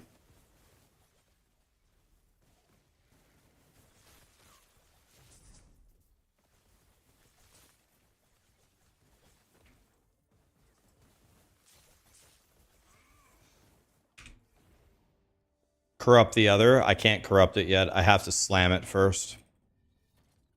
I'd have to slam it first. We are going to do another corruption, though, right now, though, guys. You ready to see something else corrupted? I'm going to corrupt my body armor.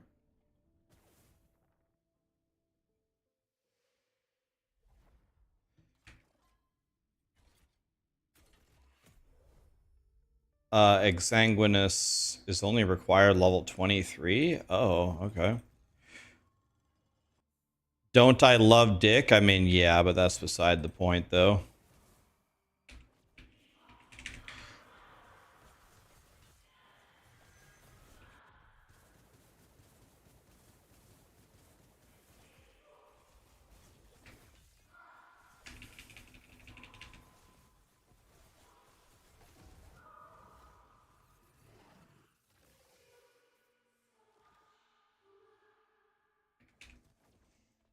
Okay, here we go.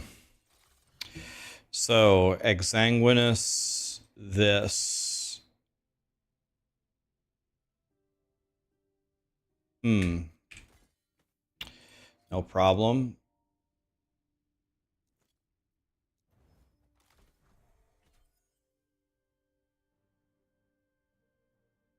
Seal cache. Here we go. Best in slot armor. Ready, guys? Corrupt it. Fuck it. No! I ruined it! God damn it!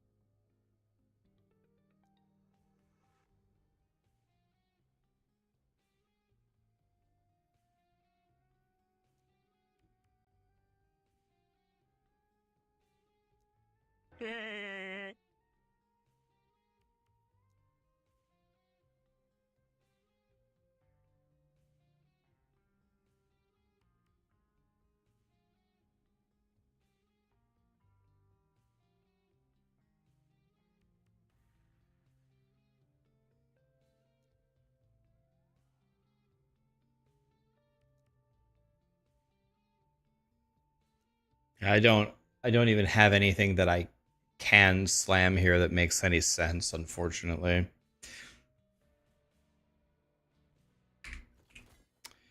I don't have anything that makes any sense.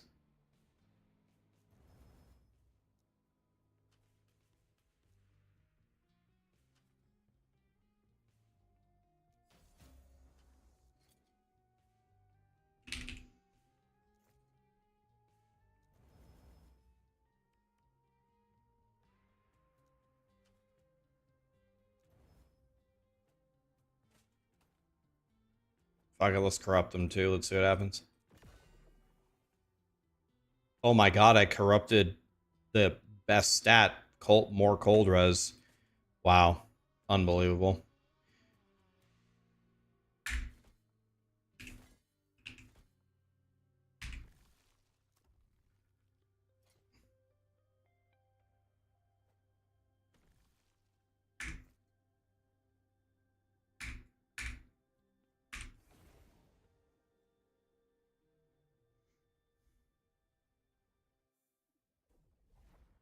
One of us.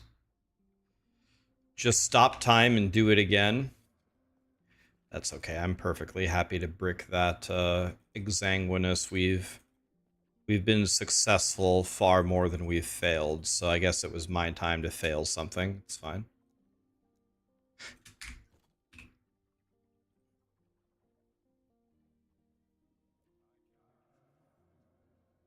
Why do I need cold res? Because cold res is god tier. So cold res gives us our DPS and our HP. For example, from the Frostbite Shackles, we get 1 ward per 2% uncapped cold res. And then cold res also does something offensively. I think cold res gives us something like spell crit or something.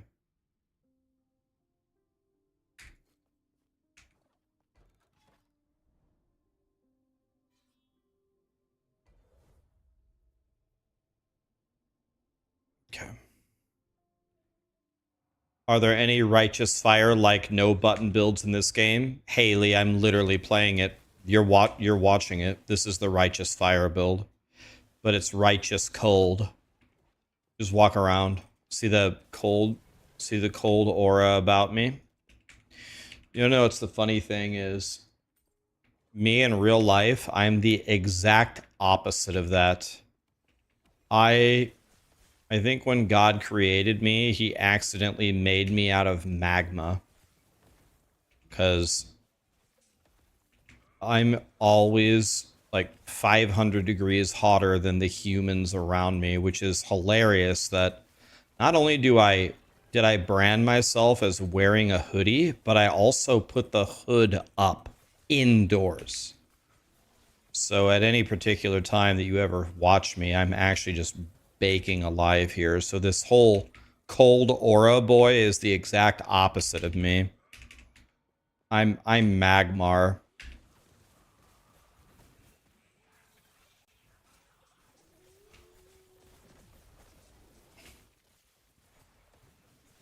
If you're ever freezing cold somewhere and you're looking for warmth, just come stand by me.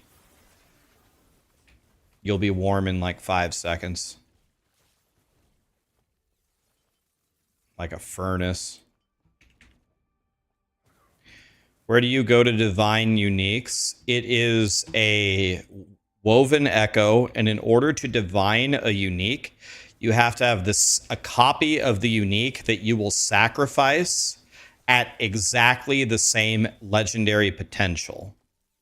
So if you have a unique and it's shitty at 1 LP, you have to find another shitty one at 1 LP. Keep in mind another option that you have instead of doing that, which is brand new this league, is instead you can just slam it like normal and then corrupt it. And one of the, let's say, reasonably common outcomes reasonably common is it changes every stat on your unique to a perfect roll. So that honestly is probably the best way to actually divine it. Just slam it like normal and then just corrupt it and pray. I literally just did it with my helmet. I divined it to perfect on the corruption.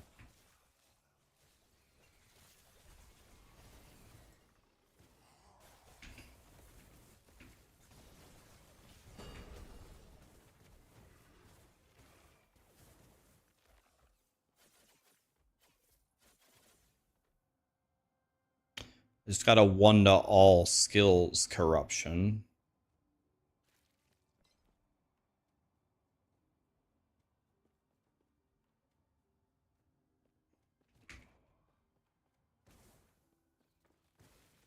Give you my unique so I can corrupt it for you. I always play solo account found.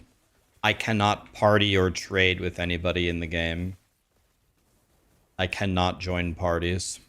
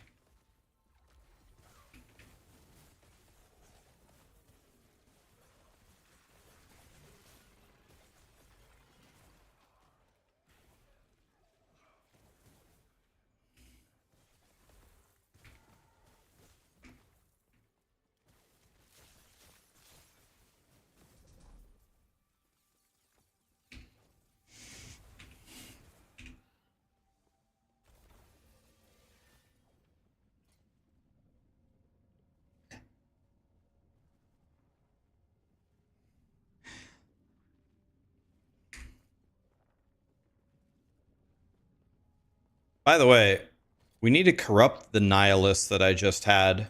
Did I corrupt it? I can't remember. We need to corrupt it and see what happens. Because this nihilist sucks. So now we're just going to corrupt it and see what happens. Oh my god, we did it! I can't fucking believe this. We did it twice in a row. Oh my god, we corrupted it to be perfect. Unbelievable. Twice in a row.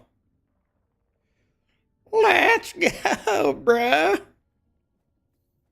Boom. Oh, I can't wear it. I'm not level 80. Damn it.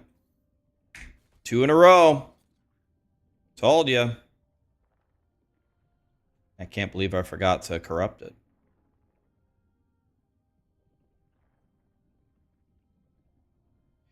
Oh, let's just corrupt my weapon. Let's just see what happens. Wait, there's no way.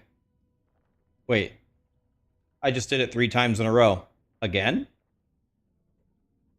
Wait, again? 3 in a row? Wait a minute. Okay, wait a minute. There's... Wait, what? 3 in a row? Do I have another... If I have another one... the moment I get another one, I'm corrupting that too. Okay, that's actually unbelievable. I hit 3 of them in a row. Okay, that's unbelievable. Don't send that to EHG. I already corrupted the spoon. I actually hit spell damage on it. I already corrupted it.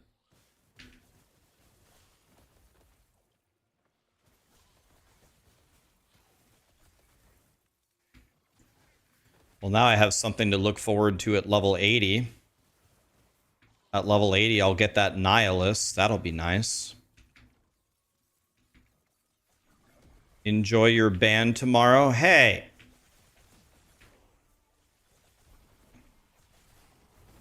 If I got banned, you guys would be sad for at least 5 minutes.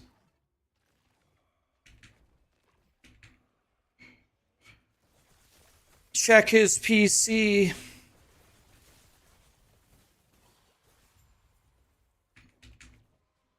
Guys, if I died tomorrow, you'd be sad for at least 5 minutes.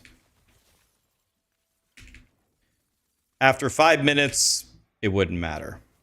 But for 5 minutes, you'd be sad. Clara. Clara! Oh, wait, guys. Clara! Did you put these wall hacks on my PC? We went from banned to died very quickly. That's the same thing. It's like Hermione. We could be killed, or worse, expelled. I have only been banned. I have never been banned in my entire life from a video game. But I have received a ban before. I am banned from the World of Warcraft forums, and I can tell you why I'm banned. MMO Champion, you guys ever been to that site? Is it still a site? It would post like WoW patch notes early so you could like see what was coming before Blizzard ever did. I don't know how they always got the patch notes early, but they always did. So everybody would be reading the patch notes on MMO Champion. So there was a patch note that came out that was changing the game, and I copied the info and I pasted it on the official WoW forums. I called it like patch notes, and I made a thread about some of the changes and how it was going to impact the game. Like, I was one of the most active people on the WoW forums. Like, I was an awesome contributor of the WoW forums. And because I posted, that's the second time that void damage has 100 owed me. I mean, I have 63 void res. It's not like I'm super low.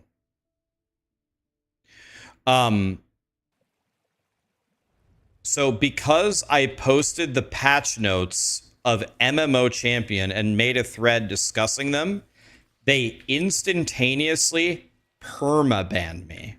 And I wrote an appeal, and I was like, I'm literally one of the best contributors to your game. And I play all of your other games. You banned me for copying information that was publicly available on the internet. And not only that, you perma-banned me? I was like, this is certainly a ridiculous punishment, and you guys need to unban me. And they literally responded back to me in corporate lingo. They told me to go fuck myself. That's the only ban I've ever received in video games. I never got banned in WoW, not even like a 1-day ban. But I got banned off of the forums for posting copying the patch notes that were already leaked on MMO Champion onto the WoW forums. That's the only ban I've ever received in video games. I don't even think I've been suspended for a single second ever in a video game. While everyone on D3 is cheating with Turbo HUD and bots and D3 helper, I have my original account from day one, never banned. Still use my original account. Never cheated, never banned.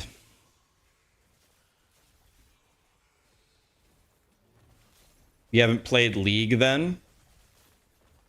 I've told my League story a couple of times, but I'll share it one more time for the Keck W's. I can tell you my entire career in League in a couple short sentences. All of my friends played League. All of my friends were really good at League. They were like platinum and diamond. This is a long time ago. It's like more than 10 years ago, like 15 years ago or whatever. They all played League religiously. I never played. And I'm like, all right. They're like, Ryan, play with us. I'm like, I don't really want to, but okay, I'll try it. So I started playing, and they go, okay, Ryan, we're going to teach you how to solo top lane. Can you do that? And I go, nope, probably not. I go, okay, perfect. So I started playing top lane, and I was just getting crushed. I'm like, yo, these guys are insane. Like, I can't even fight them. And they go, well, yeah, you just started playing, and you're playing a diamond and platinum people, because we're playing unranked, and unranked just defaulted to their MMR. They're like, Ryan, we expect you to get absolutely giga-dicked prom night style every single game. But you just need to learn. Learn to deal with them. Learn to just not lose. That is good enough. If you just don't lose top lane, if you're just even on CS, that's good enough. We're going to win the game. I was like, wow, this sounds really fun. Okay. So every single time I'm fighting John Wick, great, by myself. Sweet. So I started playing with them, and I got better. I never got to the point where I could just outright win. I couldn't beat these like diamond and platinum players 1v1 top lane, but I could at least not die, and I could match them on CS. And I learned, oh, here, ward here, the jungler is coming from here, don't do this, don't do that. I learned. I stopped with the stupid deaths. I started to learn what some of the champions did.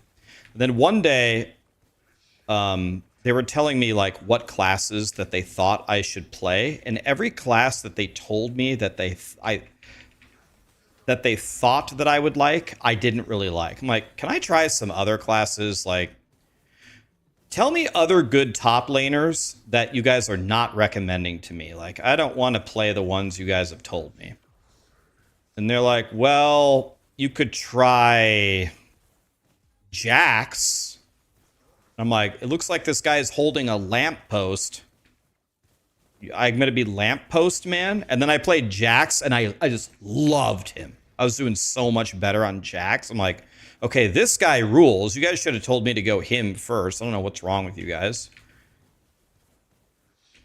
And then they said, well, the ultimate troll top lane is Timu. Don't go Timu. Everyone will hate you if you go Timu top. I'm like, okay, who is this guy?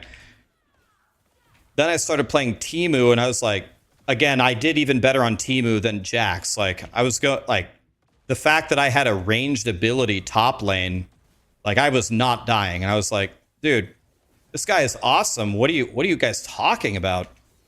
And they're like, Rax, he sucks. Like, you don't get it. Later on in the end game, he's worthless. He puts the stupid mushrooms in the bush, and everyone's gonna just ward it, and it does no damage. I'm like, well, yeah, but in my lane, I'm fucking owning these guys. Like, I have a ranged attack. I'm just peppering them, and I'm just being the most annoying little mouse that's ever existed. This is great. And they're like, Rax, you're a fucking noob. I'm like, well, I'm doing better on Timu and Jax than any of the shit you told me to play. And then I tried Renekton with the little surfboard, and I was a demon on Renekton. Like, I loved him. I'm like, dude, you guys suck at telling me what champions to play. I was like, I love Renekton, I love Jax, I love Timu. But then, finally, I found the champion for me. Finally. Then I bought Riven. And when I bought Riven, I'm 3 times better on Riven than any other champion. Now I was able to really play the game. And they're like, Rax, I'll be honest, I never thought you would be a Riven player. I'm like, I don't know what you guys are talking. This champion's way better than every other champion. It's like not even close. Now it was like I felt so strong against everybody. I'm just like, dude, this character is fucking crazy. Like the triple roly-poly attack, and that you have a stun, and you have a dash, and you have a ranged ultimate, and that like figuring out how to weave in the auto attacks with Riven. I was like, this character is just absolutely cracked. I don't know what you guys are talking about. Anyway, I play with them for like a month and unranked. Now I can play Jax, Renekton, Timu, Riven. I always play one of those 4. Then they're like, all right, Ryan, it's time. go do your ranked matches. You have to play, I don't know if it was 5 or 10 matches. You're gonna get a rank, and then we can queue ranked. I'm like, okay, this is what I want to do. Like, I've been waiting. Let's play the game. And then I did my placement matches, and I felt like very bad. Like, the people that were playing in the placement matches clearly had just never played the game before. They have no idea. They were like me when I started. And I'm like, oh, did these guys like literally just install the game and just queue up for 5 placement matches or whatever? Like, oh God, like I've been playing diamonds and platinums for a month. This is, and they'd pick things that make no sense. Like they wouldn't pick an ADC, a jungler, a support, a top, a mid. They would honestly just pick whichever character had the biggest hits. It seemed to be the method that they were using. We always had like 5 ashes on every game, even though you can only have 1. I'm like, okay. Well, okay. So I was like, our team makes no sense. I don't think anybody has any clue what a top lane, mid lane, and what a bottom lane is. This is okay. I was like, okay. Well, guys, I'll go in the top lane by myself. Why don't you guys just group up and pick a lane and, just work together? And they're like, okay, we can do that. And then, again, in the top lane, it was never a one-on-one. It was either their entire team was on me, or I was fighting nobody, or I was fighting 3 people the whole lane like I didn't know. But they were so bad. It's like if there were 3 people against me in the top lane, it was like a guaranteed win. My other teammates are gonna have a free lanes to push, and I can stay alive on Riven like 1-on-3, like whatever. These guys suck. It doesn't matter. So anyway, I did my placement matches, and needless to say, we won all of them. Like, I think it was so unfair because not only had I played the game for a while, but I also seemed to get just better teammates. Like, my teammates could at least follow some kind of a plan if you would type a plan into chat. They seemed to get along. They seem to want to work together. The other team, like you can see it in like the all chat, the other team was just crucifying each other, saying how shit everyone was. I also think I just got way better teammates as well. So anyway, it doesn't matter. We fucking murdered them. We won every placement match. And then there's a little animation that says, "We've placed you in gold." And I was like, gold? Are you kidding me? I just John Wicked all of them. All of my friends are diamond. You put me in gold? Gold? And I quit. I was like, fuck it. I'm not grinding to diamond. I'm out. I quit. Fuck it. That was my league career.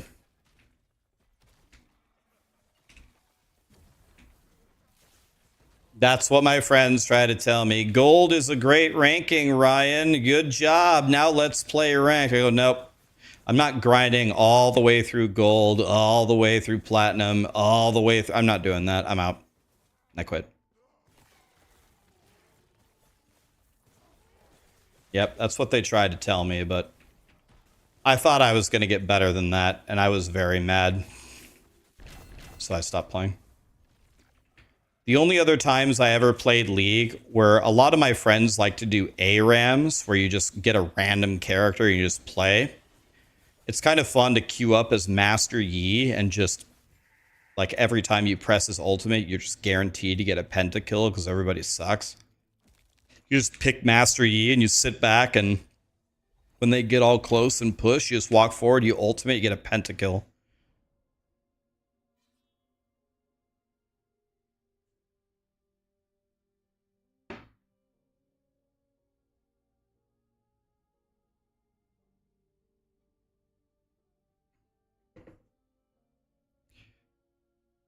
Yeah, Master Yi is the noob killer. Exactly. You just walk up and ult. You're guaranteed to kill the whole screen.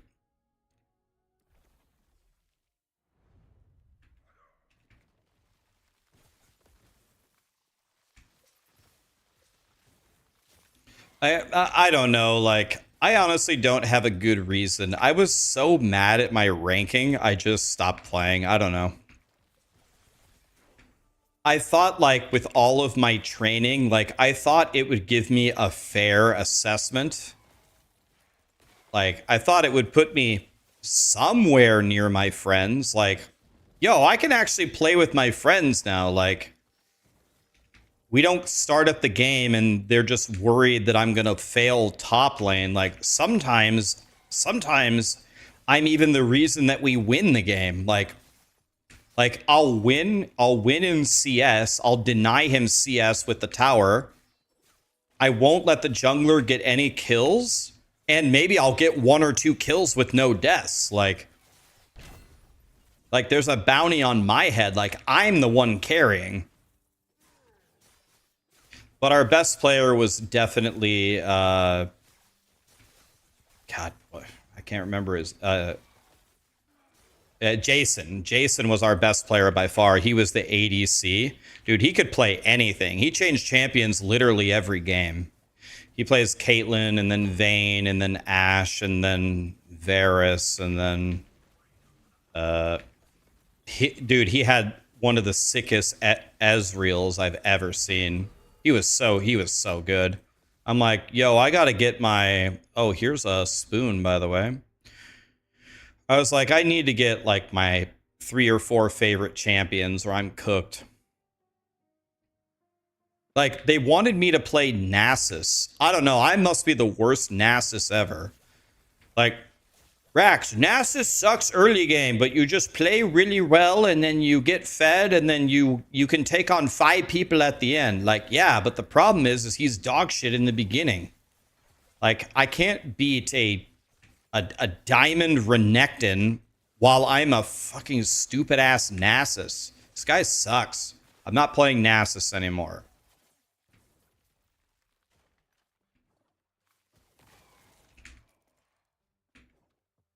You don't check my streams often, but you want to... Thank you for the life-saving Weaver Tree guide from a while back. You're welcome, buddy. When the game comes out for consoles, I'm going to redo all of those guides. I'll redo the beginner's guide, the Weaver Tree guide, the Endgame guide, the class guide, the monolith guide. I'll redo them because the game will have changed enough where it warrants a redo, and all the console Jim Bobs are going to be like, how do we play this game? Help me, somebody. And then I'll be like, don't worry. Blue Hoodie Man is here. I'll teach you.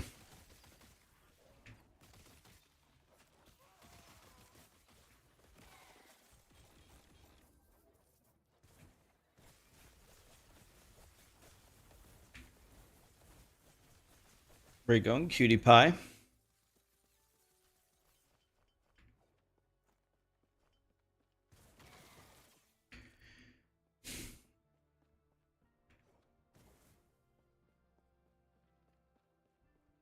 Yeah, but keep in mind though, whenever I'm playing Nasus, the other top laner is good enough to understand what I'm trying to do.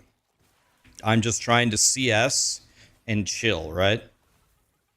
They don't let me do that. The moment they see there's a Nasus, they know they have to bully me early game, so it put tons of pressure on me. Like, the jungler and the top laner were constantly diving me, trying to kill me. When I queue up as Riven, you know, I think they're thinking, is this one of those dog shit Rivens that I can just farm? Or is this one of those Rivens where I have to stand at my tower scared the entire time? And I think I was neither. I was kind of in the middle. Like, I always made it a point playing Riven because my friends told me there's really only 2 scenarios. Riven is either the most terrifying Beast Lord champion ever, or it's just a free little mosquito to swat. So they told me if someone tries to all in you early on Riven, immediately turn on them and counterattack them and bully them back. And any good player won't really try you again. They're not going to try it again. But if you run away scared, they're going to think you're a little bitch. I go, no problem. And that actually worked. Like they'd try to jump on me to test the waters, and you auto them and then you stand behind them. So now they're thinking, oh God, Riven has a stun, Riven has a dash, Riven has an ignite. Oh God. And then they start to back up. And then you just keep autoing them and stand with them. And then they dash, and you dash with them. And then if you're not getting shot by the tower, then if you stun them, then they have to like flash to stay alive. And they're like, oh, Jesus. And then you never ignite. You hold your ignite unless you just murder them. Then they're like, holy fuck, I'm not trying that again. And then I just walk back over and I just get my CS and I try to deny them their CS. I buy a sword. Now I'm even stronger. Maybe I denied them something with that bad attempt of theirs. It worked well. I just kept practicing it and I got better.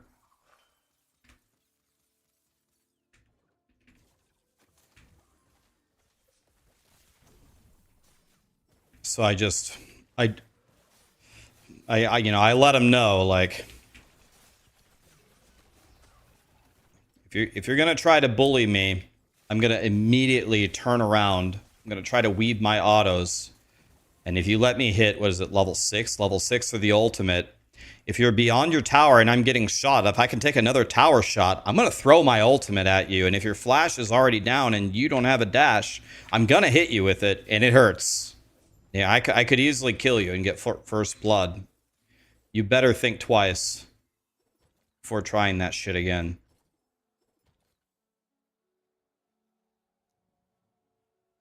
I don't know. I just feel like Riven has everything. Riven has mobility. She has a stun. She has combo play. She has a ranged attack. I don't know. I feel like Riven just rules. And I would like look up like league champion tier lists at the highest level, and Riven is never listed at the top ever. And that makes me sad.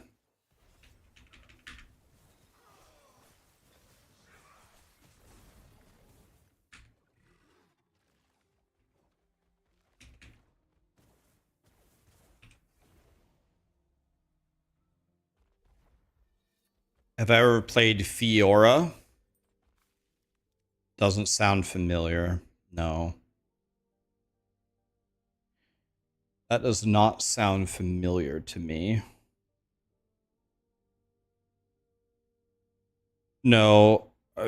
Fiora. I don't think so. It certainly doesn't sound familiar. Stabby girl with parry mechanic. No, I don't think so. I pretty much told you every champion that I played. Jax, Renekton, Teemo, Riven, Nasus. I hate Nasus.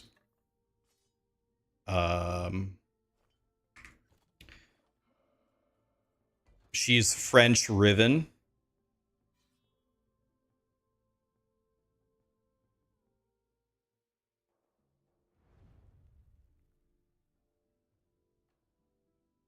Which altar is good? You just have to look at your guide for which is good for your particular build. The max roll guide shows you which one it is. Can you build lightning? I mean, I think maybe there might be functionality to do it, but I think lightning might be the worst option.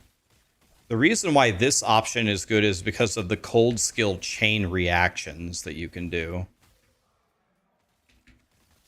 Like, do you see the little icicles that are shooting everywhere? Look at those icicles. Deet, deet, deet, deet, deet, deet, deet, deet.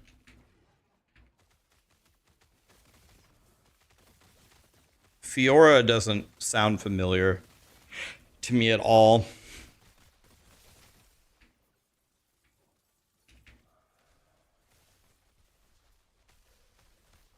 I never. You want to know what other? You want to know another character I really liked? I was really good on him. If in the rare case where I didn't play top, sometimes I played ADC. I really wasn't. I was just really okay at ADC. I was better at top than I was at ADC. Definitely not the best ADC. But I'll tell you one thing I was really, really good at. I was really good at jungling on fiddlesticks. Dude, I loved fiddlesticks, man. I can't tell you how many times I was just jungling. And then maybe the bot lane pings that they're about to have a huge fight. And I just go behind them and I just go in with my fiddlesticks ult. Even if I die, it doesn't matter. I can't tell you how many times we wipe teams just by going in with my fiddlesticks ult. I love fiddlesticks, man. Again, same thing. My friends told me nobody ever plays fiddlesticks and he sucks. I was like, okay, clearly I like every class that sucks. I don't know why, but dude, I was a demon lord on fiddlesticks.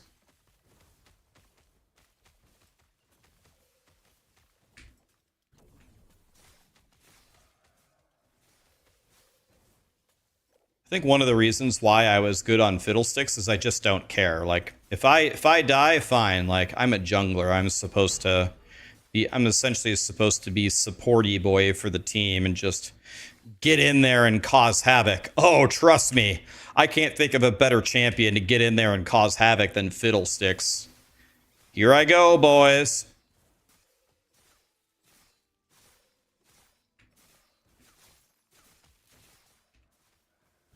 I'm going in. Thresh, give him a box combo, no slaw, extra fries.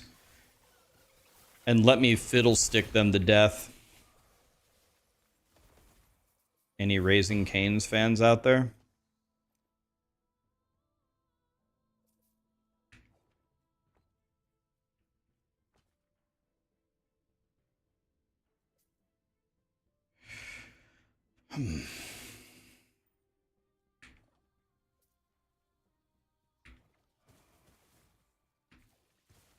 Used to play Nocturne. Oh yeah, you just reminded me. There was, yeah, isn't Nocturne the guy who would ultimate and everything turns dark? And then another champion that I always went against in top lane was Rengar. The guy that hides in the bushes. I feel like a lot of people like to play Rengar. I didn't like Rengar at all.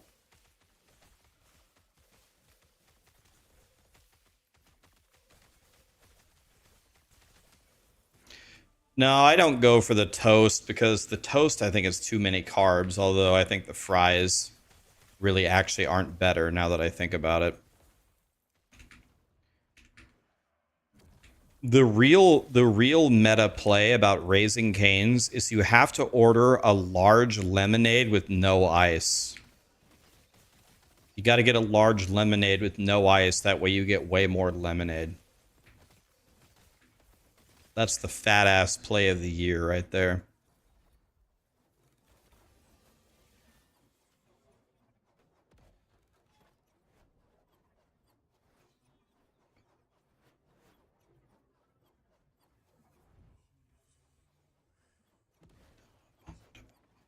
Where's my mouse?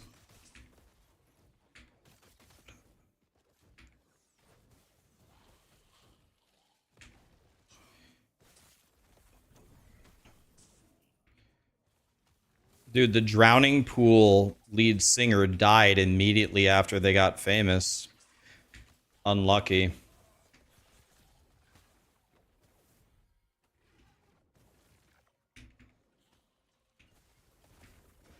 Okay, did my boots get LP? Here we go, guys. About to find out. Everybody cross your fingers. They did! Yes!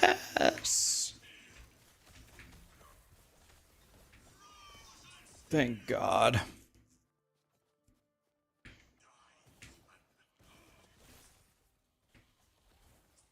Like, I literally don't know if the Drowning Pool lead singer got an opportunity to perform this song live, like, once after they got famous. It was like immediate.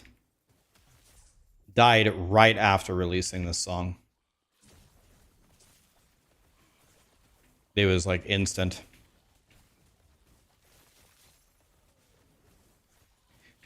Have you guys ever seen the show Spartacus? Same kind of thing. The Spartacus main actor he was in like peak male physique. He was like mid 30s, had a wife and kids, just got cast as Spartacus. It was a great show, by the way. And then in the middle of the first season, he had some kind of cancer. I don't know what kind, and he died. It was crazy. He looks like a guy who would live to be looks like a guy that would live to be 100. It was a really good show, and I thought him as Spartacus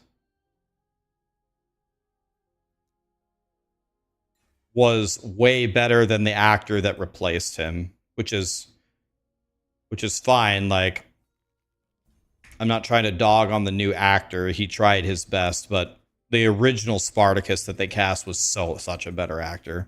It wasn't even close. But yeah, he died. Started the show, got cancer, died. I was like, God damn it, man. Terrible. You didn't watch after the new actor came up?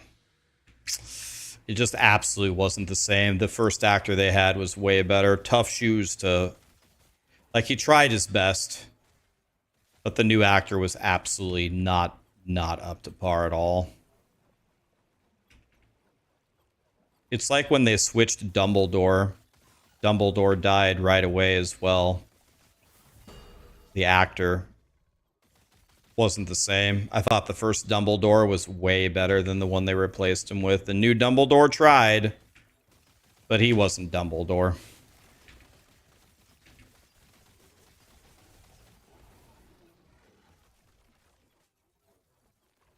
Like, that's not Dumbledore, I'm sorry.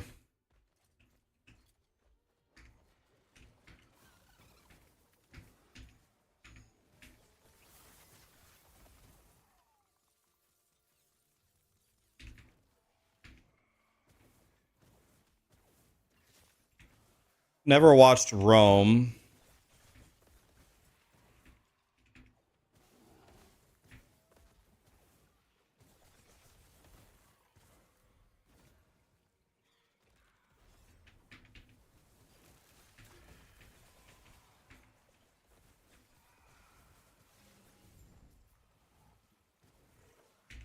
Okay, I finally got the boots that I need for the build.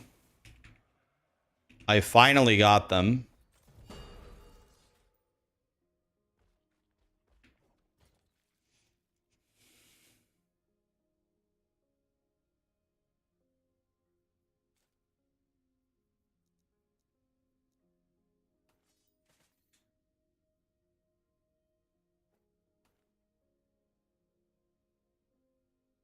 So here we go.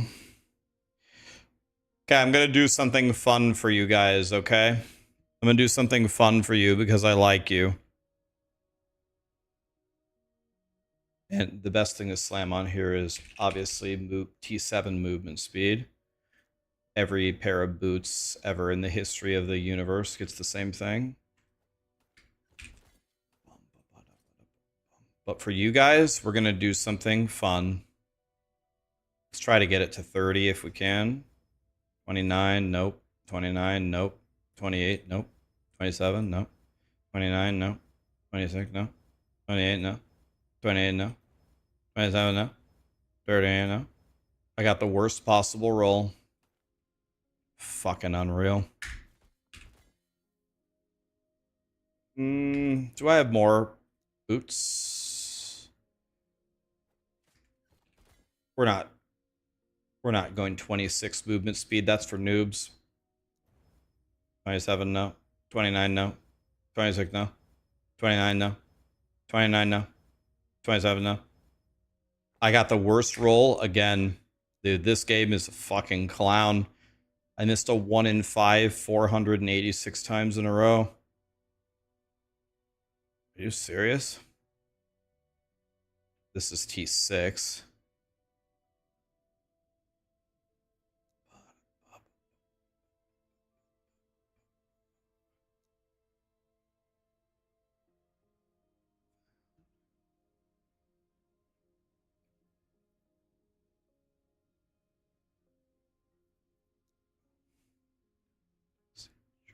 T6.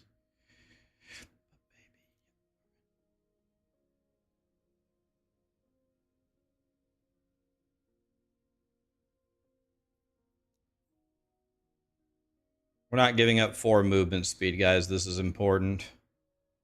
But I can't use my Havocs on this. I don't have any Havocs.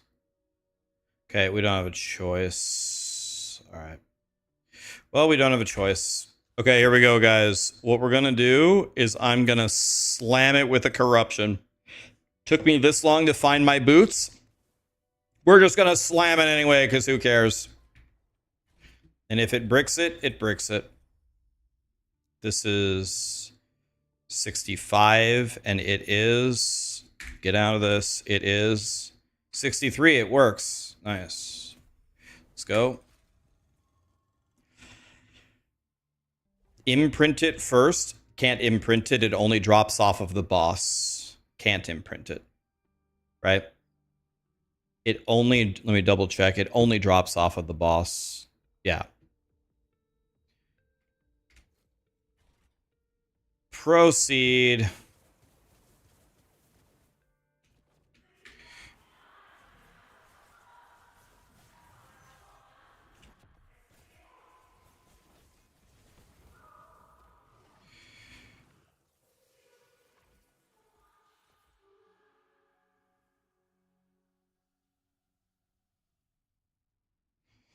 Okay, I'm slamming it for your entertainment, guys. Here we go.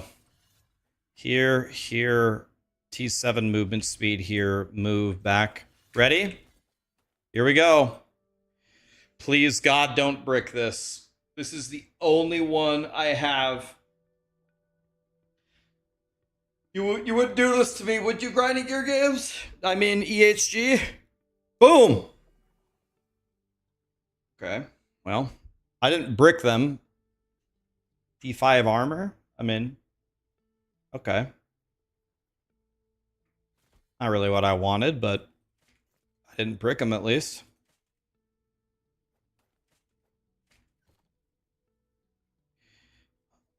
Now I'm Speedy Boy. I got some free armor. I'll take it. As Homer Simpson would say, free to bed, I'll take it.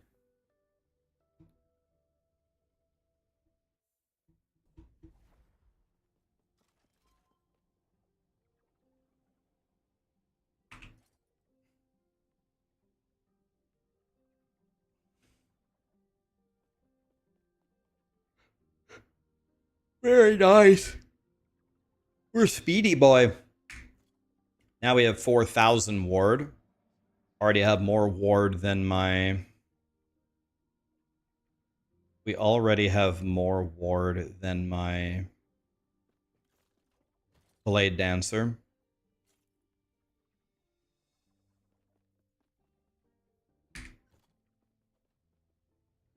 Okay. Very nice. Well, today was pretty good. We went from like level 46 to 39. We're in empowered monoliths. Oh god, my fizz res is non-existent. Okay, so we have to fix this.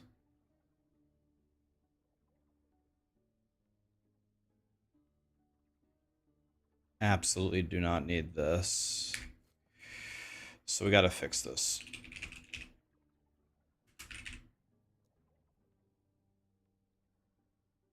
$12 Fizz Res, let's take that.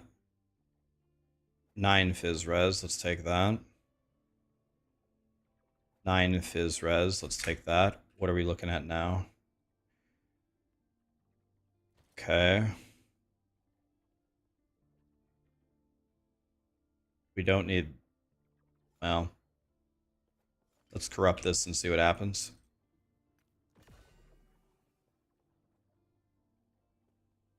Oh, I made it perfect. Oh, I made it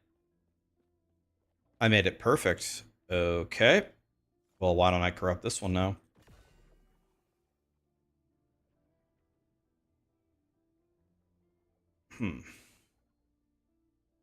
Okay. Interesting. What happens if I corrupt this one? I made it perfect again. Okay. Perfect is pretty good. Well, geez. Let me see what else. What else can I do here?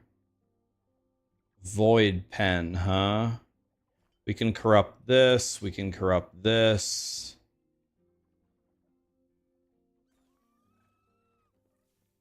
We can corrupt this. I mean, let's just start corrupting everything.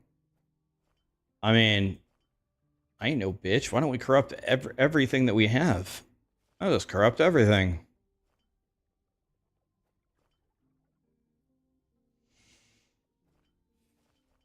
This is already corrupted. Okay, here we go, boys. Boom. Boom. Boom. Boom. This made it totally different. Actually, we might be able to use that. Boom. Boom.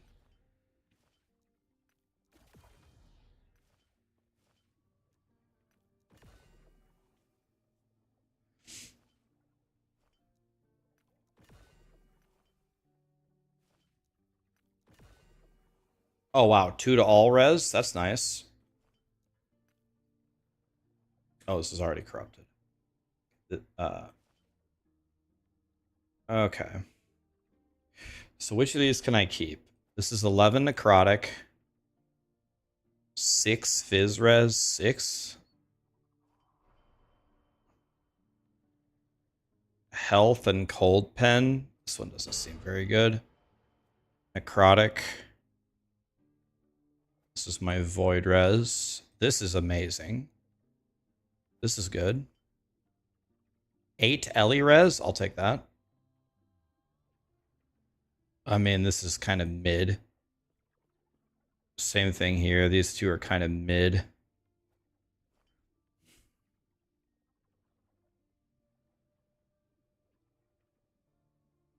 This is decent. This is 54 health. So I don't need any necrotic res. So this does not need to be here. I need void res and fizz res. Good night, Pixel.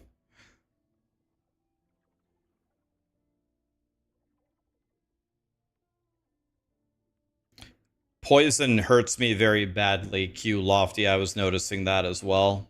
Poison hurts me very badly. Void resistance.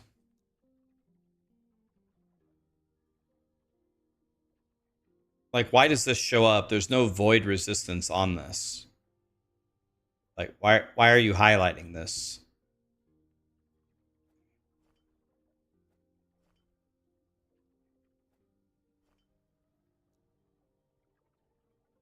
Oh, this one's really good. All right, let's try this one. Let's corrupt this one, see what happens. Oh, I made it perfect. Easy.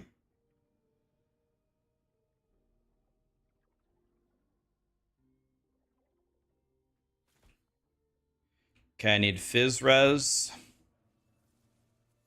and void res.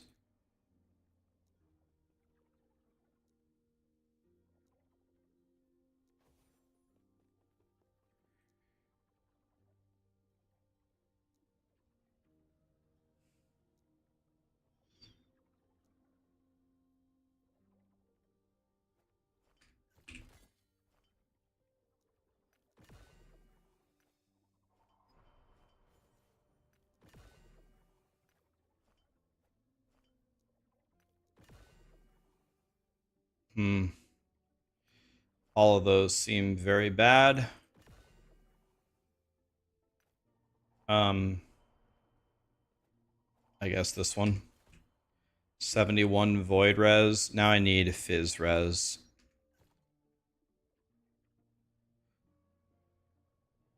I can pick up this 6 fizz res, but let's see. Do I have a better one?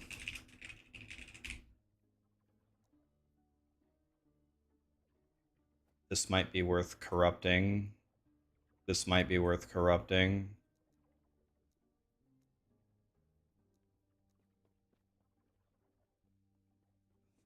Five vitality. Oh, this is pretty good. This is pretty good too.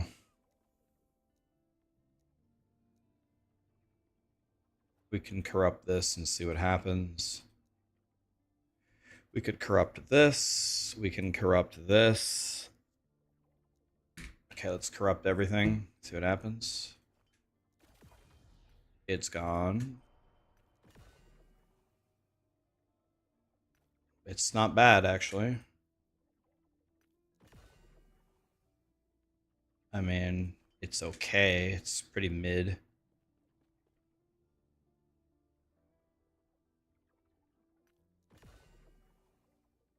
Hey, I made it perfect. Nice. I made it perfect again. Nice. This actually doesn't help me on this build, so I think I take 12 fizz res, right? Or do I take 15 fizz res, 5 vitality?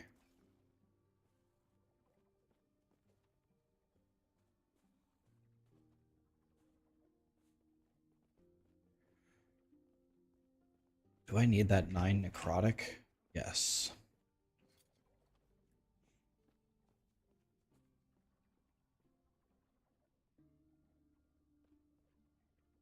What I'm gonna do, the 12 would be perfect actually.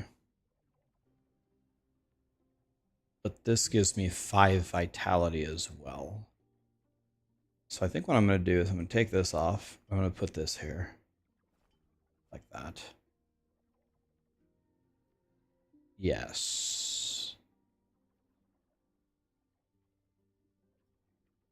Oh, I didn't. Oh, yeah, I did corrupt this. Okay. Very nice.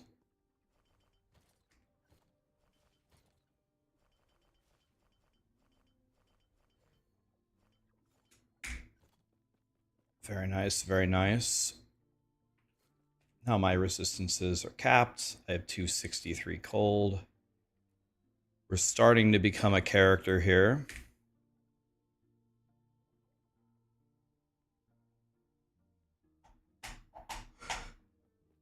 Is there a fast way to farm for those primal items?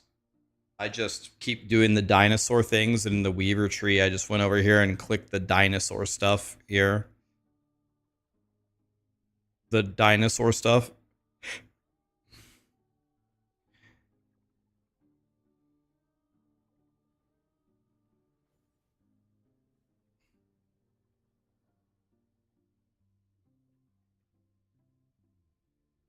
By filter, Rota is not good. Like, I would use the one from my video because I've been turning off so many things over the days that you don't want this one that I'm using because I've made it so strict that it's not, I don't think it's good to copy.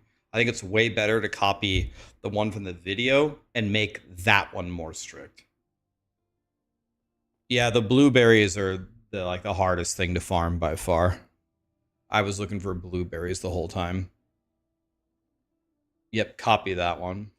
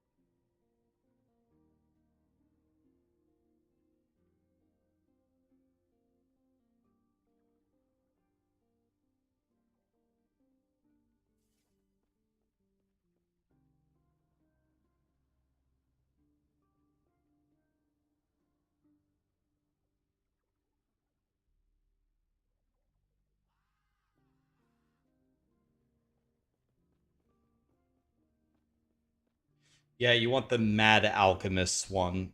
Mad Alchemist, not the baby one. You want this one. Actually, it is required level 17.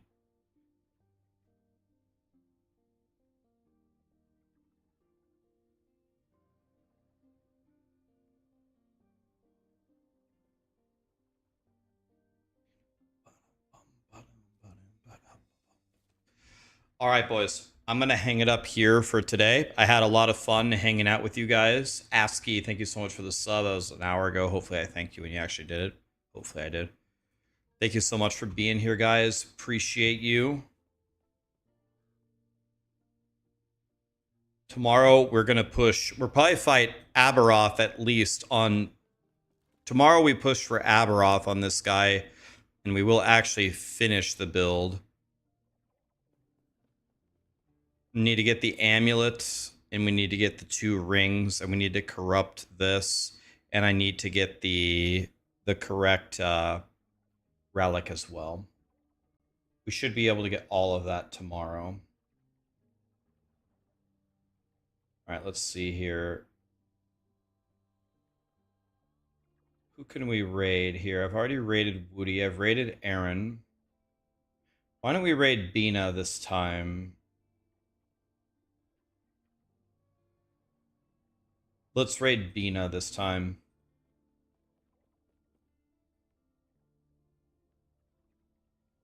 Thank you so much for being here, guys. Appreciate you. Void is not a cap. No. Yeah, my Void res is not capped right now, but it's very close, right? This is about as good as I can do for now.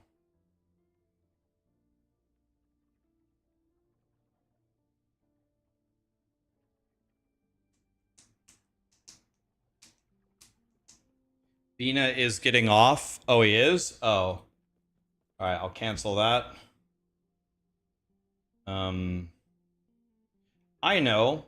Let's raid somebody who doesn't have very many viewers and let's make their day. We haven't done that in a while. This is going to be fun. Let's find somebody with a webcam.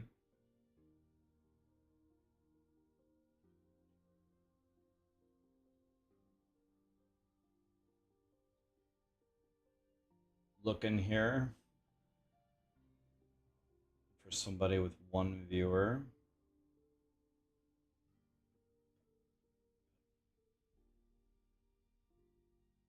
Looking for a webcam and English.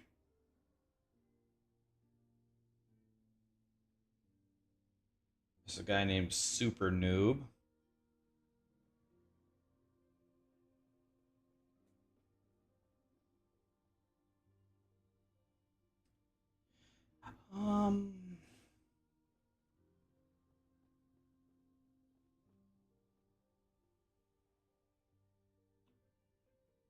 Guys from Romania, that's cool. Here's somebody with 7, Zombie Warlock. Let's see.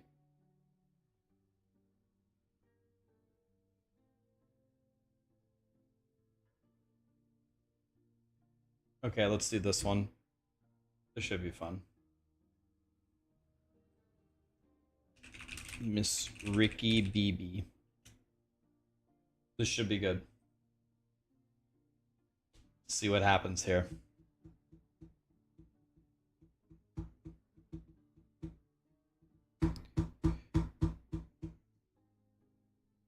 All res should be 75 only unless your build specifically gets a benefit from stacking it.